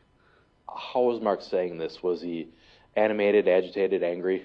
Yes, he was angry. He was hovering over her, tugging on her arm, trying to get her off the bar stool. Okay. And I assume that you've seen your fair share of drunk people in your line of work? Yes. Do you often intervene in circumstances where somebody might be having a drunken argument? Not unless there's, physical contact. In this case, did you feel that it was necessary to intervene when you saw what Mark was doing to Lori? Absolutely. What happened next? So as he said that, I told him to chill out, and then I used the phrase that you're lucky her sons weren't here because he would have no teeth in his mouth. And he got agitated, got angry at me. Okay. Did Mark leave? Not at that time. Did he eventually leave the bar? He did. And was that the end at that point of the use of the racial slurs and the abusive language towards Lori that you were able to observe? Yes. Okay. Thank you, Mr. Gierock. That's all I have. Crosse?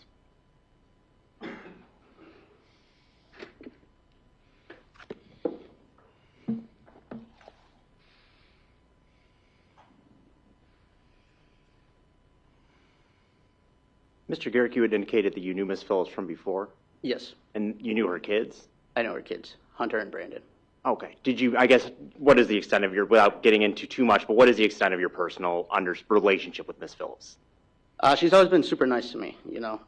She normally comes make small conversation. It's nothing more than that, to be honest, if I ever see her in the bar. Okay. So Miss Phillips has been nice to you in the past? Yes. Did you know Mr. Phillips? I did not. So you've never met him before this particular incident? Or... Not like met, but I've ran into them while being out, yes.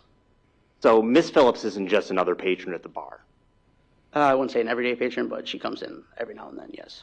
So for you, I mean, it's not like if I walked into the bar and you've never seen me before and I asked for a drink, Miss Phillips is personal to you, is that correct? In a way, I guess you could say, yeah, I know her from Winona. And Mr. Phillips is not? No. Apart from the incident or the what you just described, did you see anything else during their time in the bar that caused or rise for concern? No, I was kind of just serving drinks, doing my thing, and I caught it right at the right moment, I guess, when I'm walking over doing tickets. Okay. So, yeah, I didn't see any kind of what was going on beforehand. So you didn't see any lead up or context or anything like that? No further questions? Anything further? Mr. Gierek, am I fair in assuming that had it been a total stranger you observed where a husband or a boyfriend was pulling somebody off of a bar stool and using that language that you would have intervened just the same? Yes, you're correct. Nothing further. Anything further from the state? No. Okay. Thank you. I move to release Mr. Gierek from his subpoena. Yeah. All right. You may step down. You're released from your subpoena. Thank you. Thank you. Adam.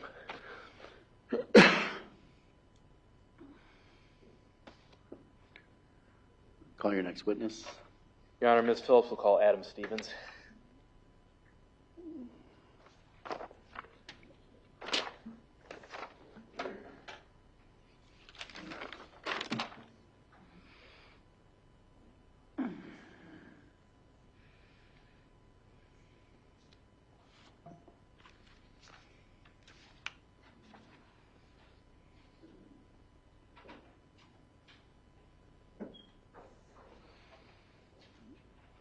Mr. Stevens, you can just step up here and be sworn, please.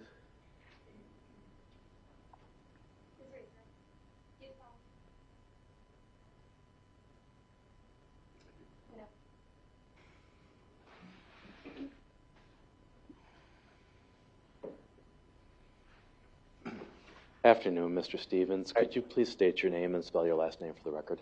Adam Stevens, Stevens. Mr. Stevens, do you know Lori Phillips? Yes. How do you know Ms. Phillips? We used to work together at Sprint many, many years ago. Okay. Did you work together for a number of years? Yeah. And did the two of you become friends? Yes. Now, I want to move you forward to February 22nd of 2019. Do you remember having any plans with Lori Phillips that day? Yeah, we had plans to meet Mark and Lori for dinner. Bless you. And you mentioned the name Mark. Did you know Mark Phillips before that date as well? Yes. Now, Mr. Stevens, where were you meeting Mark and Lori for dinner? Sloops. Is that Sloopies? Sloopies. Okay. You're from Winona, aren't you? Okay. And had you ever been to Sloopies before? No. Okay. Was anybody else with you, Lori, and Mark? Hannah. Hannah Klinsky? Yes. Okay, so the four of you have been friends or acquaintances for some time? Yes. All right. Could you describe briefly the dinner at Sloopies? I don't recall what I had. Something small, I'm sure. I know we got there relatively early in the afternoon, 4:30, and okay, having a good time. So early bird special, or did you have someplace to be after that? I had no plans to go anywhere, but I don't know if Hannah or Mark or Lori decided to go to the next place, but sure. At some point, and can we establish, was the dinner at Sloopies, was that fairly uneventful? Yeah. All right. Did the four of you end up going to another location after Sloopies? Yes. Do you recall where that was? I don't know where it is. I just know it's called The Dive. Okay, so it was a bar called The Dive Bar? Yeah. All right. And do you recall why you went to the dive bar? There was some drawing that night. Drawing for some money? For some money, yeah. Do you recall whether or not the four of you were going to be meeting anyone at the dive bar? Hannah's family. Okay, so, and did you in fact meet Hannah's family over at the dive bar? Yes.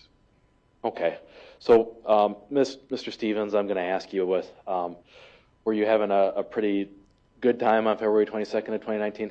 Yeah, it was like a last hurrah to say goodbye to Mark and Lori, as I think they were moving to Bismarck that following Monday. And what, if anything, were you doing to celebrate? Drinking. Okay. Were you drinking fairly heavily? I would say yes. I had a sober ride. Okay, so you were drinking because Ms. Klinsky was sober and was going to be driving you? Yes. Okay. So once you got to the dive bar, at any point, did you notice Mark and Lori appear to get into an argument? Yes. And is this an argument that you wanted to participate in, or is it something that, or let me ask, how did you respond to that? For the most part, I ignored it and just tried to focus on Hannah and her family, just because it was kind of embarrassing. Why was it embarrassing? Mark was pretty loud. Okay. And was Mark using language that was unpleasant towards Lori? I don't exactly recall the language. I tried to just drown most of it out. Okay. So it's one of those situations where your friends got into a dispute and you didn't want to be in the middle of it? Right. At some point, do you recall Lori leaving the bar and then coming back? I remember her leaving because she had called me to tell me that she was on her way back. Is there anything eventful about that call from Lori when she was on her way back? She was telling me that she was on her way back, and then I heard the phone hit the floor and stumbling around to pick it back up, and she said that she was almost back. Okay. Said that he had hit the phone out of her hand. Objection. Look, now, Speculating. Do you want to respond to that? well, let me lay a little foundation for. Was Lori upset during this phone conversation? Yeah, she seemed pretty upset. Okay, Your Honor, I would offer it as an excited utterance. You need to lay a little more foundation how we would know that. Okay. Lori indicated to you when she was upset that Mark had slapped the phone out of her hand? Yes. Okay. Overruled then. Go ahead. Okay. At some point after leaving the bar, did you and Ms. Klinsky go to another location? Yeah, we went back to Winona to the VFW. Okay. Was Ms. Phillips with you at that point when you went back to the VFW? No. And do you recall sending or receiving text messages with Ms. Phillips following an exchange with Ms. Klinsky? What was that? Do you recall sending or receiving text messages from Ms. Phillips after you went back to the VFW? On Hannah's phone, yes. And was that in response to anything in particular that Lori had said? I think it was just that they had gotten into a big argument. It sounded like she had nowhere to go, and I was asking if she could make it back to Winona to stay with one of us. Okay. Mr. Stevens, just given how much you had to drink that evening, is it fair to say that your memory of the rest of that evening is somewhat clouded? Yes. Okay. Nothing further. Crosse?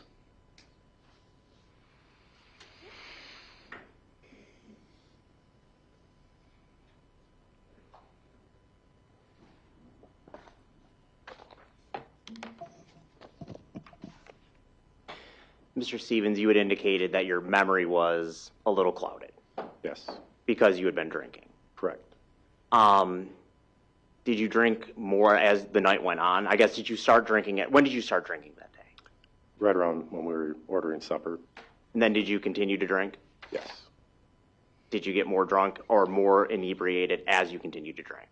I would say yes. And did that impact your memory? A little bit.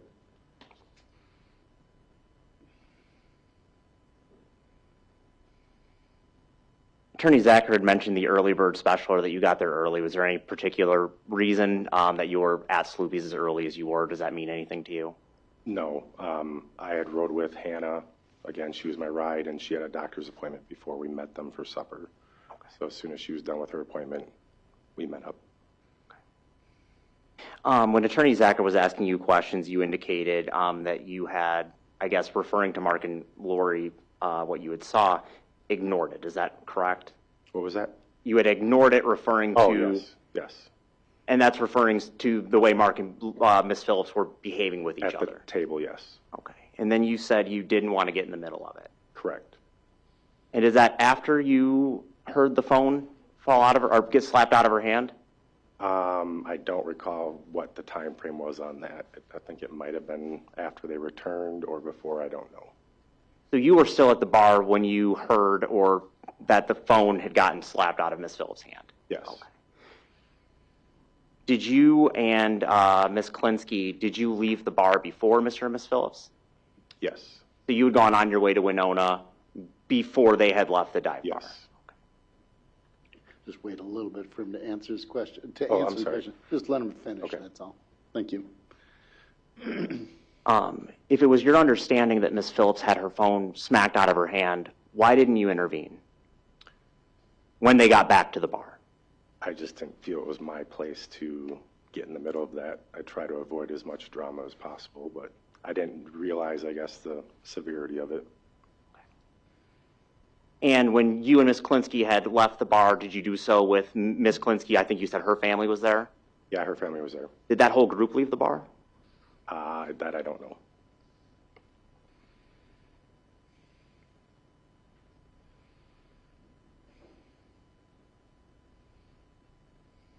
Is there any reason why, with everything you've testified to and witnessed, that you left Ms. Phillips behind or left her and Mr. Phillips at the bar? I think at that... I'm asking his personal reasoning. Overruled. Go ahead. At that point, they, I believe, were on decent terms, and that's why we left. So you personally did not believe at that time that she was unsafe? Objection, speculation. His personal belief. Judge, relevance. He testified already. Go ahead. Sustain. No further questions. Any redirect? Your Honor, I would move to reopen just briefly. Mr. Stevens, I neglected to ask you earlier. Objection. It's beyond the scope of Crosse.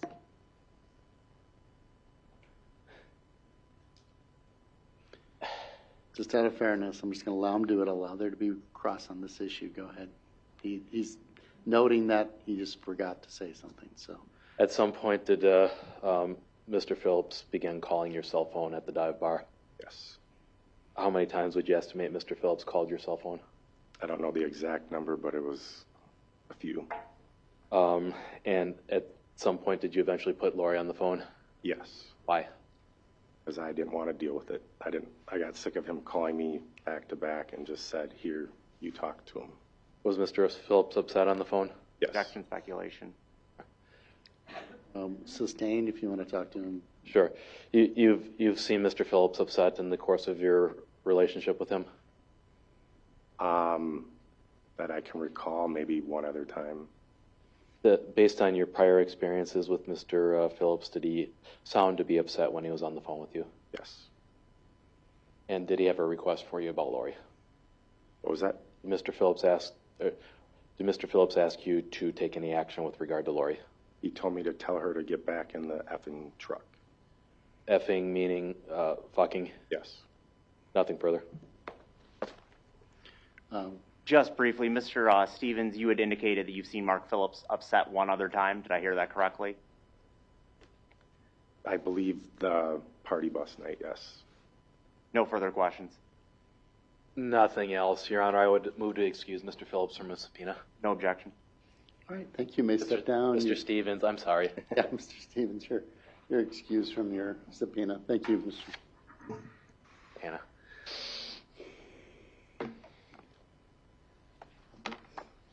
Call your next witness. Getting there now, Your Honor.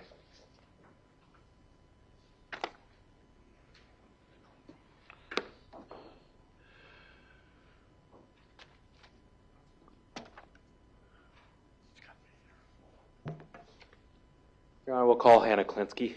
Yep.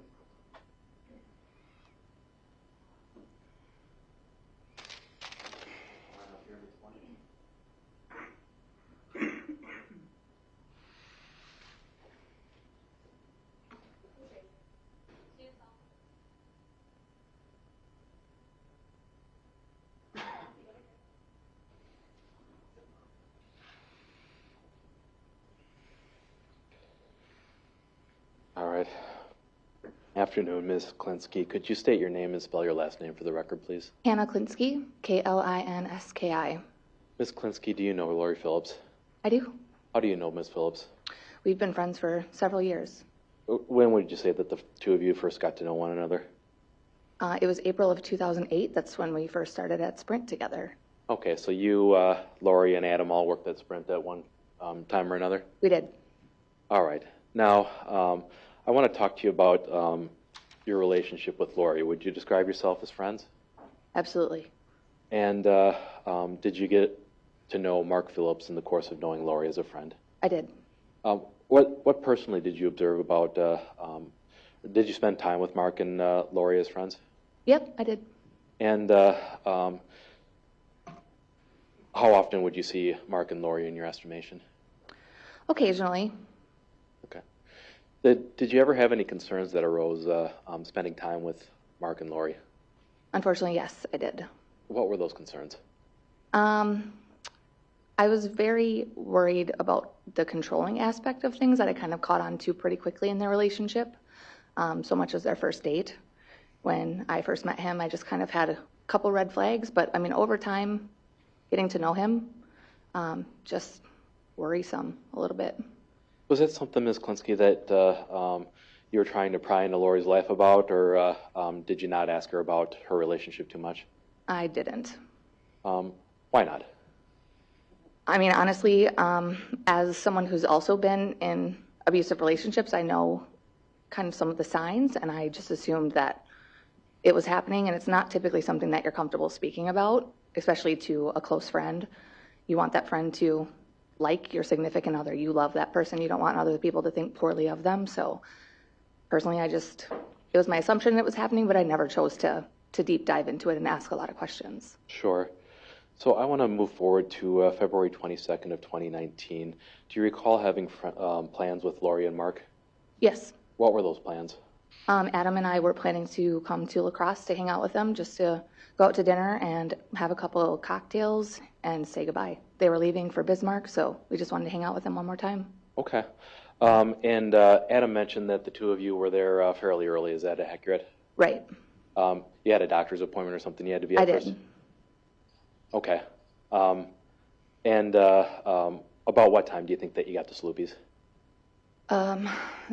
It's a guess. I would say maybe like 4:30. Okay. So fairly early in the evening. Fairly early, yeah. And had you ever been to Sloopy's before that time? I had not. All right. Could you describe the dinner for us briefly? Yeah, it was a great time. We just ate a quick bite. I couldn't tell you what we ate, but we had a lot of fun, just good conversation, and I think we played darts, maybe, if I remember right. Okay. Anyone seem to be visibly drunk at that time at Sloopy's? No. Now, at some point, did the four of you go to a different location? We did. Where was that? The Dive. Had you ever been to the Dive before? I have, yeah. Why? How did the four of you settle on the Dive as the second location? There was a drawing that night. Okay. So if you were chosen to like pick a card, the Queen of Hearts, you won whatever the jackpot was. So we just figured we would meet up with my family, so they could say goodbye to Lori too, and take our chance at that drawing. Okay. So, your family was going to be there as well? They were, yep. Who from your family was there? My dad, my stepmom, and my aunt and uncle, and then a close family friend of theirs. Okay. Had Mark ever met your family before that point? No.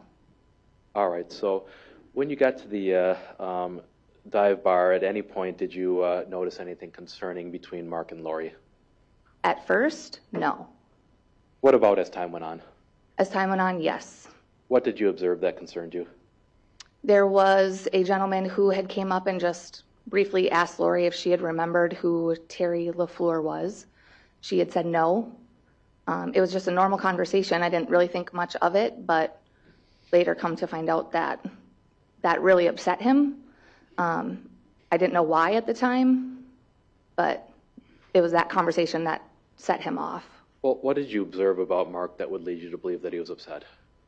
When they had left and returned, he was very upset in the truck when he had dropped her off, saying a lot of nasty things, and then just learning more about the instance that happened in the truck when her and I and Adam were talking together at our table once Mark had came back and walked away. Okay. Well, let's talk about Mark in particular. Have you seen him angry in the past? Yes. Did Mark appear angry to you during these encounters? Yes. If you could quantify this, did he look angrier than you had normally seen him in the past? Yes. And what kind of things was he yelling and screaming at Lori? He was calling her, I don't like to say it, but he was calling her a slut, a whore, the C word. C word meaning cunt? Correct. Bitch? Yes. And what was Lori's reaction to this? Typical, trying to diffuse the situation and just kind of like, okay, Mark, okay, whatever, didn't want to lead into it and make it worse. Was Mark calming down at all that you could notice? No. And was there a point in time when you recall Lori coming back in that you saw her coming back in or saw Mark coming back from the truck? Both of them? Yes. Yes. What did you observe? I just observed that they were arguing back and forth at that very moment. I didn't know exactly what it was about, but they were both having a heated discussion, her just trying to calm him down. And you said that you saw Mark outside of the dive bar by the truck. Did I hear that correctly? Correct. How did Mark appear during that time frame? Very upset. She was getting out of the truck to come back in with us. He was basically dropping her off, and he was just upset about her being with us. Did he appear to be angry at that point? Yes. Did Mark immediately follow Lori back in, or did he stay out there for a while? I honestly don't recall. Okay. Now, Hannah, did you have any concerns after Lori came back in to the bar and Mark was visibly upset outside? Yes. And is that something that you tried to talk to Lori about at the dive bar? I did, yep. Did the topic about whether or not it would be healthy for Lori to move to Bismarck come up at any point? I basically begged her not to move with him. Why not? I was fearful of her safety. Being there alone, and if something happened, she would have nobody there with her, nowhere to really go. At some point, did Mark, do you recall whether or not Mark started calling Adam Stevens' cell phone? He did. How many times would you estimate that Mark was calling? 2 to 3. I remember telling Adam, just answer your phone so he stops calling. So 2 to 3, I would guess. Did he ever come back into the bar? He did. And how would you describe Mark's appearance when he came back into the bar? He was really upset still. Still yelling and screaming at Lori? Right. Was the topic of or was he still yelling and screaming about Terry LaFleur and his belief that Lori wanted to have sex with him? Yes, and most of that conversation I had just heard a lot of those name calling. I didn't hear the mention of that gentleman's name a whole lot during that conversation. It was the initial part when that other gentleman had brought him up, but yeah. Was that fairly typical for Lori to, or during that evening anyways, was Lori, as you observed her, trying to calm Mark down? Yes, to a point, but again, she, this isn't the first time, and she would typically just be like, whatever, okay, let's move on. It's fine. And at any point that evening, did you see Mark calming down? No. Is it fair to say that when Mark was over at the table, that he was making a scene? Yes. How did you react to that? And let me ask you this: when we say making a scene, what do you mean by that? Screaming, flaring his hands around, shouting loud enough. Thankfully, the bar was very packed. There was a lot of people in there, so I don't know if a lot of other people surrounding us had heard it, but everyone at our table was just kind of like, wow, okay. Was that uncomfortable? Very. And to your knowledge, was it audible to the others at your table as well? It was. Fair to say that Mark was not making a great impression at that point? Definitely not. Now, I want to talk to you about when Lori eventually left the bar. Do you recall getting a text message from Lori, or let me back up. At what point would you say that you and Mr. Stevens left for Winona? Like a time frame? Yeah. I couldn't tell you a time. I don't honestly know. Sure, it was 5 years ago. I get Yeah. that. But Yeah. at some point, did you and Mr. Stevens leave together? We did. And where did you go? We went back to Winona and went to the VFW. Okay. And Lori and Mark had not gone with you at that point? No. Now, I get Exhibit 77, please.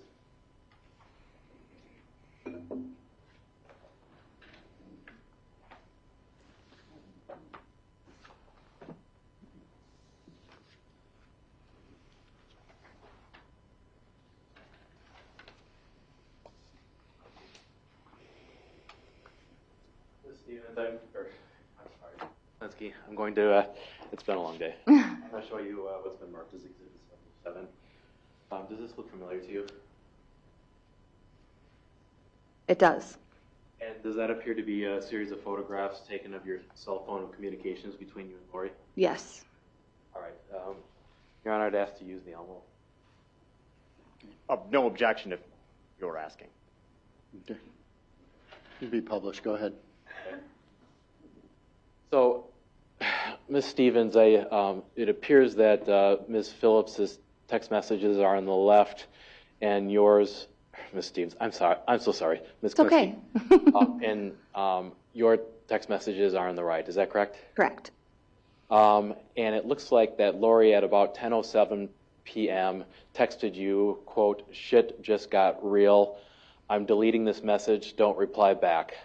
End quote. Do you recall receiving those text messages? I do. What was your reaction to that?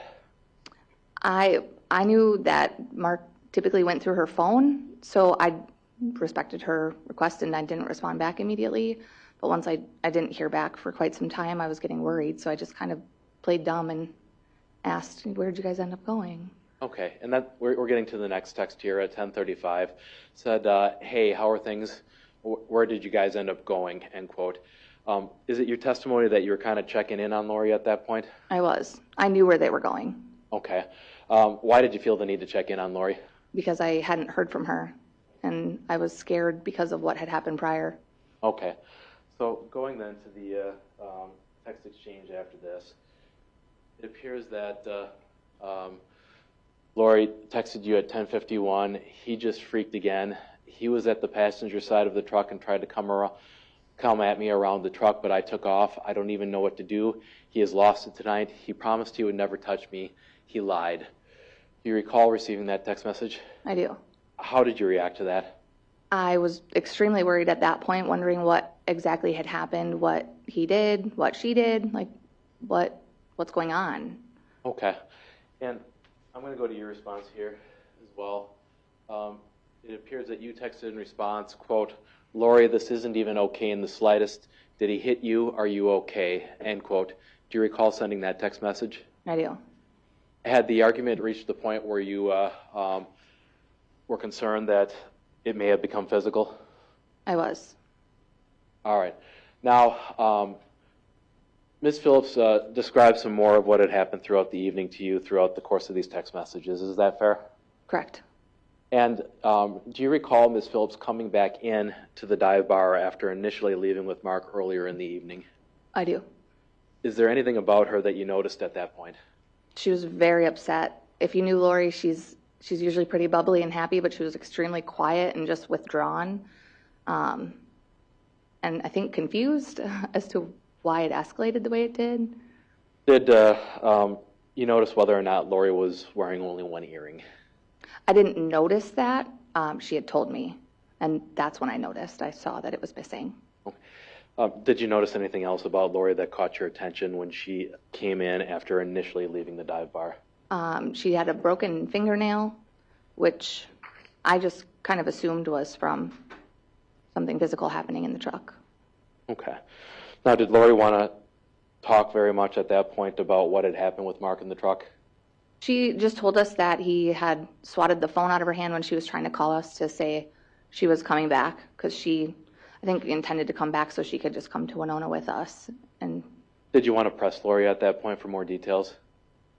No, I felt like she kind of told me everything that I needed to know at that very moment. Okay. Now, And is it fair to say that that was the point in the evening where you started to express some concern to Lori about whether or not she would be safe moving to Bismarck with Mark? Yes. Mr. Stevens, what was his condition at that point? I mean, he was having cocktails right along with Mark and Lori. Okay. Having fun. Was Mr. Stevens fairly drunk at that point?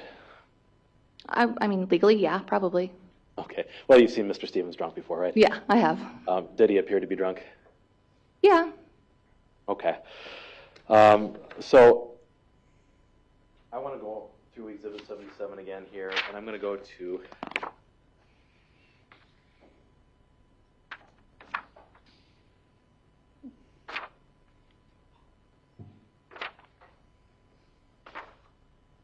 this will be page 3, or 4, excuse me.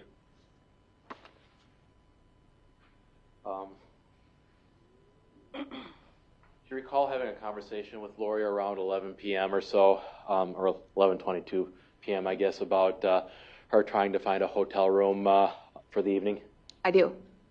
And it looks like you expressed some support for her that at 11:24 p.m. you said, don't be sorry, you know that we're here for you, right? Correct. And this was after Lori had told you some of what had transpired between her and Mark that evening? Right.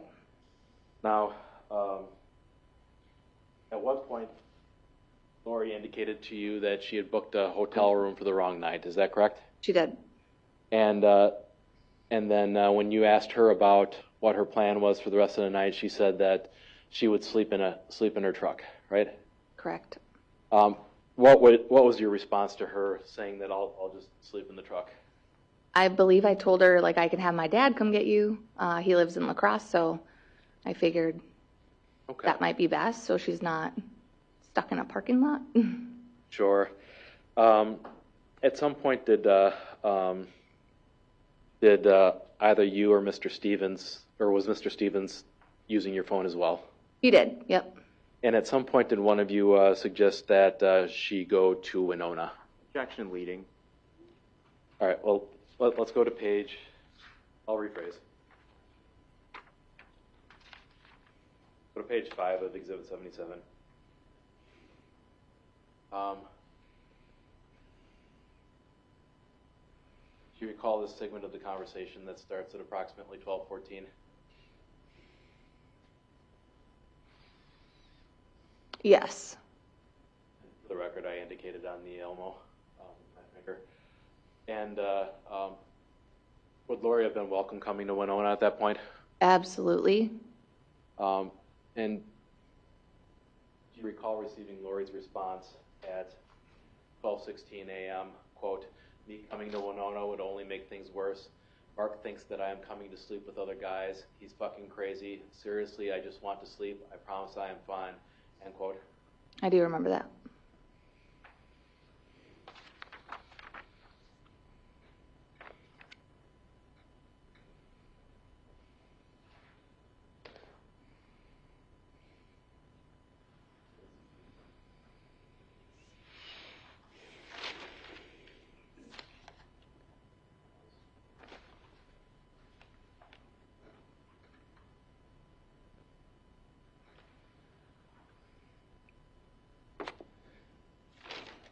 Ms. Klinsky, when Lori was texting you that Mark had been physically abusive that night, how did you react to that?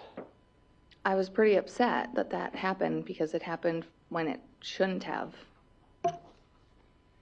Now, at some point on February 23rd, did you learn that Mark had died? That was the following morning? Yes. I did. And what, if anything, did you do in response to learning that Mark had died? I immediately asked Lori if she wanted me to come be with her so she wasn't alone and just make sure that she was okay.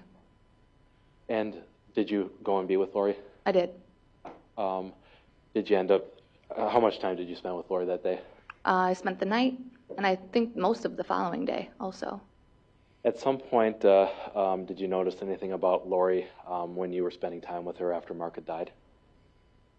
You mean like emotionally? Let's talk about physical appearance. Sure. I did. There was a point where we were in her bathroom where she took off some of her clothing and showed me several bruises that were all over her body. What was your reaction to seeing those bruises? It was pretty upsetting to see that happened to her. And do you recall whether or not you suggested to Lori that maybe somebody take some photographs of that? I honestly don't remember. I feel like in that moment I would have assumed that the police would have done that already since they had been there and left by the time I had gotten there. Could you describe some of the bruising or injuries that you recall seeing? I recall, the main one that I recall seeing was on either the back or side of her leg. And I remember vividly looking at that thinking, that's a footprint. Like it looked just like a footprint. I also remember seeing what looked like fingerprints on the back side of her arm. There was a breast bruise. I think there was up by her neck. There was also bruising. And was it your assumption at that time that the police had likely already documented those injuries? She already testified on that. Yeah, it's been asked and answered. All right. Well, so yeah, it's already been answered. So go ahead. Okay.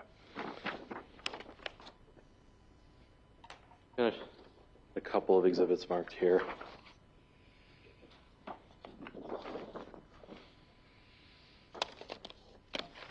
Ms. Klinsky, if I showed you some photographs of Ms. Phillips's injuries, do you believe that you would be able to identify some of them? I would think so, yeah.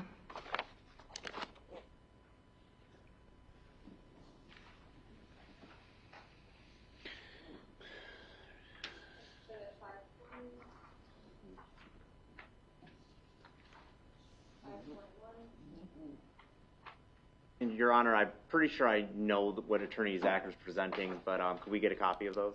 Sure.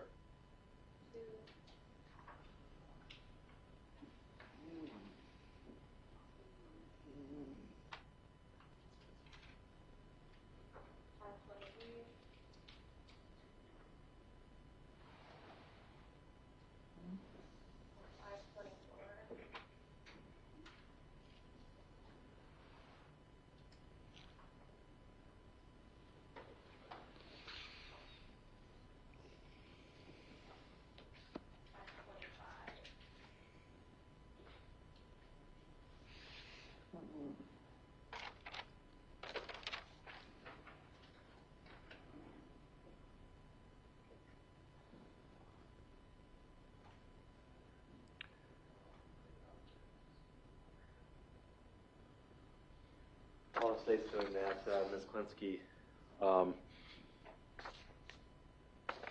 how would you describe Lori's emotional demeanor after you arrived following Mark's death? I would say she was in shock. Did she appear to be sad or upset that Mark had died?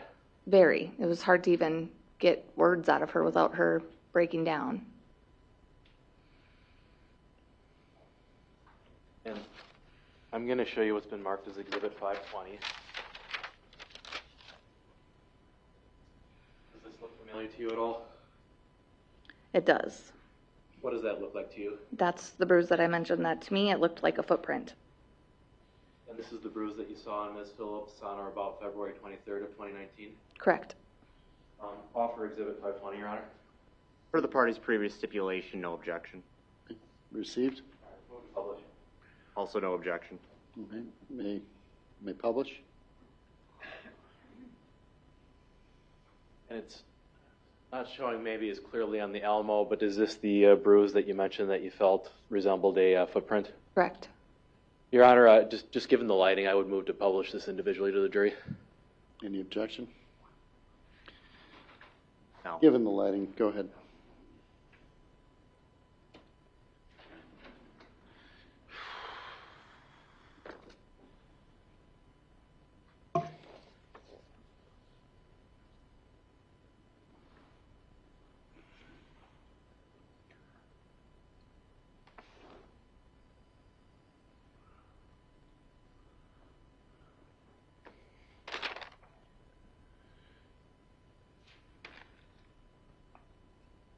While the jury's looking at that, We pull the Elmo out a little bit, maybe we won't get the reflection.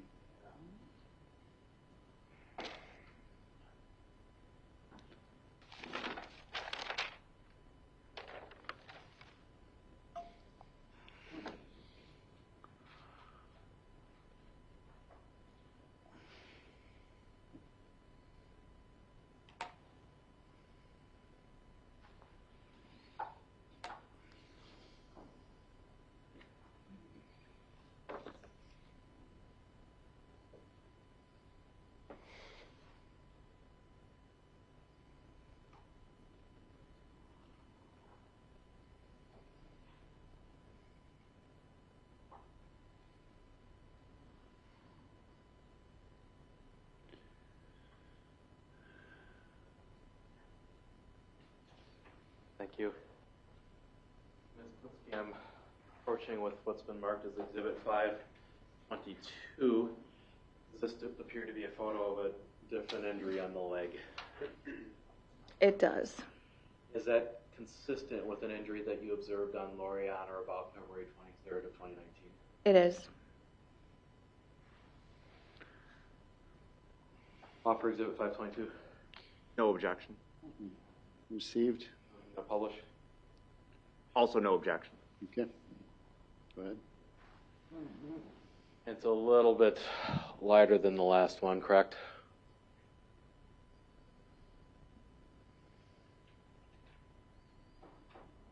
I guess just due to the shading here too, I'd move. I mean, I think we can see them okay off the Elmo. Okay.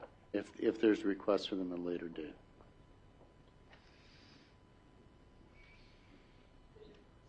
For them at a later time. Okay. If there's, anyway. Ms. Klinsky, did you also describe seeing some bruising to Lori's arms? I did. All right, I'm showing you what's been marked as Exhibit 521. Does that appear to be one of the injuries that you observed on Ms. Phillips on February 23rd of 2019? It is. Looks like there's some bruising as well. Right. Offer 521. No objection. Received. I'm going to publish. Go ahead. Appear to be the photo that I just showed you. Yes.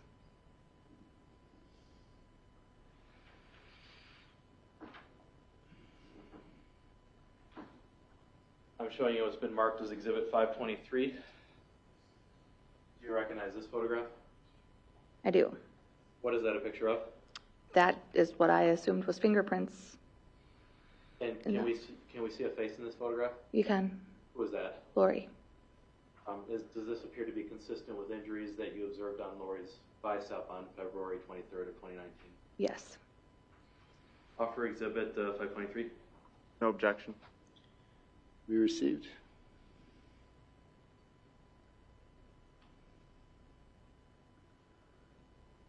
The area on this photograph, as I'm publishing it on the Elmo now, does there appear to be visible bruising around her bicep that in that photograph, Ms. Klinsky? Yes.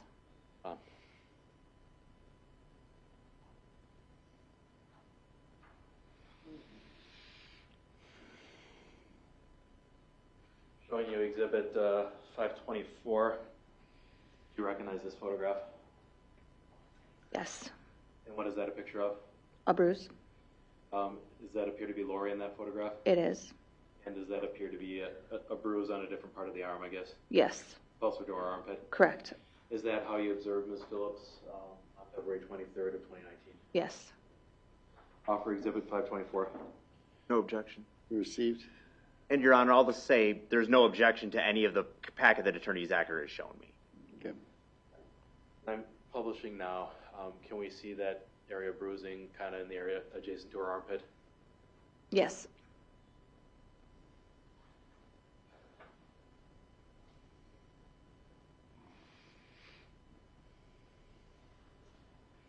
I'm approaching with what's been marked as Exhibit 525. Do you recognize this photograph? I do. What is that a photograph of? Of a bruise on her breast. Is that a bruise that you saw on Ms. Phillips' breast on February 23rd of 2019? Yes. Does this photograph fairly represent what you recall seeing on Ms. Phillips? Yes. And this has previously been admitted by stipulation. Judge, due to the sensitive nature of this one, I'm going to ask you to publish amongst the jury. Yeah, that's appropriate. I'm sorry, Attorney Zach. Go ahead. Oh, okay.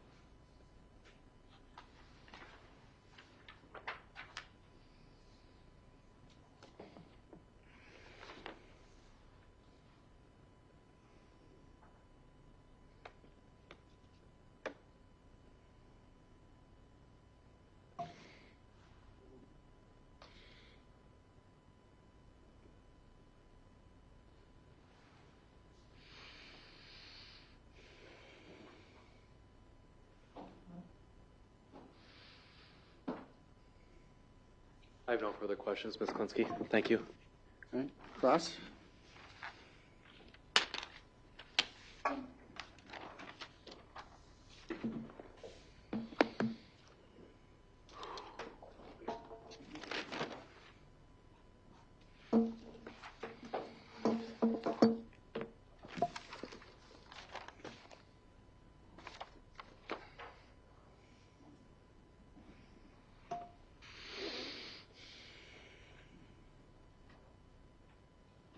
So, Ms. Klinsky, during the first part of your testimony, you had indicated that you had heard Mr. Phillips screaming. Is that accurate? Correct. And that was throughout your time at the dive bar? Not the entire time, not when we first got there, but shortly after, yes. Okay. And, of course, not the time when he wasn't there? Right. Okay. Right. But the times that you were all at, you and the people you've talked about were at the dive bar, you heard that after a certain period of time fairly consistently? Correct. And I guess, who else was at the dive bar with your table? It was my dad, my stepmom, my aunt, my uncle, and then my uncle's close friend. Did you observe how they reacted to Mr. Phillips screaming? All of us were kind of trying to ignore it. It was the first time that they had met Mark, so they didn't feel like there was really a place to tell him to stop, but we were just kind of carrying on with our own thing, trying to focus on each other instead of their argument. And you described the bar as pretty packed? It was pretty packed, yep. Okay. So, I guess, and you've been to the dive bar before? Right. About how many people do you think were in the bar? What is pretty packed is what I'm asking. I mean, that drawing was drawing in a lot of people. I couldn't give you an exact amount. I would say maybe 150. Was the drawing, was that at the dive bar or was that at Features? The drawing that we were at was at the dive bar. I believe they were going to Features for a different drawing. We're talking about two different drawings. Right. There was one at Features that they were going to after the dive bar, or that was their plan. I don't think that ever happened. So I'm not asking you for a head count, but in terms of pretty packed, I mean more than 50 people? Yes. More than 50 people? Yes. Okay. More than 100 people? If I had to guess, yeah. Yep. Okay. At the dive bar? At the dive bar. Okay.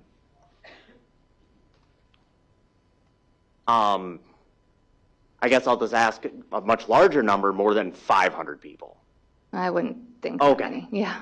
So you think more than 100, less than 500, how about 150? Sure. Yep. That's kind of what I originally quoted. Okay. If I had to guess.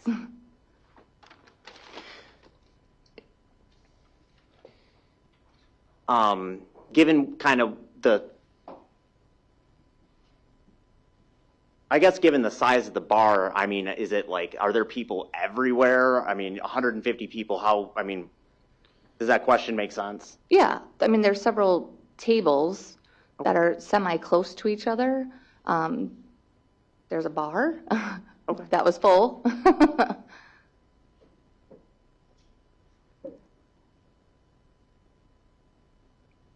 At some time, you testified that Mr. Phillips and Ms. Phillips had come back in to the bar from the parking lot. Right. And that's when you were at the table. Yes. And that's when Miss Phillips had told you about what happened in the parking lot. I was actually, when they came back, I was outside, and I witnessed what he was screaming at from the truck when she was getting out to come back. And then they both eventually came back inside when we were all back at the table. Okay. I just want to understand your testimony. So when you're all at the table, that's when Miss Phillips told you additional details? Is that? Right. When they were both back in the bar, Mark had walked away, and that's when she proceeded to tell Adam and I more of what happened, what got him so upset. Okay. And that's when she showed you the broken nail, or you observed the broken nail? I believe I observed the broken nail. I did not observe the earring until she had mentioned that. So she told you about the earring? Right, yep. And you observed it on her left ear, that it was gone? I believe it was her left ear. I'm not sure which ear it was. I just know that one ear was missing an earring. Okay, but you observed it? I did. And she had like a hat on that night, right? Yes. And she had like, I guess, I'm going to describe her hair as kind of shoulder length. Right. So she had to pull her hair back to show you the earring that's missing. Is that correct? I believe so, yes. Okay. So is your understanding that was all at the dive bar? Yes. Okay. When Ms. Phillips texted you later at 10:51, and she had indicated that, Mr. Phillips, referring to him, had freaked again, you testified that. And do you remember about that? I'm so sorry. Can you repeat that?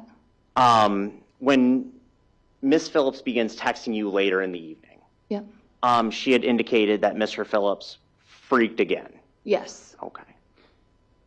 And that is in reference to he was at the passenger side of the truck and tried to come to me around the truck. Do you remember that? I do. Okay.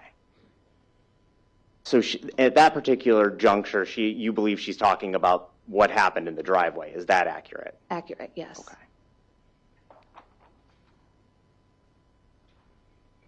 And then there's some other texts that you told about?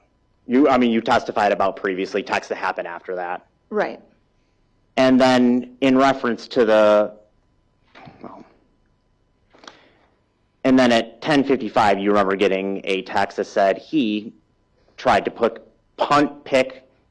Do you agree that it was later a typo fixed to punch? Yes. Okay, and Ms. Phillips fixed that typo? Yes. Okay. He tried to punch the window in on the truck. Then he got inside and grabbed my face and pushed me down in between the seats. My left earring is gone, if that tells you anything. Is it your understanding, based on what she had told you, that was referring to the incident in the driveway? Yes. Okay. But she indicates there that my left earring is gone, if that tells you anything. Right. And that's at 10:55. Right. But the earring was gone at the dive bar.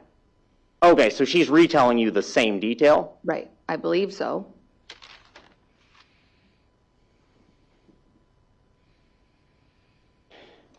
But the detail about the earring, do you agree, based on everything you've testified, that happened at the dive bar? Yes. From what you've personally observed?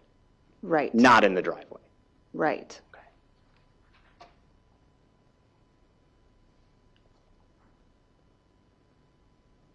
Okay. I'm now moving a little bit previously to the earlier conversation.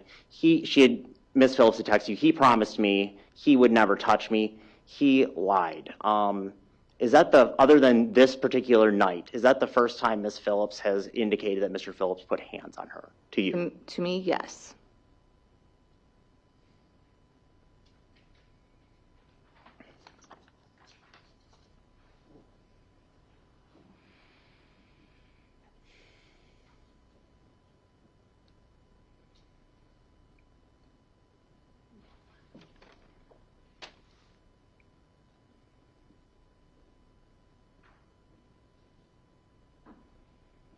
Did you observe any of your, I guess, members of your family that you had talked about? Were they coming and going in the bar, or were they at the table the whole night? They were coming and going. And just to be clear, they, for whatever reason, I guess you didn't observe them do anything in response to Mark and Lori and what they had seen? No. Okay.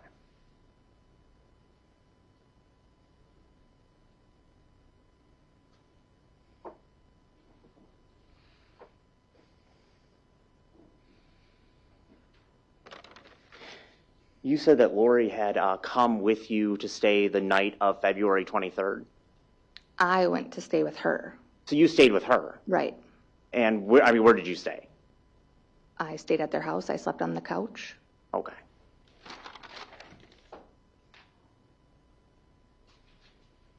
And what time did you get there? I don't remember the exact time. I know that it was maybe around noon, between noon and 2.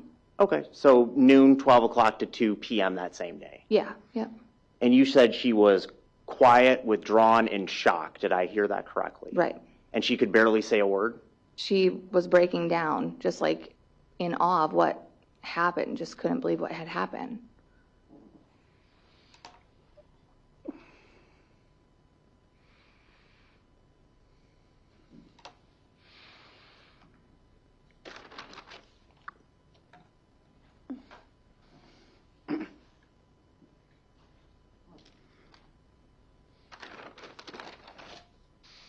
You began testifying regarding, having thoughts, assumptions, some concerns about Mr. and Mrs. Phillips. Do you recall that? I do. And part of those assumptions were about power and control. Correct. And is it safe to say that your fear is that Mr. Phillips is controlling Ms. Phillips? Yes. Okay. And that's a potentially scary thing, I guess, from your perspective, given what you personally have experienced as a survivor. Is that correct? I wouldn't say I'm a survivor, but yes. And in a power and control situation, somebody can feel like they're trapped. Is that correct? Absolutely. And when they're trapped, I mean, you feel like you don't know what to do. Right. And you don't know who you can call. Right. And you yourself are in a position of weakness where you can't get help. Right. Knowing all of that and believing that in those assumptions, why didn't you try to intervene, call the police, and force the issue? If you would like to know, honestly, what happened is the fact that Mark kind of put a divide in our friendship. So, which I hate saying because I loved him too. It's really tough to lose my best friend because of her relationship. But in the same aspect, she was starting a new relationship. I respected that, gave her her space. She wanted to be with Mark. That's fine. But it's not my place to try to intervene either, just based on assumptions. If I would have seen that he was beating her, I would have absolutely done something. But I unfortunately didn't see it prior to that day that I had gone to the house.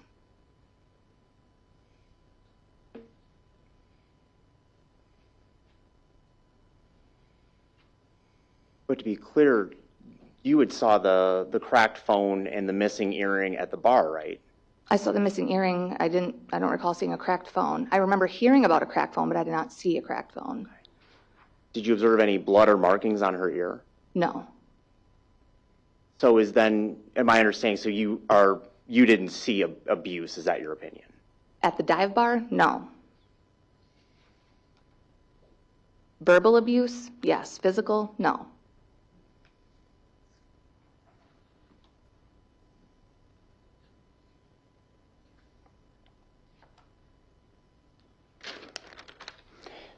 We've heard a lot of talk about, I guess, the moving to Bismarck thing. I just want to wrap that up. Are you familiar with, I guess, what the plan was moving to Bismarck? Yes. Can you tell us about it? Mark was going to be leaving the following day, I believe, and then Lori was supposed to be leaving the day after Mark, which was, I think, a Sunday and then a Monday. So is your understanding then that Mark was supposed to leave the following day? Right. Being February 23rd or February 24th? I believe it was the next day. I guess I don't know. Sorry, that's a bad question, and that's on me. That's okay. When you say the following day, are you referring the night at the bar, that following day? Yes, the following day from the night at the bar. Wait for a question to be asked and then answer it. If you cannot jump over answers, go ahead. So the day following everybody meeting at the bar, that's when Mark was going to leave? I believe so. And Lori was going to go some other time? The day after that, yes. So they were traveling separately? Correct. No further questions. Thank you.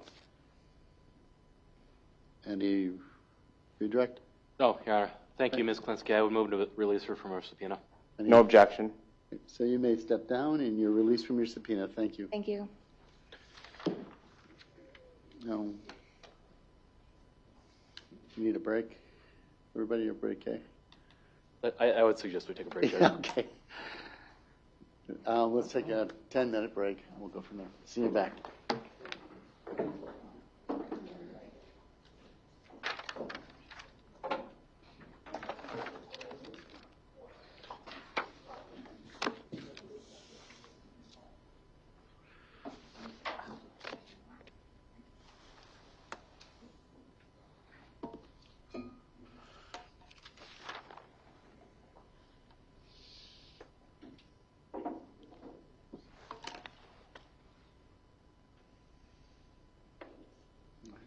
Maybe seated, everyone.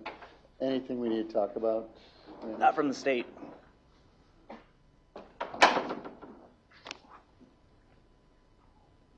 Judge, could I have just a moment with Ms. Phillips? And we might need to do a colloquy one way or another afterwards. Okay, that was actually what I was about to ask you is, you need to talk to her about testifying and not testifying. Was that? Yes. She was going to testify. Was that the next witness? Yes. Okay. Just so you know, Ms. Phillips, if there's a colloquy I need to go with over you about testifying, not testifying, I'm sure Mr. Zach will review that with you. But if you could take this time, we'll say 15 minutes so you have plenty of time to talk about how to proceed, okay? All right. Thank you.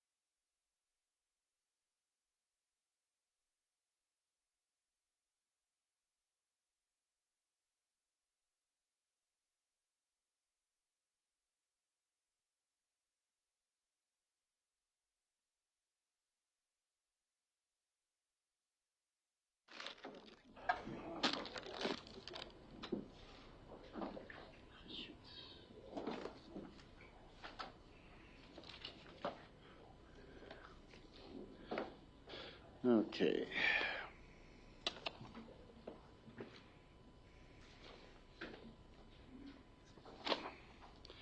All right, all the parties are back in the courtroom.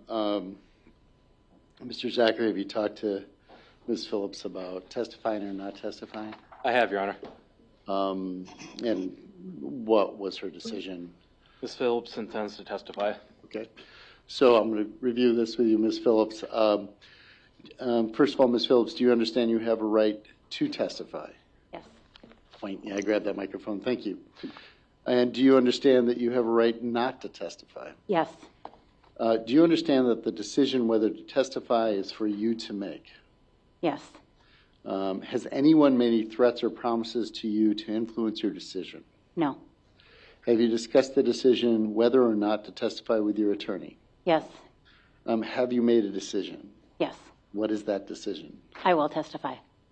And then, Mr. Zacher, have you had sufficient opportunity to thoroughly discuss this case and the decision whether to testify with the defendant? Yes, Your Honor. Are you satisfied that she is making her decision knowingly, intelligently, and voluntarily? I am. All right. The court will make a finding that Ms. Phillips does understand that she has a right to testify. She also understands she has a right not to testify. She understands that decision is up to her to make that decision. No one has made any threats or promises to influence her decision. She has discussed it with Mr. Zacher. In fact, we took a 15-minute break here. I was indicated they had enough time. She has made a decision to testify. I'll find that she had sufficient opportunity to talk to her attorney, and her decision to testify is knowingly, intelligently, and voluntarily made. With that, is your intention to call her as the next witness? It is, Judge. Could you give me a few minutes? Just we have various exhibits from various witnesses I'd like to get ordered. Okay, go ahead.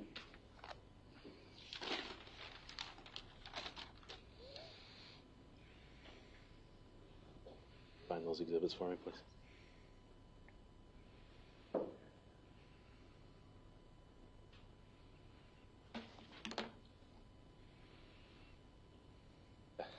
Can I get this for them, please?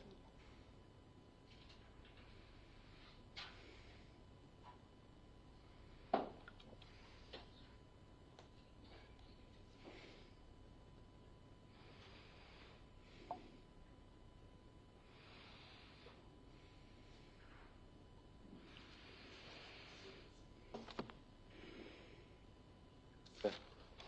No, I need the ones that have already been admitted. Yeah.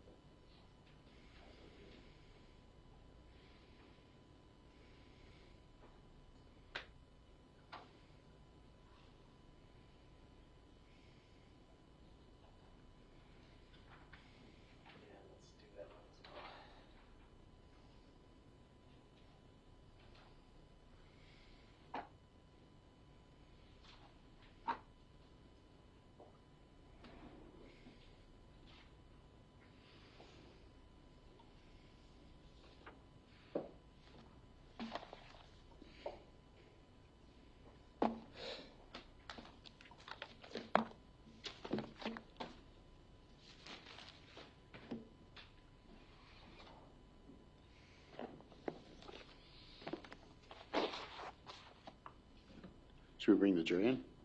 We're ready. Okay, let's bring the jury in.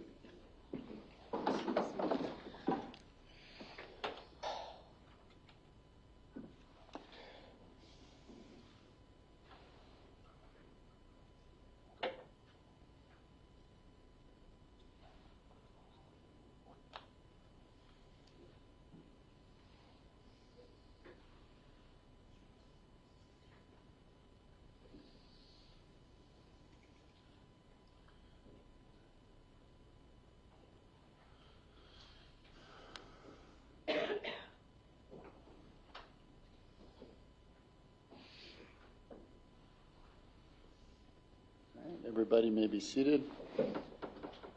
And Mr. Zach, you want to call your next witness?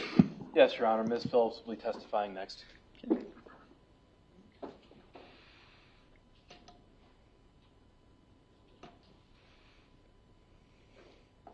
Do solemnly swear the testimony you give in this matter shall be the truth, the whole truth, and nothing but the truth. Have a seat over here.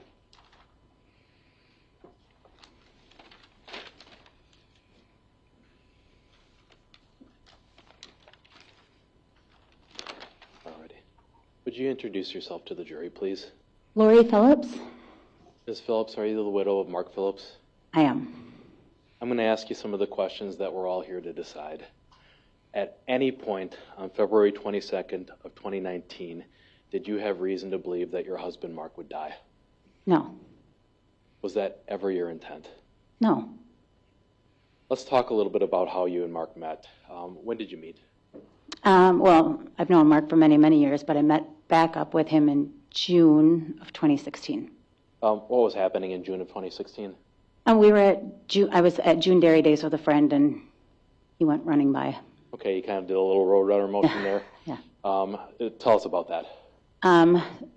So we were standing outside watching the band, and Mark was running by, like going back into the bar or beer tent to see his friends, and he's like, as he always says, he was like, "Skirch," like he stopped, and he's like, "Oh, hey," and said hi. The two of you strike up a conversation at that point? We did. Did that eventually lead to a romantic relationship with Mr. Phillips? Yes, a few months later, yes. Okay, so when approximately did the two of you start dating? It was August of 2016. And what was the beginning of your relationship like with Mark? It was awesome. He was amazing. We just had so much fun together. What do you mean by that?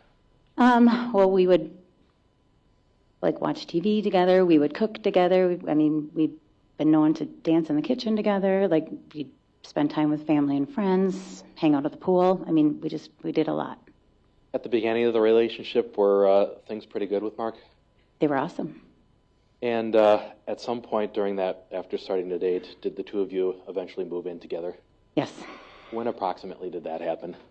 So we got engaged in February, and I think I moved in March. Okay, so a very fast progression of the relationship from beginning to date. Very fast. And when you moved in together, how would you describe your relationship with Mark? It was great. Were there days after your relationship progressed that things were not so great with Mark? Yes, there were times. What do you mean by that, Lori? We had problems. Were there points in your relationship when Mark specifically was not pleasant to be around? Yes. What points of the relationship were those? Well, they would be if Mark was jealous over somebody. That's really the only problem we ever had. Well, let's talk about Mark's jealousy. What did Mark look like when he was jealous? He's very angry. Could you describe that a little bit? What would Mark look like when he's angry or jealous? Well, I mean, he would just be like yelling, screaming, sometimes becoming physically abusive. And what kind of things would set Mark off and make him jealous? If somebody looked at me, if there was somebody who was maybe I don't know if I want to say intimidated by, but maybe like he thought that they had some type of interest or something. So are we talking about men here, Lori? Yes. And was that how Mark behaved right at the beginning of your relationship? At the beginning, he was fine. Is this something that happened as the two of you kind of settled into this pattern of dating? Yes. So let's talk about this. When Mark would get jealous, how could you tell? Well, I mean, just by his tone of voice, he would create scenes. He would call me names. What kind of names would he call you? Slut, whore, things like that. Is that fairly common? It was. And what kind of things would prompt Mark to call you names like slut or a whore? Would there be a particular triggering event? Well, I mean, this only happened when he was drunk. We didn't argue when he was sober. And let's talk about that. So, have you seen Mark drunk in the past? Yes. Many times? Yes. And do you feel like you would be able to recognize when Mark was getting drunk? Yes. Now, when Mark got angry, did he also get, or when Mark got jealous, would he also get angry? Yes. Who would that anger typically be directed at? Me. It was always me. And what kind of things did he blame you for, Lori? Well, he would think that I wanted somebody else or something. That would be his main thing. Was that something that happened often where Mark would assume that you were interested in another man? In his mind, yes. It was never true, but yes, in his mind. Did that happen more than a few times, Lori, throughout the course of your relationship? Yes. So is something as simple as just another man looking at you, is that enough to set Mark off when he was drinking? Yes, I would always get in trouble for that. You said you would get in trouble. Why do you say you would get in trouble, Lori? Because he took it out on me. Because it was your fault whenever another man showed Objection you. leading. Sustaining. Did you have an impression as to whether or not Mark assigned fault to you or another person when another man paid attention to you? The fault would always be mine. All right. Now, you mentioned some verbal abuse. How would that look like, Lori? I mean, you said that he would yell and scream and call you names.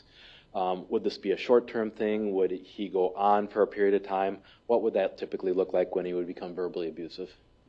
Mark didn't drop things very easily. He continued. He would go on and on. And is that something that you dealt with on a fairly consistent basis when Mark was drunk? Oh, yeah. Did Mark ever escalate the abuse from verbal to something else? To physical? Yes. Yes. Could you describe that for us, please? I mean, specific instances or what? Well, just generally speaking, what do you mean by the abuse turning physical? So, I mean, he's pushed me before. He's choked me numerous times. He's grabbed me and, walked me around things. Like forcefully grabbing you by the arm and walking you someplace? Objection leading. Sustaining. Could you describe how he forcefully walked you around? Yes, he would grab my arm and, for instance, an actual instance, and walk me around the truck and basically shoved me into the truck. Did that hurt when he would grab you and walk you around like that? Yes. And Lori, how did you feel about Mark when he was jealous and angry and upset with you about whatever his jealousy was at the moment? How would I feel about him, did you ask? Yes, how did that make you feel? How did it make me feel when he was jealous? Yes. I mean, I didn't like it. I'm not sure what I'm sorry. Did his behavior ever reach the point where you were scared of him? Yeah, yes, absolutely. And would that include both the verbal and the physical altercations? Yes. So you mentioned that these incidents tended to happen or tended to be worse when he was drinking. Is that correct? Yes, that's correct. Did this type of thing generally happen when Mark was sober? Never. No, he was amazing when he was sober. Mark was the greatest guy, and that's one point I want to make clear. When he was drinking, could he be a different guy? 100%. Now, Lori, when Mark was drinking, would you behave differently around him in any respect? Yeah, I mean, I would make sure to, check my surroundings to make sure that, I'm not going to run into any, I don't know, good-looking guys or something. I'm just going to make sure that I'm not going to upset my husband. Okay. And was that something that you were just conscious of, that you were trying to avoid good-looking men? Well, I mean, I guess I don't know if they have to be good looking or not, but just anybody, I'm going to make sure that I'm going to put a halt to anything that could potentially happen, yes. And Lori, was that a practice that you adopted after a number of these instances where Mark was taking his jealousy and anger out on you? Objection. Frame of the question. Try to reframe it. Okay. Lori, why did you adopt this approach? Okay, I'm sorry because I got all confused as to what happened. So I'm sorry. Sorry. I'm sorry, Your Honor, before we do that, can we have a quick sidebar?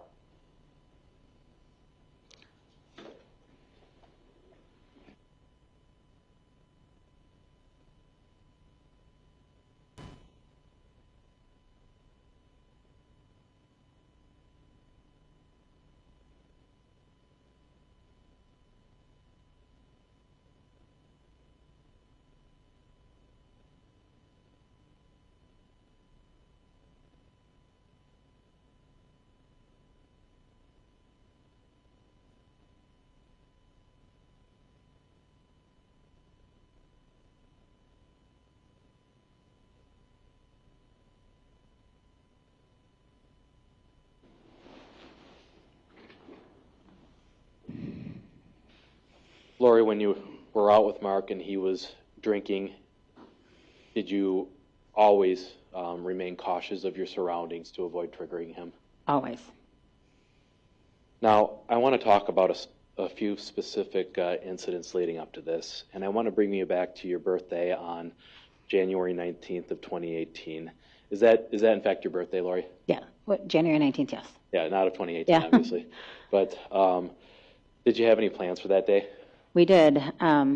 We owned a party bus, so we hired a driver, designated driver, to actually take some friends and family from Holman to Winona to pick up more friends and family to go bar hopping. Okay. And what's a party bus? I believe ours was an old shuttle bus that they would do like a hotel airport shuttle bus like in the cities. Is that just something that, in what ways would you use the party bus? To take our friends around and go drinking. Okay. But we always had a designated driver. Okay. So the plan was that you and your friends and family would all go out bar hopping? Correct. Where were you going to go out bar hopping? We were in Winona. And was Mark part of these plans? Absolutely. Now, did that end up being a fun evening for you, Lori? In the beginning, yes. At some point, did that change? It did. What changed? We were at a particular bar, Mulligan's Bar, and the owner, which I happen to know, kind of said, we were leaving, Mark, we were all leaving, and he kind of gave me a little pat and said, "Happy birthday," right when we were walking out the door. Okay, so you motioned with the palm of your hand a little pat. Where did he pat you? Probably my shoulder blade or something. Okay. Anything sexual or romantic about that touch, Lori? No, not at all. Okay. How did you react to being pat on the back? I didn't think a thing about it. Did you notice anything about Mark at that point? Yes. What did you notice about Mark? Mark was pissed. Why do you say he was pissed? Because he started to make a scene after we left the bar. He was making a scene and yelling. What kind of things was he yelling? Same things he always does, that I'm a slut and a whore. Did you have some sense as to why Mark was yelling at you that you were a slut and a whore at that point? Well, I think he may have, I don't remember, but he may have said something about letting some man touch me or something. I don't remember, but that's how I figured out what he was talking about. Lori, did you see that as a proportionate reaction to what had happened with Dan at Mulligan's tapping you on the back? Bless you, Fritz. Bless. No, it's her thoughts about whether it's proportionate. Go ahead. Yeah, did you see that as a proportionate or appropriate reaction to what had happened between you and Dan? Was it appropriate? Do you believe that Mark reacted appropriately? No. He overreacted. Now, at that point, was the argument over? No. What happened next? We had been leaving. We had walked out of Mulligan's. We got into the party bus and we went to our last bar at that time, which was the East End, which Matt Girac, who was here earlier, a bar that he bartends at. Were you able to observe whether or not Mark was still upset at the point that you reached the East End bar? East side, yes. East side, my apologies. How could you tell? Well, because he continued to argue and make a scene. Still appeared to be angry to you? He was angry, yes. What, if anything, happened next? Well, at one point, he pulled me out of my chair. He tried to pull me out of my chair. I don't know if he wanted to talk or if he was trying to get me to leave. I don't know what he was. I don't recall. I don't remember. But at one point, then he just took everybody that came from home and left. Well, let's talk about when he was pulling you from the chair. Was he angry with you at that point? Yes. What kind of things was he yelling and was he yelling and screaming still? Was he? Yes, he was. Do you recall anything particular that Mark was yelling and screaming at you as he was trying to pull you off the chair? I mean, it's going to be the same things. I'm asking specifically as to the East Side bar. Did Mark say anything in particular while he was grabbing you on the arm?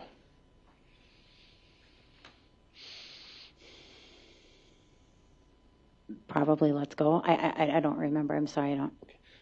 Lori, is it fair to say that you're nervous testifying today? Yeah, I am, yes. You heard Mr. Gierach's testimony about what Mark said. Oh, I'm sorry. Okay. Yes, I know what you're talking about. And I don't even know how this came into context, but he called me. You can say the N-word. Or just refer to it as the N-word. He called me an N-word loving whore. And was he doing anything to you while he was calling you that? Well, I think that's when he was pulling me out of my chair. What was your reaction to that, Lori? Well, I didn't understand where that was coming from, but I mean, it was scary. I don't know what he was doing. Okay. Now, what happened next? Then he got his group of people and left. Did you leave with them? No, he left me behind. Were you the only one left behind, Lori? From the party bus? Well, okay. From the people that came from home and on the party bus, yes. Okay. Now, did you and Mark have a chance to chat about what had happened the next day? We did. I know that we had some text exchange. Okay. And at any point, did Mark apologize to you? Of course. Is that something that he did often after incidents like this? He always apologized the next day. Did you always accept his apologies? I did. Were you always willing to forgive Mark? Yes. Why? Because I loved him. Let's talk about August 3rd of 2018. Do you remember having plans with Mark that day? Yes. What were you supposed to be doing that day? So that day I actually switched my shift so I could get done early. Mark and I were going to do what we called a date day. So I was going to get done at 1, I want to say, and then Mark and I were going to the two of us hang out in the pool together all day. Okay, so kind of a special day that the two of you had planned? Just the two of us, because normally we have people over in the pool. All right. Why don't we walk through the day starting in the beginning? Do you remember interacting with Mark at all when the two of you got up? Yeah, so I actually logged on, and I worked at home, so I logged on to work, and Mark actually went out to breakfast with his parents. And was there anything about that was notable to you? Well, I think they met at 7:30 a.m., and I know that's Mark started drinking at that time. Okay. Where did they go for breakfast, if you recall? Nutbush. Okay. They do have great breakfast there, but what would Mark, were you familiar with what Mark would typically drink at Nutbush? Well, normally at breakfast time he would get a bloody with a beer chaser. So a Bloody Mary with a beer chaser? Correct. Was that typically all that Mark drank at breakfast? Well, after the Bloody Mary and beer chaser, he would normally just order a bottle of beer. Okay. At some point after breakfast, did you have a chance to interact with Mark? Yes. And did you notice whether or not he had been drinking at breakfast? Well, I think he kind of threw it in my face that he had a good Bloody Mary, so while I was working. All right. Now, what happened next? So Mark was coming home, and he said he had gotten a call from Mo, a guy that he works with, and said he had forgotten that he promised Mo that he would golf in a golf tournament that day. Okay. And I'm just going to ask you, Lori, how did you react to Mark saying that he was going to go golfing instead of spending the day with you? I was super disappointed. Okay. But I told him I wasn't going to say no, he couldn't go. But I was hoping that if I said that he would make the rational decision and not go, since we did have plans. Did he end up going golfing? He sure did. And is there anything about Mark and golfing that concerned you? It was drinking beer all day. Okay. Is that something that he typically did when he was out golfing? Mm-hmm. Yes. And did you have any chance to communicate with Mark throughout the day? Yeah, I mean, we were texting and calling for a portion of the day. At any point, did you get the sense that Mark was beginning to become intoxicated? Yes. And did that concern you, Lori? Yes. Why? Because Mark turns into a different person when he's drunk. Now, at some point, did the time of day get into the evening? Yes. So, well, originally when he told me he was going to go golfing, he said he would come home, he'd be home by 4, which I already knew that wasn't going to be true. So I gave him till like 5 or 6 into when I started calling him, and that's when he started ignoring me. So yeah, I went into evening, and then he stopped answering my calls, so I ended up calling Mo to try and talk to my husband. Okay. Did you get a sense that Mark was drunk from what you were able to observe? Oh yeah. And at some point, did it get later into the evening? Yes. Had you seen Mark by the time that you were ready to go to bed that evening? No. What was your impression of where Mark was or what he was doing at that point? They were bar hopping. Okay. And were you concerned that Mark had been out drinking all day? Yes, since 7:30 in the morning, correct. Did you take any steps in response to that when you were getting ready to go to bed? I did. I locked the door. Why'd you lock the door, Lori? Because I didn't want any altercation. You were worried that, is that something you were worried would happen if Mark came home in that condition? Yeah, absolutely. What did you figure that Mark would do if you locked the door and locked him out? Well, I would think that he would go sleep in the man cave. He's done that before. Well, yeah, let's talk about the man cave. Does that have a couch or a futon or something where somebody can sleep on it? Mm-hmm. It had actually a pretty large couch. And you said that that's something that Mark's done before, that he's passed out in the man cave? He has. All right. Did you end up sleeping through the night that evening, Lori? No. Why not? Because Mark came home, I want to say he came home at like 11:30 at night, somewhere around there, 11:30, I can't remember what time it was. But he was locked out, so he started pounding on the bedroom windows. Did you have a chance to observe Mark at any point while he was pounding on the bedroom windows? I don't know if I looked out the windows, but I mean, I obviously heard him. And what was your impression of whether or not Mark was drunk or sober at that point? I'm going to say he was like annihilated. He was drunk. Okay. What happened next? Well, at some point, he called his parents over. And I mean, I guess I should say that the house that we lived in was Mark's, but under his parents' name. Now, did you want to let Mark in when he was in that condition? Absolutely not. Did Mark eventually end up getting into the house? He did. How did that happen? He broke down the back door. Did you physically see the remains of the door after it had been broken down? I did. And what's the first contact you remember having with Mark inside of the home at that point? Well, he and his mom and his dad all ran through the house into the bedroom where I was laying. What in particular did you notice about Mark when he ran into the bedroom? He ran over around the other side. So our bed is here, and they come in this door, and I was laying over here, so he ran over here. His parents stayed over here. Did anything concern you about the location where Mark ran to? Yes. What concerned you about that? Well, because he ran over and lunged for something. All right. And when you say lunged, do you mean that he was lunging with an arm, with a hand grasping for something? Correct. Where was the hand lunging towards? Well, we have a safe, and there was a loaded gun laying on the safe. Is that something that was typically there? Yes. And what was your impression of what Mark was lunging for when he ran into the room? The gun. Did Mark end up grabbing the gun? No. Now, Lori, did you take any action in response to Mark breaking down the door and lunging towards that safe where the gun was? I did. I called the police. Why did you call the police? Because my husband was drunk and running for a gun, and he was upset. Were you scared of Mark at that point? Of course I was. All right. At some point after the August 3rd of 2018 incident, did you and Mark end up breaking up? After the August 3rd, yes. And did you end up moving to a different location at some point, Lori? I did. I moved into an apartment on Alaska. You remember what the address was? Yep, it was 518 Quincy Street, apartment number 1. Now, after you and Mark broke up, did Mark leave you alone?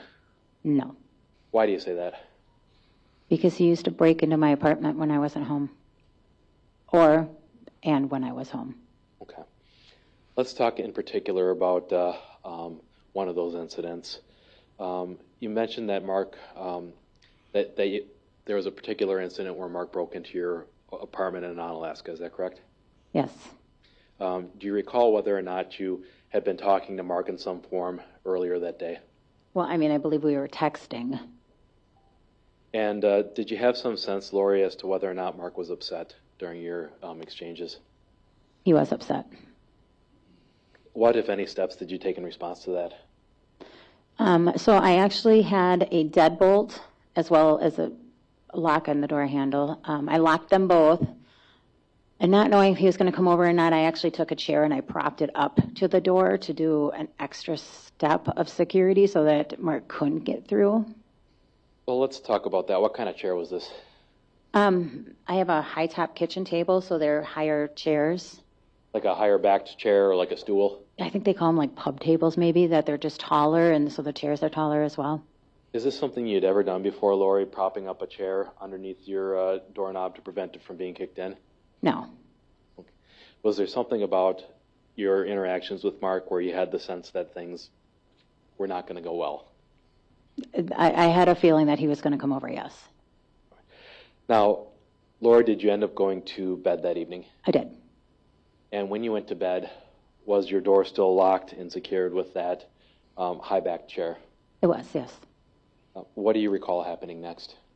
I heard a big crash, like a big something. And then I just heard somebody run through my apartment and run into the bedroom and jump on top of me. Did you get a sense of who that was jumping on top of you? I was going to say my husband. He wasn't my husband at the time. He was my fiance. Maybe boyfriend, I guess. I don't know if we had broke up. I don't remember. It was Mark Phillips? It was Mark, I'm sorry, yes. And what was Mark doing when he jumped on top of you? Choking me. Could you breathe? Not well, no. How did that feel, Lori, when Mark broke into your apartment in the middle of the night, jumped on your bed and began choking you? It was terrifying. It was scary. You don't expect to be assaulted in your own bedroom by somebody you love. Did Mark let up at some point? I mean, he must have. He had to have. What would you do, or how would you deal with Mark when he was this angry and this out of control? I mean, I guess my best word I'd use is I'd submit to him. What did submitting to Mark look like? I mean, if he's like coming over to say, hey, I know you want so-and-so or something, I would just like be like, no, Mark, it's not true. Like, I would just make sure that he knew what his thoughts were not true, or just kind of just give in to make things better. Would you always give in to Mark whenever he is in one of these moods? Yes. Now, Lori, at some point, did you and Mark end up getting back together and moving into the house in Holman? Yes. And did Mark's behavior get any better during that time frame after you moved back in? I mean, we still had issues. There was still some more incidents. And I want to talk a little bit about that. Were you still scared of Mark? Not when he's sober. Never when he's sober. But if he was ever intoxicated, yes. Were there times that Mark would get intoxicated after you moved back in? Yes. And were there times when Mark got intoxicated that the two of you would argue. Yes. And I want to talk in particular about a time after you moved back in. Do you remember having an argument with Mark after he'd been drinking at night? I believe I know which one you're talking about. If I'm sleeping in the other room, is Yes. Yes. And do you remember what the argument was about? I have no idea. I mean, I can just imagine it was some jealousy thing. So after Mark, and was Mark drinking that evening? Yes, that evening, yes. So what did you do when the two of you started arguing? I decided to move into the spare bedroom and sleep there for the night. What happened next? I woke up to Mark coming in the room. I don't know the time or anything. Like, I don't even know if there's a clock in that room. But it was dark out. And I woke up to the door opening, and Mark just stood in the doorway. What was your perception of what was happening right then, Lori? Well, because he just stood there, and I didn't know what he was doing. So my mind started racing, and I honestly believed that he was holding a gun and that he was going to shoot me. Had you reached that point in your relationship that you believed that your husband was capable of killing you? Yes. Lori, did you have some general idea that others were concerned for you at that time frame? Yes. And at the time, were you willing to listen to their concerns? I mean, I listened to them, but in my mind, I had everything under control. In hindsight, do you believe that you actually had everything under control? No. Now, were there points in your relationship that you were isolated from being able to seek out a support system? Yes. Particular to your cell phone, were there points in time where you would be denied access to your telephone? To my telephone? Well, anytime we were in an argument, Mark would take my phone away from me. Was that fairly frequent? He always took when we were arguing, he always took my phone from me. Is there another time where you believe that you had been isolated in the course of your relationship from sources of support? Yes. What are you referring to with that? So Mark and I had an argument, and for some reason he went downstairs in the basement, which I was like, there's nothing down there in the basement. We don't even go down there. So I thought that was odd because I'm up there talking downstairs to Mark. And then he came back up and he left. I want to say he left to go to, well, I was going to say Bismarck, but I bet you he was working in the cities then. And he left. He had my phone. And so I just went to log into work and I couldn't log in. What kind of work were you doing at the time, Lori? I was working at Mayo Clinic in Human Resources. Did you work remotely typically? All the time, yeah. Did you rely on internet access in order to work in that time frame? Yes. What did you do when you went to log in? Well, I went to log in and I was unable to log in. I couldn't get the internet up. Did you take any steps in response to that? Yes. So I called our internet provider, and they couldn't get there till the next day. So let me ask you this. How were you able to call the internet provider if Mark had your telephone? That's a good question. So I don't know how I contacted them. That's a really good question. Somehow I did. I don't know. What did you do in terms of work that day if you were unable to log in? Well, I don't think I was able to, unless if that's the day I actually drove to Rochester. So I ended up having to drive to Rochester because I couldn't log in. Okay. That day or the next day. I unfortunately, it was like over 5 years ago. Did the internet issue ever get resolved? It did. And what was your impression as to the cause of the problem with the internet? They advised that the line was intentionally cut in the basement. Mark was the only person who had been in the basement? Correct. How did that make you feel, Lori, when Mark would take your telephone, cut off your access to internet, cut off your access to sources of support? Well, I mean, I was completely isolated, and we lived, if I can, like out in the boonies. Like, if something were to happen, I don't know what I would have done. So, Lori, I got to ask you, after all of these red flags and warning signs, why did you keep coming back to Mark? Because I loved him. Do you acknowledge in retrospect that the relationship was unhealthy for the two of you? Today, yes. Today I can acknowledge it, yes. At the time, do you think that you were able to see exactly how toxic things were? At the time, no. Were there points in time, Lori, that you would minimize or justify Mark's behavior towards you because you loved him? Always. I always did that. Now, the two of you eventually got married. When did that happen? December 29th of 2018, sorry. And did Mark's behavior, the angry, jealous behavior, stop after the two of you were married? No. Let's talk a little bit about what your future plans were. We've heard a little bit about a move to North Dakota. Was that going to happen in February of 2019? Yes. And what was the reason for the move? Mark's job. Did Mark get a different position? He maybe probably took over the North or the Bismarck maybe manager possibly. I don't know. He's worked in Bismarck previously, and it was a good sales job for him out there. Okay. How did you feel about going to Bismarck, Lori? Well, I mean, it meant that I was leaving everything behind. Did you see any silver lining or positive aspects to going to Bismarck? Well, yeah. I mean, we talked about how if we got away from like everybody around home in Winona, that we would have a new start. Is that something that you believed would happen if you were just in a totally new environment, that you'd be able to start over, so to speak? I believe that, yes. Now, let's talk a little bit about the home itself. I'm going to get an exhibit marked.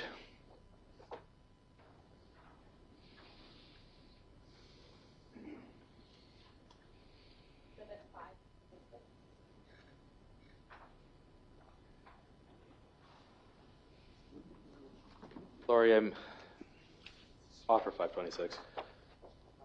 I just want to, is that a different exhibit than the aerial photo we had earlier? It's a little bit more enlarged. Oh, no objection. I just wanted to make sure that I didn't miss something. Okay. Any objection being received? No. Okay, be received and published. Published.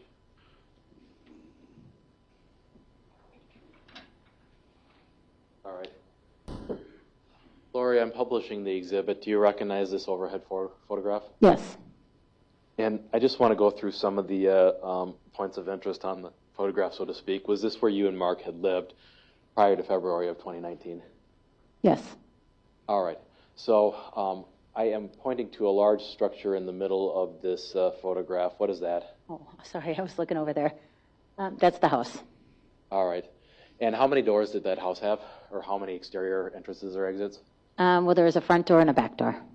Which door did you use more frequently? The back door. All right. And where is the back door in relation to this photograph? So, the back, yep, right back there, yep. Where I'm pointing the laser pointer right now? Correct. Okay. And I see there's a structure behind the house. What is that? That's the man cave. And is that what you were describing earlier, where Mark had some couches and a television and other things out there? Yes. What is this over here? So on the right is the 2-car garage, and on the left is the 1-car garage. What did you have in the 2-car and the 1-car garages? Well, the 1-car garage was like storage, and the 2-car garage we used, so the Outback, the car was in there. And when we had the Camaro, when it wasn't in storage, the Camaro would be in there too. Okay. And you said that you would usually park the Outback. Is that a Subaru Outback? Correct. Who would typically drive the Subaru Outback? Well, I mean, it was new. I mean, so when I bought the truck in December. When we bought the truck, we traded in my Cadillac. So I lost my car and took over the Subaru in December then. So me. So the Subaru had been Mark's previously, though? Yes, yep. All right. And you said that you would park the Subaru typically inside of that 2-car garage. Yeah, on the right side. On the right side. Okay. Where would the truck typically be parked once you and Mark purchased that? The truck would always be parked in between the man cave and the house. All right, and I'm using the laser pointer. Is that approximately the area where the truck would be parked? Correct. All right, and I noticed that you have a horseshoe type driveway here. Is that correct? Yes. Is there a particular driveway that you would go into or out of when you were driving in and out of the property? Me or Mark or in general? Let's start with you. Was there a particular driveway that you tended to use? I always used I think that they're calling this one W, the one on the left. Is that W? I'm going to hand you the laser pointer. Why don't you point out the one that you were using? This is the one that I usually drive up, right here. And did that matter which direction you were coming from, which driveway you tended to take, Lori?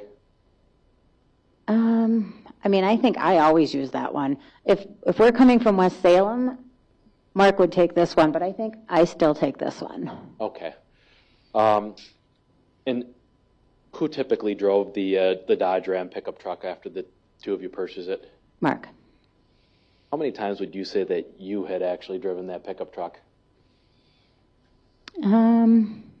Maybe 3 times. It was too big for me. It wasn't my thing. It was Mark's thing. It was a big truck. Let's talk about the difference. Could you describe some of the differences between the Subaru that you typically drove and the Dodge Ram? Yeah, well, the Dodge Ram was much bigger. Mark ended up getting like the step-up things. I don't know what they're called to get into the. Otherwise, he'd always have to push me in because it was too high for me to get up. The whatever it's called. So the rail on the side of the truck? To step up into the truck, yes. We had to get those. I don't know why they didn't come with the truck, but we had to have that installed. So those steps that we've seen in the previous exhibits in this case on the truck, was that something that Mark had installed after the truck was purchased? Correct. All right. And those steps you mentioned were because the truck was high enough that you couldn't get yourself up there ordinarily? To try to hike myself up, correct. He was, honestly, I swear, he would push me in to help me up there. Sure. So let's describe the house a little bit itself. How many floors did it have? Well, I mean, it had the basement, which nobody ever went into, the main level, and then an upstairs. Where was the master bedroom that you shared with Mark? The master bedroom was on the main level. And how many bathrooms did the house have? 1. Where was that at? The middle of the house, I would say. Was that on the main level? Oh, main level, I'm sorry, yes. Okay. Now, I notice a structure in the back here behind the garages at the very north end of the photo. What is that? That's a barn. Okay, what happened in the barn? Mark stored things. We did a lot of crafting, like making tables and stuff like that. We did some crafting down there, but like his lawnmower and maybe UTV, ATV were down there. Okay. Lori, there was reference to a hot tub. Does the hot tub appear in this photograph at all? No, the pool nor the hot tub are in this photo. I'm going to give you the laser again. Could you point out where the pool and the hot tub were? Yep. So the deck went here, the pool would have been right here, and then the hot tub was on the deck next to the pool. So behind and adjacent to the man cave? Correct.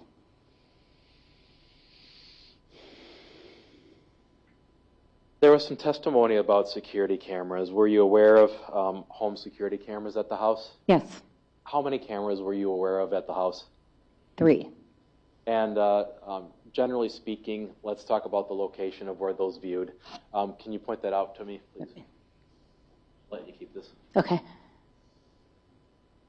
So there was one, well, he moved them often, but from 2019, there was one that was approximately here, there was one that was here, and then there was one over the hot tub going down to the barn. Could you hear me? Okay, so for the record, Ms. Phillips indicated with the laser pointer that there was one on the west side of the house, approximately in the middle, intersecting the western side driveway. There was one camera that appeared to be on the north end of the house over the back entrance. And then there was a third on the barn facing towards the structure where the pool and the hot tub would be. Did I get that correctly? Well, it wasn't on the barn. I mean, it was facing the barn. Okay. It was up on the deck. All right. Who put those cameras up, Lori? Mark. And generally speaking, how did those cameras function? Well, I mean, we would get we would get alerts to our phone. So Okay, so what would cause the camera system to alert in your experience? any passing by, any what's the word? Sorry. So motion. Motion. Thank you. And were you able to control the settings of the camera on your cellular telephone? Yeah, we were. I know that Mark had changed there were like cats and stuff that could walk by and set it off. So he had just changed it a little bit so it wouldn't be so. You were looking for cars and people? Yes. All right. Did Mark have a preference as to whether or not the cameras remained on and functioning when you were home and he was on the road? He wanted them on at all times when he was on the road. Was that something that you were personally aware of, Lori? That he wanted them on? Yes. Yeah. Okay. Let's talk about the time frame leading up to February 21st of 2019. Was there anything going on that was causing those cameras to alert in any respect? Yeah, okay. So Mark was actually leaving. Hannah was almost correct. Mark was actually leaving on Sunday. I want to say it was Sunday. So we were actually selling things out of the house, like in the marketplace. So we had a number of people coming in and out buying things. What's the marketplace? What does that mean? Sorry, like Facebook Marketplace. So we were selling like furniture and stuff like that. So it's like Craigslist, but on Facebook? Correct. And at some point, did that cause the camera system to start alerting frequently? Very frequently, yes. Are you aware of whether or not somebody turned the cameras off as a result? Mark did. All right. Now, Lori, did you have anything at the home in preparation for your move during this time frame? Yes. So there was a big trailer that was parked by the 1-car and 2-car garage. Parked. I'm pointing with the laser pointer here. Is that the approximate area where the trailer was parked? Correct. Facing, so it would have been facing the house. So all along the garages. And let's talk a little bit about the setting in February of 2019. Had it snowed at all that year? Yes. How did you and Mark take care of snow whenever it snowed on your property? So Mark hired somebody, but he also, I know his brother helped us once in a while, and I know that when Mark was home, Mark would do it, but when he was gone, he hired somebody to come through with a plow. Okay, it's a large enough driveway, obviously, where you weren't hand shoveling it, is that correct? Correct. Where did the snow go once it was plowed on that driveway? On each side of the driveway. Into a large snowbank? Correct. All right. So I want to talk a little bit about February 22nd of 2019. You and Mark had plans that evening? We did. What were those plans? We were going to meet my friends Hannah and Adam out for dinner. What was the occasion for that? It was like our last, it was a meal before, well, Mark was leaving, like I said, on Sunday, and I was leaving actually Thursday. Okay. Were Adam and Hannah friends that you were close with? Yes. So what was the plan then for dinner? We were meeting, I want to say Mark and I got there early. I want to say we got there at like 4:10, and Adam and Hannah maybe got there around 4:30, so early. Is there a reason you went out so early? Well, I thought it was because Hannah was meeting up with her family at 7. Okay. But it was to accommodate plans that Hannah had or that you're aware of? Yep. All right. Where did you go to dinner at? Sloopy's. How did you get from your home to Sloopy's? Mark drove the truck. Was that typical that Mark would drive the truck whenever the two of you would go out together? Yes. Was it typical for you to drive at all when you and Mark were going out together? No. So let's talk about the dinner at Sloopy's. Could you describe that for us a little bit? Well, I know that we had wings and pizza. I don't know how they forgot that. Anything of note happened at the dinner? No. No drama? None. Did anybody have anything to drink at the dinner? Yes. Was Mark drinking that you were able to recognize? Yes. At that point, at the end of the dinner at Sloopy's, did you believe that Mark had been getting drunk? No. I mean, I knew he was drinking, but he was fine. Sure. And Lori, I want to clarify something. When you spoke with Investigator Leinfelder, do you have a distinction, I guess, subjectively between drunk, buzzed, intoxicated? Well, I mean, I would say buzzed. I mean, if you're asking me with regard to Mark, I'm not sure if that's what you're asking or not, but like buzzed Mark is a fun Mark. Drunk Mark is not a fun Mark. Okay. There is a distinction between those, at least subjectively, right? Correct. Okay. So at some point did you decide that you wanted to go to another location? Let me rephrase. At some point did you and Mark end up going to a different location? We did. We went to a place called the Dive Bar in South La Crosse. How did you come to that conclusion to go to the dive bar? That's where Hannah and Adam were going. Hannah was meeting her family there, so we decided to tag along. Was there any particular reason that you decided to tag along to the dive bar? Oh, yeah. Well, there was a drawing, so we were all over that. It was like for $1,500 or something. Okay. How did you get from Sloopy's to the dive bar? Mark drove. Had you ever been to the dive bar before that point? I'd never even heard of it before. All right. Once you got to the dive bar, did you notice whether or not Mark was drinking alcohol? Yes. At some point, did you notice that Mark appeared to be getting into that zone where you would describe him as drunk? After a conversation, yes. And did it concern you, Lori, that Mark appeared to be getting drunk? Well, of course. And it's going to sound like a redundant question at this point, but I have to ask you why. Because Mark turns into a different person when he's drunk. All right. Now, after you got to the dive bar, did anything happen that caused you concern? Yes. I saw Mark talking to a guy named Scott Cundy. Who's Scott Cundy?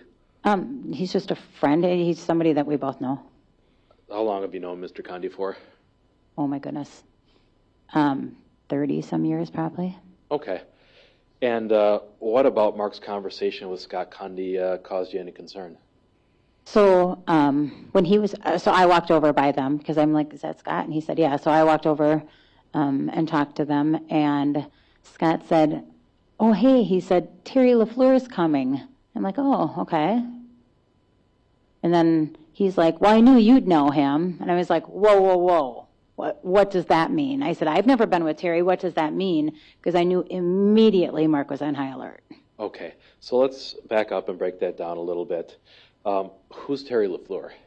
Again, just somebody I know from being born and raised in La Crosse. Did you ever have any interactions with Mr. LaFleur when you were younger? Let me break that up. Did you ever work with Mr. LaFleur as a part-time bartender? Oh, I guess I didn't realize it at the time, but yes, that's how Scott was referring. That's the reason I knew him, correct, is because we used to bartend together at Ghost Chapter 2. How long ago was that, before 2019? Oh, my goodness. So it was before I was pregnant. My son's going to be 30 next month, so before I was pregnant with him. Okay, so a long time before that evening in 2019 is when you and Mr. LaFleur worked together? Correct. And I didn't even realize that we worked together, so I don't know. I mean, he just said he was a bartender at Chapter 2. I don't know that he was when I worked there, but... So, Lori, were you and Mr. LaFleur ever romantically involved? No. So, when Mr. Cundy said that he knew you would know Terry LaFleur, you described your reaction as, whoa, whoa, whoa, what does that mean? Why did you react that way to an innocuous remark about Terry LaFleur? Because I knew that Mark paid very close attention to that. Did you notice any changes in Mark's demeanor when Mr. Cundy mentioned Terry LaFleur? Well, yes, but I don't know that it wasn't because he mentioned Terry. It had nothing to do with Terry, I wouldn't say. It's the fact that Mark became jealous over somebody he thought was coming to see me. Okay. So at some point, or after going, whoa, whoa, whoa, what does that mean? I've never been with Terry. Did Mark accept your explanation and move on from the subject? No. What happened instead? Well, instead, he started making a scene and, of course, calling me names again. So when you say he's making a scene, what do you mean by that, Lori? Well, he was just like yelling and, again, like calling names. And when he yells and stuff, he's using, he makes a scene and he doesn't care that he makes a scene. Is that something that's easy to calm Mark down from when he starts making a scene over things like this? No. What kind of things was he yelling during this initial time frame when he was making a scene? It was like, oh, you just love all this attention. You just want to, I apologize, you just want to fuck Terry. Was he saying this in a joking manner or some other way? No, he was not. He was not joking around. How is he saying that? What was your impression of Mark's mindset at that point? He was pissed. He's like, you just want to fuck Terry. I know you do. He's coming here just to see you. Like, again, my fault. Was he calling you names during this time frame too? Yes. What kind of names? The normal, slut, whore. Now, during this time frame, what were you trying to do with Mark when he was calling you a slut and a whore and saying that you wanted to fuck Terry LaFleur? I tried to tell him that there was absolutely nothing going on, that there was no way that he was coming to see me. He heard Scott say that Terry was coming. So Mark's mind went to, Terry's coming to see you. Not that they had already had plans. That is my impression, that they already had plans and Terry was coming. And Scott, just plain as day, just happened to say Terry's coming, and that he knew that I knew him. Is this the typical type of misunderstanding that could happen when Mark was drunk and jealous, that he would assume an innocuous reference to a man like Mr. LaFleur meant that he was coming over there to have sex with you? Well, yeah, I mean, that's in his mind. That's where his mind goes, yes. Now, I do want to show you a couple of clips of video from the dive bar here as to when Mark was making a scene.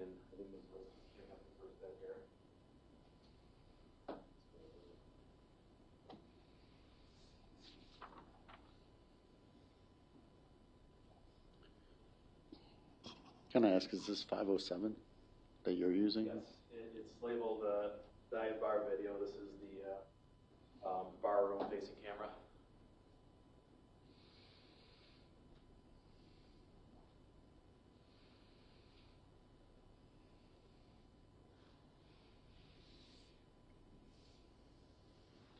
All right, and the camera stopped at looks like 24 minutes and 1 second.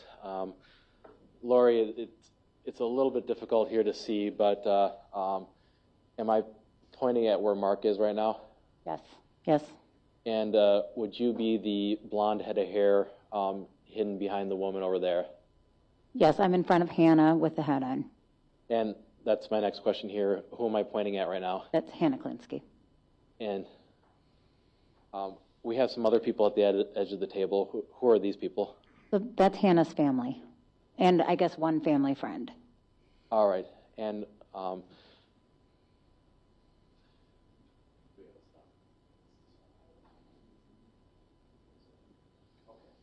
going to play this, or have this video played from 24 minutes and 1 second to 27 minutes, and then we'll talk about it when the clip is over.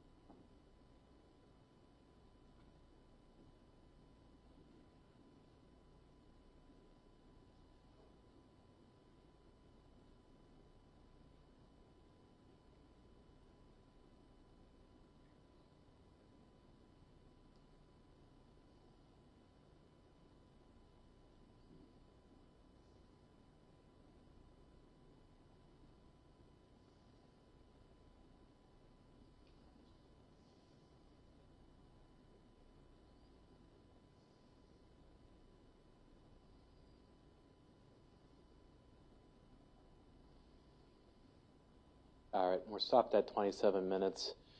Lori, do you see Mark, I guess, gesturing and talking during that video? Yes. Does that appear consistent with when he was, as you described it, making a scene? Yes. And do you recall what the topic of conversation was when Mark was gesturing and speaking during that video? Well, I mean, it would have been Terry LaFleur. All right.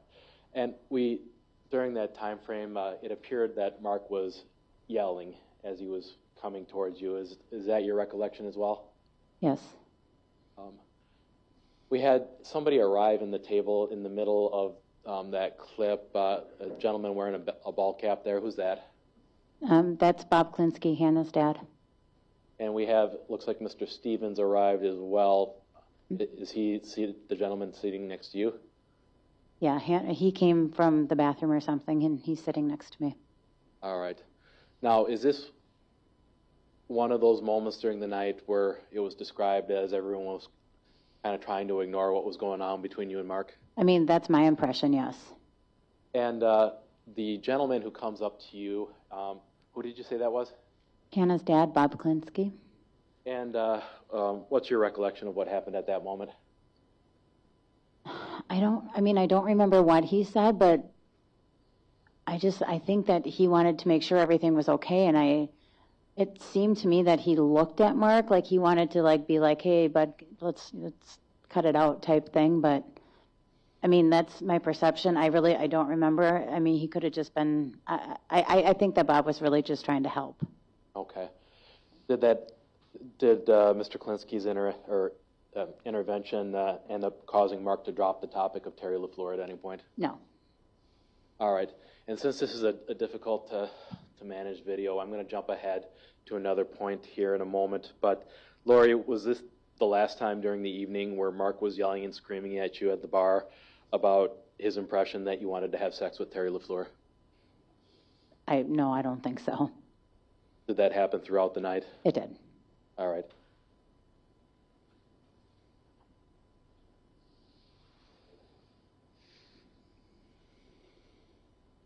Next, from the same clip from 2 hours, 18 minutes, 00 to 2:20 and 10 seconds. Let me know when it's queued up. Now, Lori, this is, just to clarify, this is, the next clip is going to be after the two of you returned to the dive bar after initially leaving, okay? So not to throw off your timeline here, but Ms. Witzke, let me know when you're ready. All right, let's play that clip.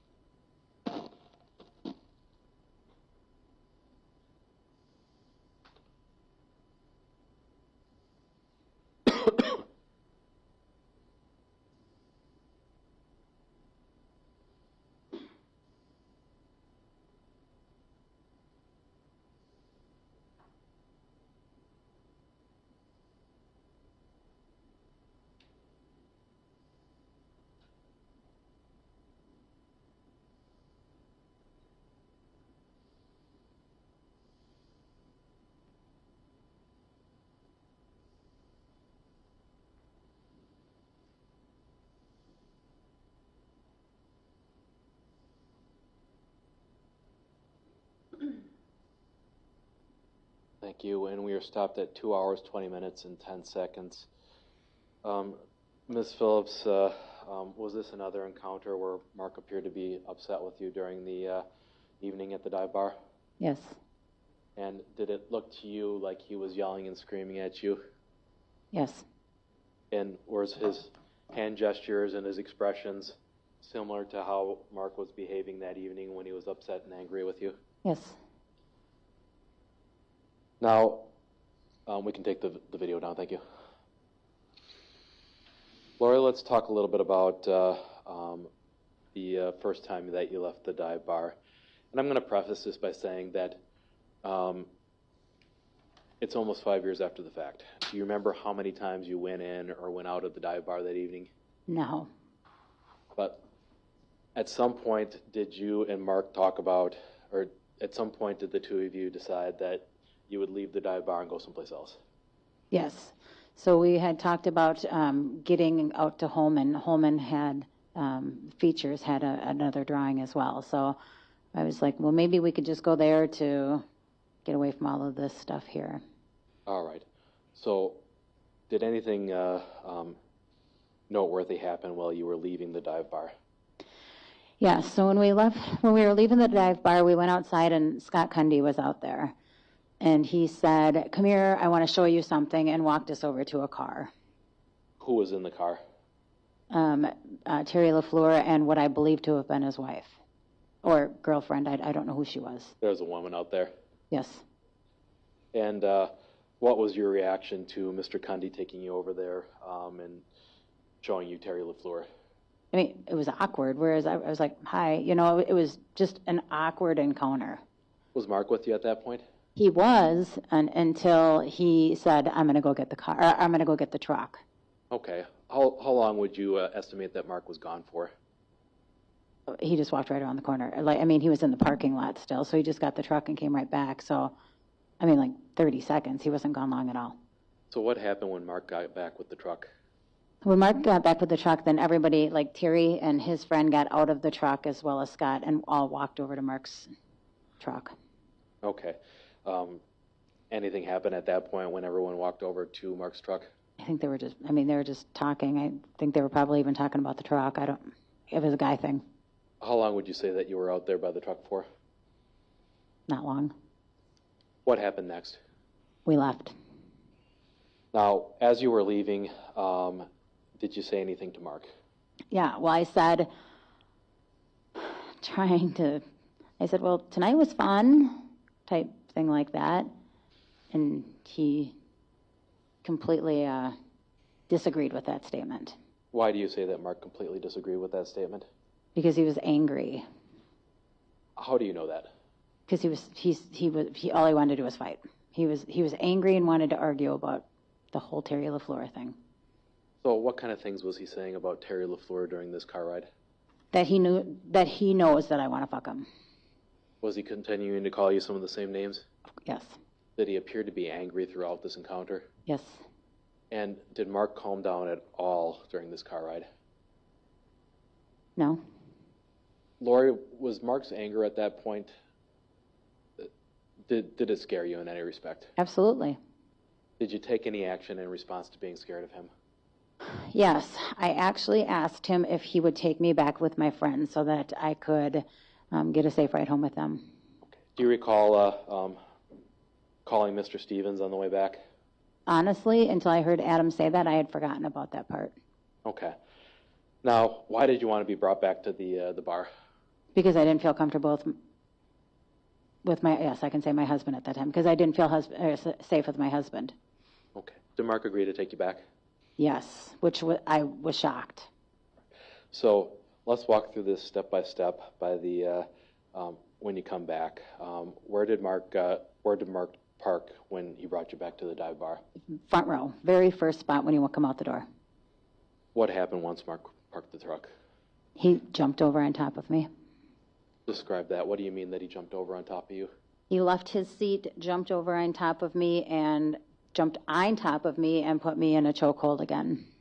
Well, let's break that down a little bit. You said that he's actually physically on top of you? He was actually physically on top of me, yes. Could you feel a part of his body on top of you causing you any pain? Yeah, well, I ended up realizing it later, but I believe it was all of his weight on his elbow is what caused the bruise that would have been seen only by the jurors. The bruise on your breast? Correct. And was Mark saying or doing anything when he jumped on top of you? Yes, he was calling me all kinds of names and did the same thing over and over all night long, that he knew I wanted to sleep with Terry. And you said that Mark put you in a chokehold. Describe that for us. It was like an arm bar. So it wasn't like this. It actually wasn't with like his hands. It was he was doing his arm bar. So you're indicating with his forearm. Was that forearm across your windpipe? Correct. And did that make it difficult for you to breathe when Mark had his forearm across your windpipe? Yes. Is that something that he's done before with you? Yes. And how did you feel, Lori, when Mark was on top of you, on his weight all on top of you, choking you, and screaming about Terry LaFleur? I was scared. I was terrified of him. Had you ever seen Mark get this aggravated about an innocuous comment about some other man? Never. Never to this point, no. So what happened next? I mean, well, okay. To the point where he got off of me, or to the point... So let's break it down a little bit here and talk about, did Mark grab your head at any point? So he was like forcing, with the chokehold, he was like forcing, so my head was against, well, I was like in between the two seats, the truck seats. But I'm sure that's when, like, my earring ripped out because he was holding my head down. So he's sitting on top of you, kind of like I'm positioning now, with his elbow down and his forearm across your throat. Correct. Were you able to get up on your own power at that point, Lori? Not with it until he got off of me, no. Have you ever been able to fight Mark off when he gets like that? Not when he's on top of me, no. With all of his weight, no. Now, what caused Mark to get off of you, if you're aware? I mean, I don't remember. I don't remember him. I don't know how it ended. I don't know. I don't remember. I don't remember. I'm sorry. That's okay. When Mark got off of you, did anything happen in the car before you ended up getting out? Yes. He demanded his phone.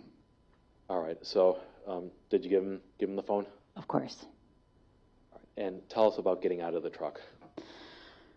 So, I mean, I remember opening. Every detail I don't remember, but I just remember opening the door, and I don't know if I kind of like just slid out or if I just tried to get out quickly. But I think that I think that's when I injured my leg, coming down onto the bar. That's when I think I injured my leg. I don't know if it was from Mark being on me or the bar, but I honestly think it's probably the bar that did it. Sure. When you got out, how would you describe your emotional condition at that point, Lori? I mean, I was like shocked, sad. I was in disbelief of what he was doing. Like, I was like, I didn't understand how we got to that point. Was he still verbally yelling and screaming? Yes. Where did you go once you got yourself out of the truck? I went into the table that Adam and Hannah were at with her family. And it might sound like another obvious question, but why did you go to Adam and Hannah? Well, because I knew that they would be like support for me there. Did you feel safer with the two of them than you did with Mark at that point? Oh, absolutely. So at some point when you got to the table with Adam and Hannah, did Mark reach out in any respect to you that you're aware of? So I gave Mark my phone, but Mark was using my phone to call Adam Stevens. How did you know that? Because Adam told me. Were you sitting right there with Mr. Stevens? Yes. And did you want to talk to Mark at that point? No, but he continued to call. I want to say he called Adam like 3 or 4 times. At some point, did you end up taking the phone and talking to Mark? Well, I think I took it, but Adam may have also handed it to me, but I was ready to take it because I took the phone and I said, leave Stevens, I call Adam Stevens, I go, leave Stevens out of this. Quit calling him. Was that the end of your conversation? It was not. What happened next? He asked me if Terry LaFleur was still in the bar. Was Mr. LaFleur still there? I looked around and I found him, yes. Did you indicate to your husband whether or not Terry was still there? I told him he was. What happened then? He told me to go to him. Did you? Of course. And what happened once you got to Mr. LaFleur? What I remember Mark saying is, tell him I'm going to kick his ass. How did you react to that, standing next to Mr. LaFleur with your husband telling you to tell Mr. LaFleur that he was going to kick his ass? I mean, it was super uncomfortable, but I can remember I'm holding the phone talking to Mark, and I remember looking at Terry, and I'm like, he's crazy right now. You know, like, he's crazy, just, I'm sorry type thing. So did you actually say it? Yeah, I said, he's crazy. Yes. Oh, you told Mr. LaFleur that Mark said he was going to come in and kick his ass? Mark was being crazy, yes. And when Mark said he was going to kick Terry's ass, could you describe kind of the tone of Mark's voice when he was talking, when he was saying that? Oh, he was very serious. He's like, I'm going to tell him I'm going to come back and kick his ass. So this wasn't a joke, or? It was not a joke. I'm sorry. I'll let you finish. Sure. Now, at some point during this time frame, Lori, did you see Mark back inside of the bar? Yes. Can you describe what you saw when you initially saw Mark back in the bar? So Mark came back in and he was like by the doorway, and he was he was making a scene again and yelling and telling me to get back in the truck. And I just remember looking at Hannah, and Hannah's like, just go to him, just go to him so he'll stop. Fair to say that Mark was embarrassing everyone that he was I'm sure he did. So, did you go to him? I started to, yes. You said you started to. Did something happen that stopped that process? Yes. What? Mark said something to me when I was heading his way, and it was like, get your fucking ass over here right now. And I was like, oh shit, no. There's no way I'm going by him. No. And you demonstrated that in kind of an angry tone of voice. Did Mark appear to be angry with you at that point? Yes. Why didn't you want to go to him in that state? Because he had been drinking and he was angry. Now, did you have any contact with Mark after that event where he told you to get your fucking ass back there? Did I have contact with him? Yep. Did you end up talking to Mark at some point after that? Yes. Was there any point in the evening when he appeared to have calmed down a little bit? Yes. Could you describe what led you to that belief? So Mark had sent me a text that said, I'm so sorry, I love you. Now, I should ask you as a predicate here, Lori, at some point did you get your telephone back? Yes, I believe that there was a video that showing him coming in holding my phone, and when he came to the phone, where I was sitting at the table, you could see he set my phone down. So that text message of I'm so sorry, I love you, was that something that was sent to your phone then from Mark's phone? Correct. What did that mean to you when you got that text from Mark? I told Adam and Hannah that I felt that he had calmed down and realized what his mistakes for the night, so I felt that he had changed his demeanor. And I'm going to get the Elmo up, please.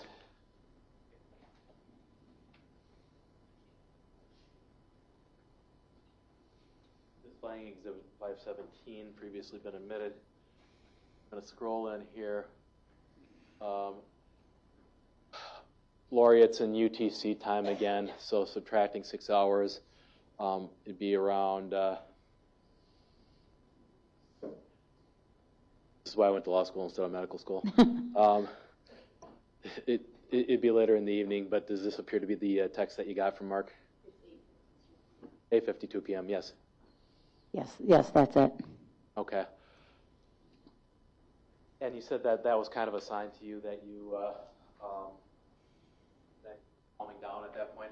Correct.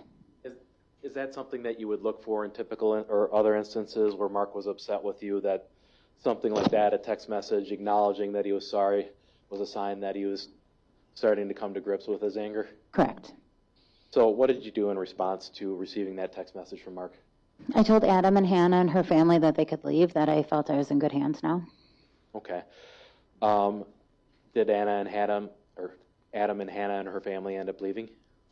At some point, I mean, I know Adam and Hannah did. I guess I don't, I'm not sure about her family. Sure.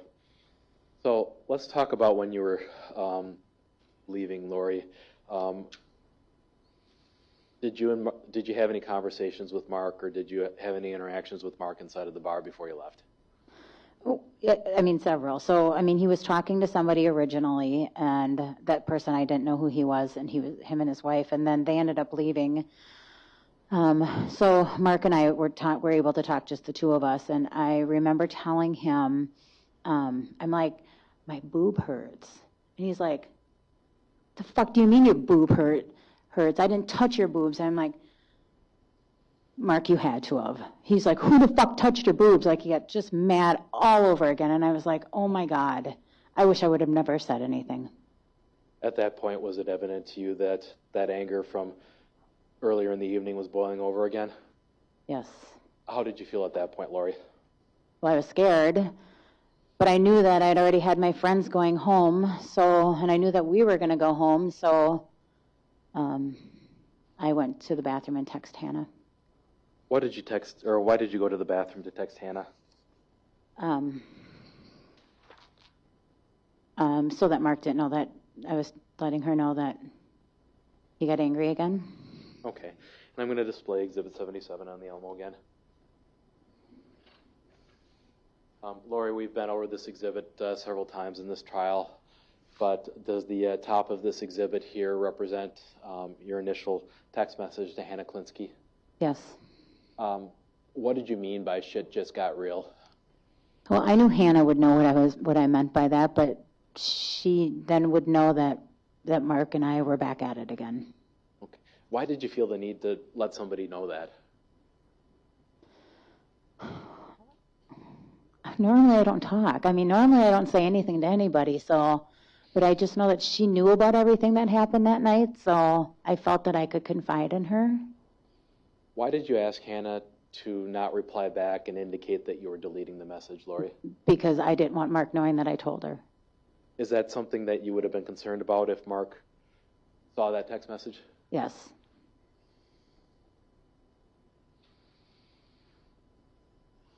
Now, Lori, there were a number of different clips of you going in and out of the dive bar towards the end of the evening. Is that correct? I mean, I guess. I don't remember going in and out that many times. I'll tell you that right now. So let's talk about when you got out of the restroom. What did you do at that point? So when I got out of the restroom, I didn't see Mark.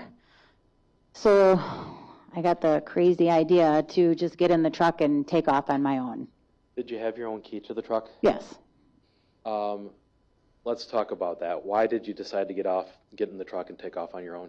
Because I didn't think it would be a good thing if we were together, since Mark was getting mad all over again. Okay. And at the moment, did you know where Mark was at? I assumed the restroom. All right. So when you got out to the truck, what happened? I put it in reverse. I don't know if I actually moved or not when I saw Mark coming out of the bar. Okay. What did you do when you saw Mark outside of the bar? Put it in drive and got out of the truck. Okay. How did Mark appear when he came over to you? I'm sorry, park. I apologize. I put it in park. Okay. How did Mark appear when he came over to you at the truck? He was furious that I was leaving without him. What happened? When I got out of the truck, he slammed me up against the truck, yelling at me like he was in disbelief that I was leaving him. And then he grabbed my arm and walked me around the truck, opened my door, threw me in, well, as much as he could as from where he was standing, shut the door and punched the window. So you said that he grabbed you and slammed you against the truck, and you motioned with both of your hands and did a pushing motion forward. Is that correct? Correct. Did I get that gesture essentially right? He grabbed you by the shoulders or the forearms and slammed you up against the side of the truck? Yes. And was he saying anything during this time frame? Well, he was very upset. I mean, I don't recall everything he said. He was just very upset that I was leaving without him. Still very visibly angry at that point? Absolutely. Did you say anything in response, Lori? Did you raise your voice at any point during that encounter? Oh, yes. Okay, yes, I did. There were people outside. So when he did that, I raised my voice and I said, stop, you've done enough tonight. And I thought by raising my voice that I would get others to potentially hear, at the minimum hear, to see that there was something going on over on my side, on the driver's side of the truck. Was there anybody outside that you could see? Yes, there were people outside. That's the reason I raised my voice. Did anybody come to help you when you raised your voice? No. Now, Lori, you said that Mark grabbed you by the arm and walked you around the truck. Did I hear that correctly? Correct. Could you describe how he grabbed you by the arm and how that looked? I think you saw the bruises, but his hand was right underneath my arm, dragging me along, taking me along forcefully to the passenger side. Did that hurt when Mark was grabbing your arm? Of course it did. Was he grabbing your arm, I guess, in a hard manner? Yes. Did you feel like you had any choice but to follow along as he grabbed you and dragged you around the side of the truck? There was no other choice. I was going with Mark, yes. I had to go with Mark. And I'm going to display what's been previously admitted as Exhibit 523.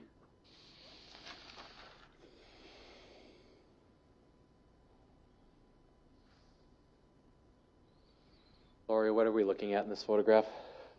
My arm. And it looks like there's some bruising along your bicep in the middle of your arm. Correct. Is that approximately where Mark was grabbing you and dragging you? Yes.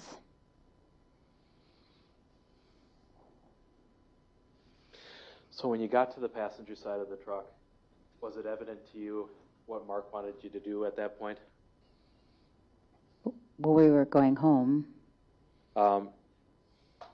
Did you feel like you had an option to not get in the truck at that point? No. I wish there would have been an option, but no, there was no option. How did the door get closed to the passenger side at that point? Mark slammed it. And you said that Mark punched the window. He did. Could you describe that? Did he punch at the window or did he physically punch the window? He punched the window. Where was his fist in relation to where your head was?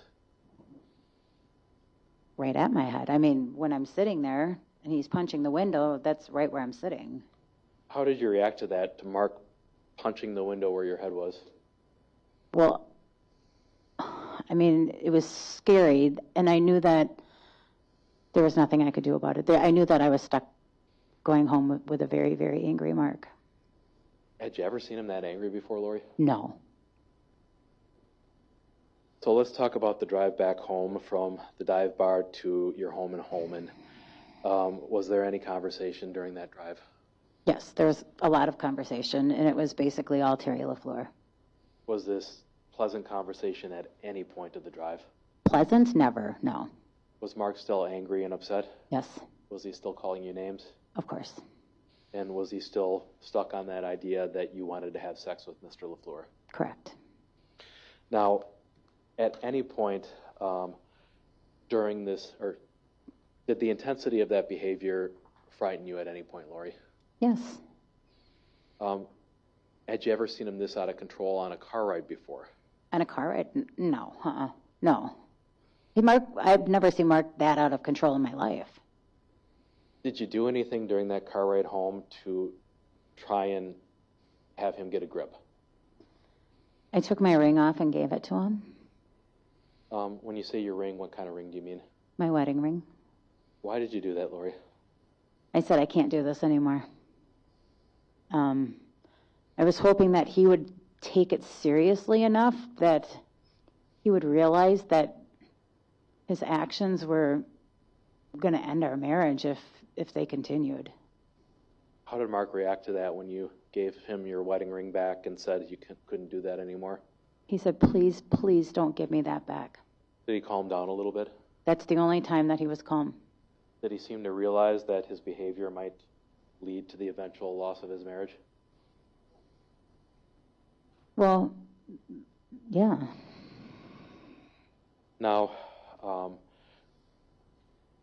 Lori, had you come up with any plans of what you would do to keep yourself safe when you got back home?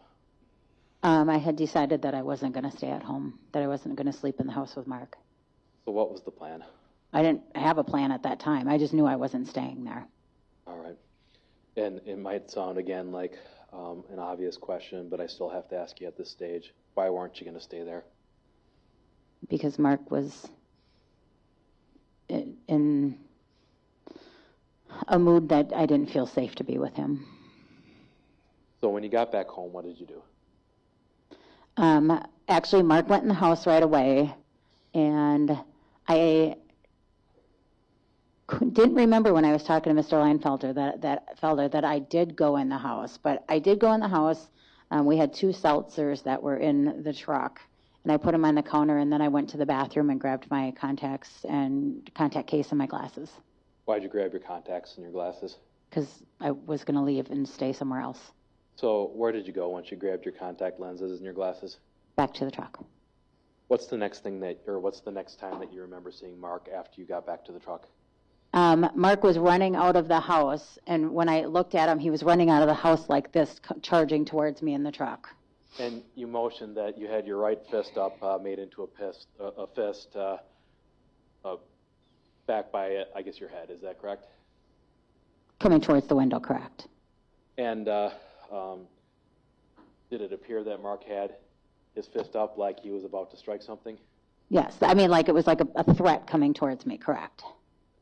You said that he was running towards you. Did I hear that right, Lori?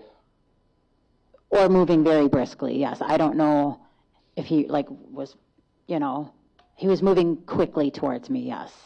How did you react to that when Mark was moving quickly towards you with his fist up like that? I remember going, no, no, no, no, Mark. I remember saying that 100%. Were you scared of Mark at that point? Very scared. What happened next? It's like something clicked, and he's like, well, if you're leaving, I'm going to get all my stuff out of the truck. So he came over to the passenger side and started just rummaging through crap that was in the truck, and that's the best word I can use for the things that they were worthless things. And what was your impression of what Mark was doing at that point? I think that he was trying to delay me from leaving. When you say that he was rummaging through crap, can we talk about a little bit what some of that was? Yeah. So I mean, there were some can koozies. There was like some bank receipts. There were some beer chips. I remember seeing gum, like nothing of value. And where was he placing all of this property when he was going through the truck? Everything was put onto the passenger side seat. Was Mark saying anything to you as he was going through all of these items? Yeah, I mean, he was like, I'm just so you know, I'm changing the locks, which he always said. And then he found, I mean, he was saying a bunch of things. He was just trying to hurt me. But he also found some beer chips to a tavern in Holman. And he said that he was going to go there and go find some women.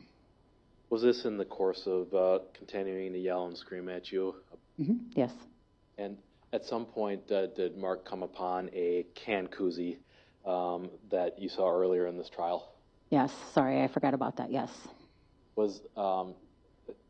Did you recognize that can koozie?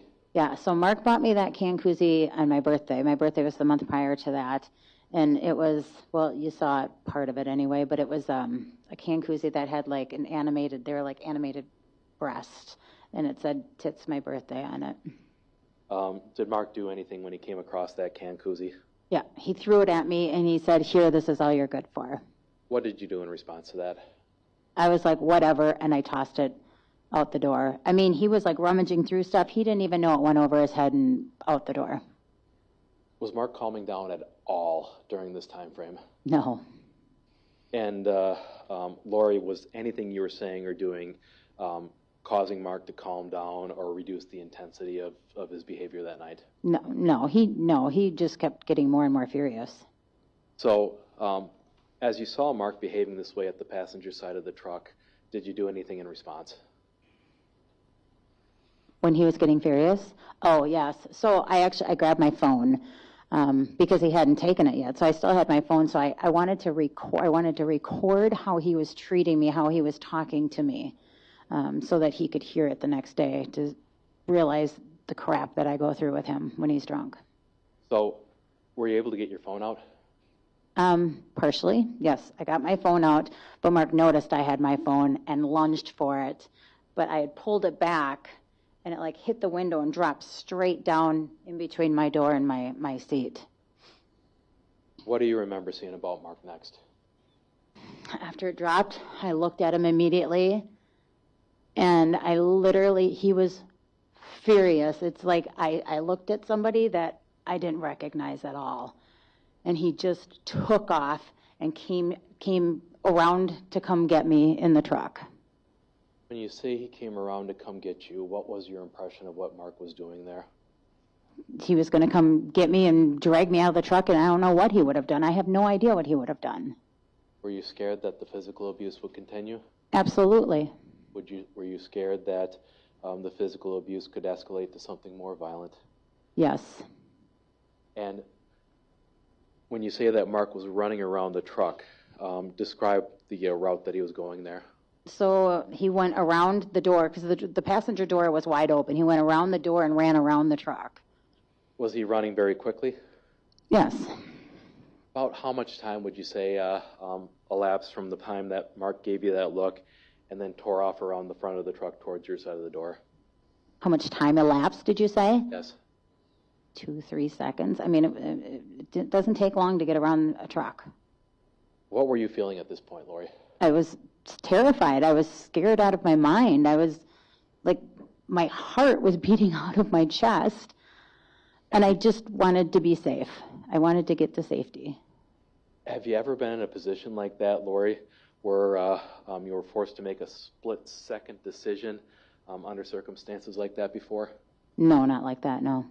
And you said that your heart was pumping. Are you familiar with the term fight or flight? Yes.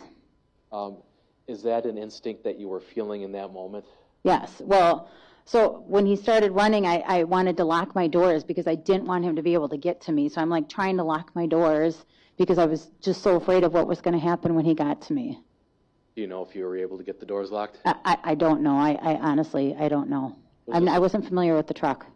Yeah, and you mentioned that you'd only driven this a few times before, maybe? Right, and the doors lock on their own once you hit like 10, 15 miles an hour, so I've never had to use the door locks. Now, at some point, did you see Mark clear the front of the truck and reach towards the side of the driver's side? Yes, well, I know he wasn't in front of the truck because that's the only thing I could see was the front of the truck. How close would you estimate Mark was to the truck before you made the decision to hit the accelerator? That he was at my side of the door. I would say he was right at my door. And Lori, what were you thinking when you, or let me ask you this, did you put the truck into drive and hit the accelerator? I did. What were you thinking during that process? To get the hell out of there. Were you even spending much time consciously thinking about this? No, I mean, my husband's here. He's not in. So I should say, when I see forward only, it's because it's dark out and this door is wide open. So my light is on inside the truck. So it's right inside the truck. I can see forward because of the lights, but it was hard to see anything else. But I knew that he had cleared the front because he was not in my vision. And Lori, is it fair to say, characterize your reaction here as more instinct and less conscious thought process? 100% instinct. Were you thinking about anything other than getting yourself to safety at that moment? No. Was this a position, Lori, that you ever asked to be in? No. No. Was it something that you had any time to think about and consider the pros, the cons, and the risks? No, it was like 2 or 3 seconds. Once you hit the gas and left the driveway, where did you go? I took a right out of the driveway, and that's actually when I took my right. That's when the passenger door shut, and then I drove down a little bit to a subdivision that ended up being, like, when I say a little bit, I guess it was approximately 2 miles away. Okay, so let's back up a little bit. Is it your testimony that the passenger side door was still open at the time that you hit the gas? Yes. So it happened that quickly? Correct. And why did you pull off in the subdivision, Lori? I was checking to see if Mark was chasing me. How did you assume that Mark would chase you to the subdivision? Well, he would have gotten in his old car, the Outback, Subaru Outback. Subaru. Now, when you got to the subdivision, did you have any reason to believe that Mark had been injured? None. No. Were you concentrating on the physical sensation, Lori, of whether or not the tires were coming up against a snowbank or how they felt on the road as you were fleeing from your husband? Objection. Overruled. Go ahead. Were you concentrating on the physical sensations of what the truck felt like when you were fleeing from Mark?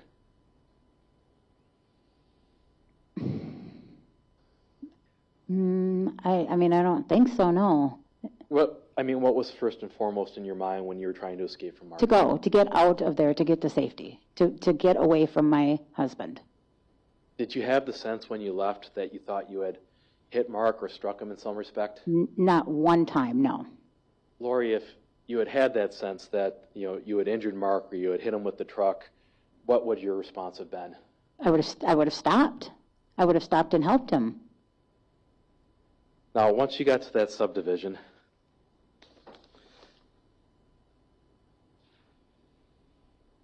did you send Mark any text messages? From the subdivision? Oh gosh, I sent Mark texts that night, but I don't remember where I was. Well, let me ask about the timeline a little bit here. So, any dispute that the truck was on camera leaving the dive bar around 10:09 p.m.? No, I've heard that from Mr. Leinfelder.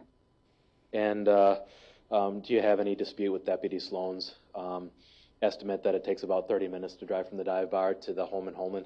I would say that's pretty accurate.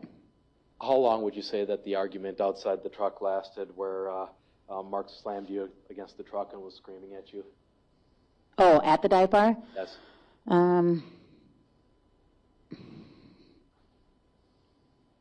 A minute? 2 minutes? I don't know. And did it take some time when you got home to go get your contact lens case and your glasses? Well, yeah. I was inside probably for like less than a minute probably, but there was other things that happened in that time.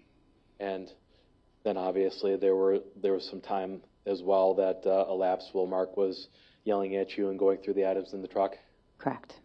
So if we add, conservatively 5 minutes to 10:09, and then 30 minutes for travel time, can we say approximately when you would have left Mark would have been around 10:44 p.m., somewhere in that range? Sure. Okay. I'm showing you what's previously been admitted as Exhibit 517.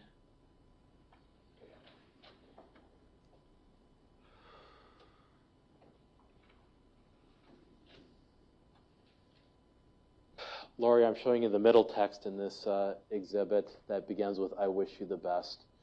Do you recognize that text? I do. Who wrote that text message? I did.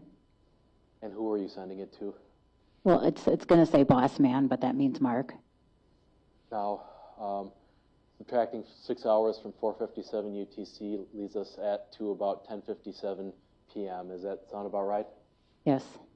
So would you have sent this text message shortly after fleeing from Mark? Yeah. Yes. Why did you send him that text message, Lori? Well, because I wanted to let him know that his actions caused our basic breakup and me not going to Bismarck with him and starting a new life with him. Were you serious about that at the time that you sent the text message? Yes. And when you sent that text message, Lori, did you have any reason to believe that Mark had been injured or might be dying on the side of your driveway? None whatsoever. Was that wish for good luck in Bismarck, was that sarcastic? Probably, I don't know. I mean... Did you have the impression that Mark would be going to Bismarck the following week? Yeah, that Sunday, correct. All right. Now,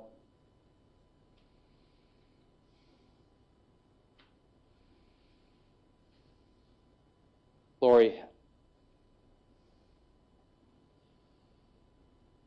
how long would you estimate you stayed at the subdivision for?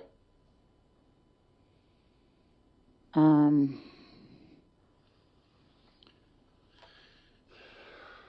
few minutes. Okay. Did you have a plan as to what would come next after stopping at the subdivision? Yeah, well, that's when I was trying to figure out if I could find a hotel somewhere, I believe. Okay. So what efforts did you make to try and find a hotel? Well, I searched hotels near me because I really wasn't familiar with any hotels near me. And I ended up coming across one at Comfort Inn, I believe it was. What did you do once you found the Comfort Inn online? I probably did driving directions to it because I had no idea where it was. Did you drive over to the Comfort Inn? I did. Were you able to get a room there? No, they said online that they had a room available, but they did not when I got there. And Lori, I should ask you, why were you planning on staying in a hotel at this point? I didn't have anywhere else to go. I knew I couldn't go to Winona. Did you feel like you could go home at that point? No. It was... Why didn't you think you could go home at that point? Because Mark was out of control. Okay. So once you got to the Comfort Inn and they didn't have a room available, what did you do next? I went back to the truck and I Googled, I want to say hotels near me again, and found the Baymont. But this time I actually went online and booked the room so that I didn't have to drive all the way over there to find that they didn't have a room available. Okay. What happened after you booked the room to the Baymont? Driving directions to the Baymont, and I went there. All right. And we all saw the video of you in the lobby. I'm not going to play it again. But could you explain to us what was happening in that video? Yeah, so he had asked me for I was checking in, he asked me for my driver's license as well as my credit card. Okay. And what happened after you gave your driver's license and credit card to the clerk? He couldn't find a booking, so I was like, no, I just booked it online. And then I think he just did a little bit more searching and found out that I had booked it. So I want to say this was like almost midnight or something, and I think I just confused the days. So I was trying to get one for Friday night, and I booked it for Saturday. Okay. Did they have a room available for you at the Baymont? No. All right. Where did you go after the Baymont? To Woodman's. Why did you go to Woodman's? To use the restroom. Okay. After were you able to use the restroom there? Yes. After that, what did you do? I went back to the truck, and I can remember texting Hannah from the truck and from the parking lot. Okay. And we'll talk about that a little bit. Were you using the internet at any point, either at Woodman's or at some point during this encounter where you were looking for a place to stay? Yes. And you recall seeing the document containing your Google searches for the evening? Yes. And it looked like looking for it here now, but we've all seen it. It looked like at a certain point you searched for the phrase physical abuse. Is that correct? Misspelled, but yes. Okay. The O is right next to the P on the smart keyboard. Right. Why did you search for physical abuse, Lori? Because I wanted to find something to send to Mark to let him know that his actions were not okay. And I wanted him to know, like, how I felt, what I went through that night. Is it fair to say that you were trying to figure out how to process that incident? Yes. After searching for physical abuse, did you make another search for physical abuse It's spelled quite in the internet search history. Yes, I did that. What were you searching for there, Lori? It must have been physical abuse quit. Again, why were you searching for physical abuse quit? Again, to find something to send to my husband for him to acknowledge his behavior that night. Did you find a quote that you felt encapsulated somewhat your feelings on the matter? I did find a quote, and I did send it to Mark, yes. And I'm going to redisplay 517. Bottom quote here starts with, an abuser can seem emotionally needy. You can get caught in a trap of catering to him, trying to fill a bottomless pit. But he's not so much needy as entitled, so no matter how much you give him, it will never be enough. He'll just keep coming up with more demands because he believes his needs are your responsibility until you feel drained down to nothing. Is that the quote that you sent to Mark? It is. And it looks like that would have been sent at approximately 12:10 a.m. and 13 seconds. You take my word on that? Sure. When you sent that quote to Mark, what did you hope the result of that would be? I guess I just kind of wanted him to self-reflect on his actions. I just wanted him to do better. I'm going to ask you again, Lori, at this point, did you have any reason to believe that Mark was injured or dying back at the home? None whatsoever. You hoped that he would read that text? Right. So you were texting with Ms. Klinsky as well, is that correct? Yes. I'm not going to review all of the text messages again, but I do want to go back to Exhibit 77. Front page here. Lori, do you recall sending that text message to Ms. Klinsky at 10:51 p.m. about beginning with "he just freaked again"? Yes. Would this have been shortly after you fled from Mark at the home? So that was probably at the subdivision. Okay. That would be my guess. Did you have any reason to believe, Lori, that your text messages would one day be downloaded by law enforcement and read out loud to a courtroom full of people? Absolutely not. Why were you sending this text message to Hannah? Again, I mean, Hannah knew what I went through that night, and she was the only person. I'm not one to tell people about things that happen between Mark and myself. I think there's probably, my kids and stuff are a little shocked about this trial right now, things they've heard. So, Hannah didn't know things before, Adam didn't know things before. I don't talk about it, but Hannah I could trust that night because she already knew stuff. I want to focus on the bottom line of that text message. He promised he would never touch me. He lied. What did you mean by that, Lori? So, I mean, we've had instances in the past, and the last time he told me, he goes, that he would never touch me. So I figured that he meant again, I was under the understanding that we were going to start all over in Bismarck and start a whole new life together, a happy life. And I believed that he was going to change his ways. Were you trying to say that to Hannah with this text message that this was the very first time that Mark had physically abused you? No, she already knew better than that. Now, so is this a good time for a break at this point? Judge, if you can give me maybe 2 minutes, I think I'll finish up this subchapter here. Okay. All right. So, Lori, I want to talk to you a little bit about your exchange with Hannah as well, in that you recall texting back and forth with Hannah about not being able to find a hotel room. Yes. And do you recall Hannah and Adam collectively suggesting that you should find a way to get to Winona and stay with them? Yes, she actually offered her father to come get me. Her dad doesn't drink at all, and he lives in La Crosse, so she suggested that he could come pick me up and take me to Winona. All right. Showing you, this will be 1, 2, 3, 4, page 5 of Exhibit 77. Looks like there's a text at 12:16 from you to Ms. Klinsky that states, "Me coming to Winona would only make things worse. Mark thinks that I am coming to sleep with other guys. He's fucking crazy. Seriously, I just want to sleep. I promise I am fine. Do you recall sending that text in response to Ms. Klinsky's suggestion that you go to Winona? I do. And what was your, why didn't you want to go to Winona, Lori? Because it would upset Mark. Why would going to Winona upset Mark? Because I have history in Winona. I have exes there. Okay, an ex-husband? Yes. Okay. And at the time that you sent that response to Hannah, did you have any reason to believe that Mark may have been injured at home? No, none. Were you legitimately scared about what Mark might do should you go to Winona and stay with Hannah and Adam? I would never have gone. I knew better. I think we can take a break here, Your Honor. Okay. Let's turn lights on. So, thank you, ladies and gentlemen, for going a little bit later. Let's start up.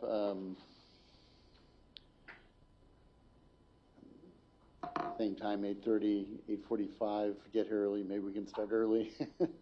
I'm sorry it's been long days, but I was hoping to see if we can get this all wrapped up tomorrow. I will forewarn you that if for some reason we can't finish it tomorrow, it's possible that we would go to Monday. It doesn't mean you would be doing this Saturday and Sunday, just so you know. You'd be coming back Monday morning. I would ask if you can figure out, if you can check. My hope is we can resolve this tomorrow, but we'll see how it goes. So we'll see you tomorrow morning, 8:30, and we'll start as soon as we can get going here. So, all right, thank you.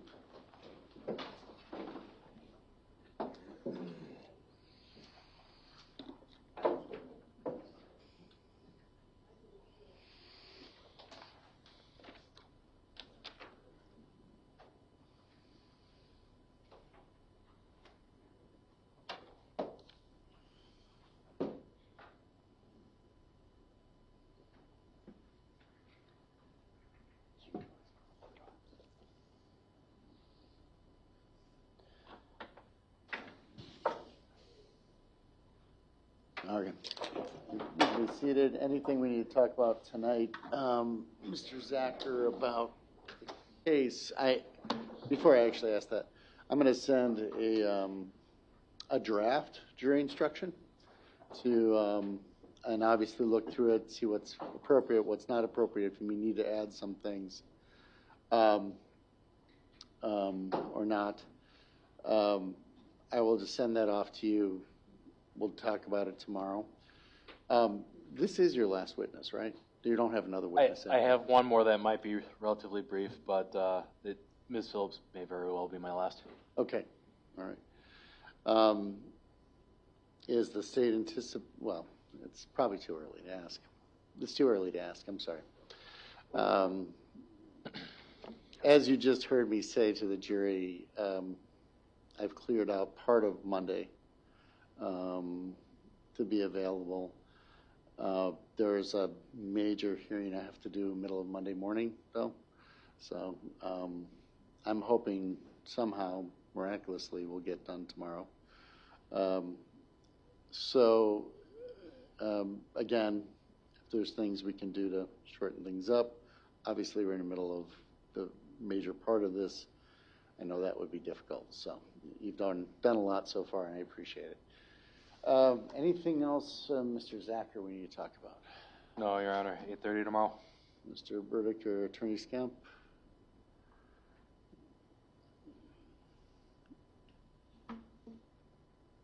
Yeah. No, Your Honor. 8:30 tomorrow morning, yes. All right. Good evening, everyone.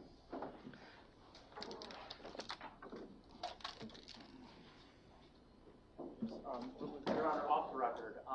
Yeah. The court have a sense of timing as far as closings, because one thing we can do is, imagine both sides will have meetings.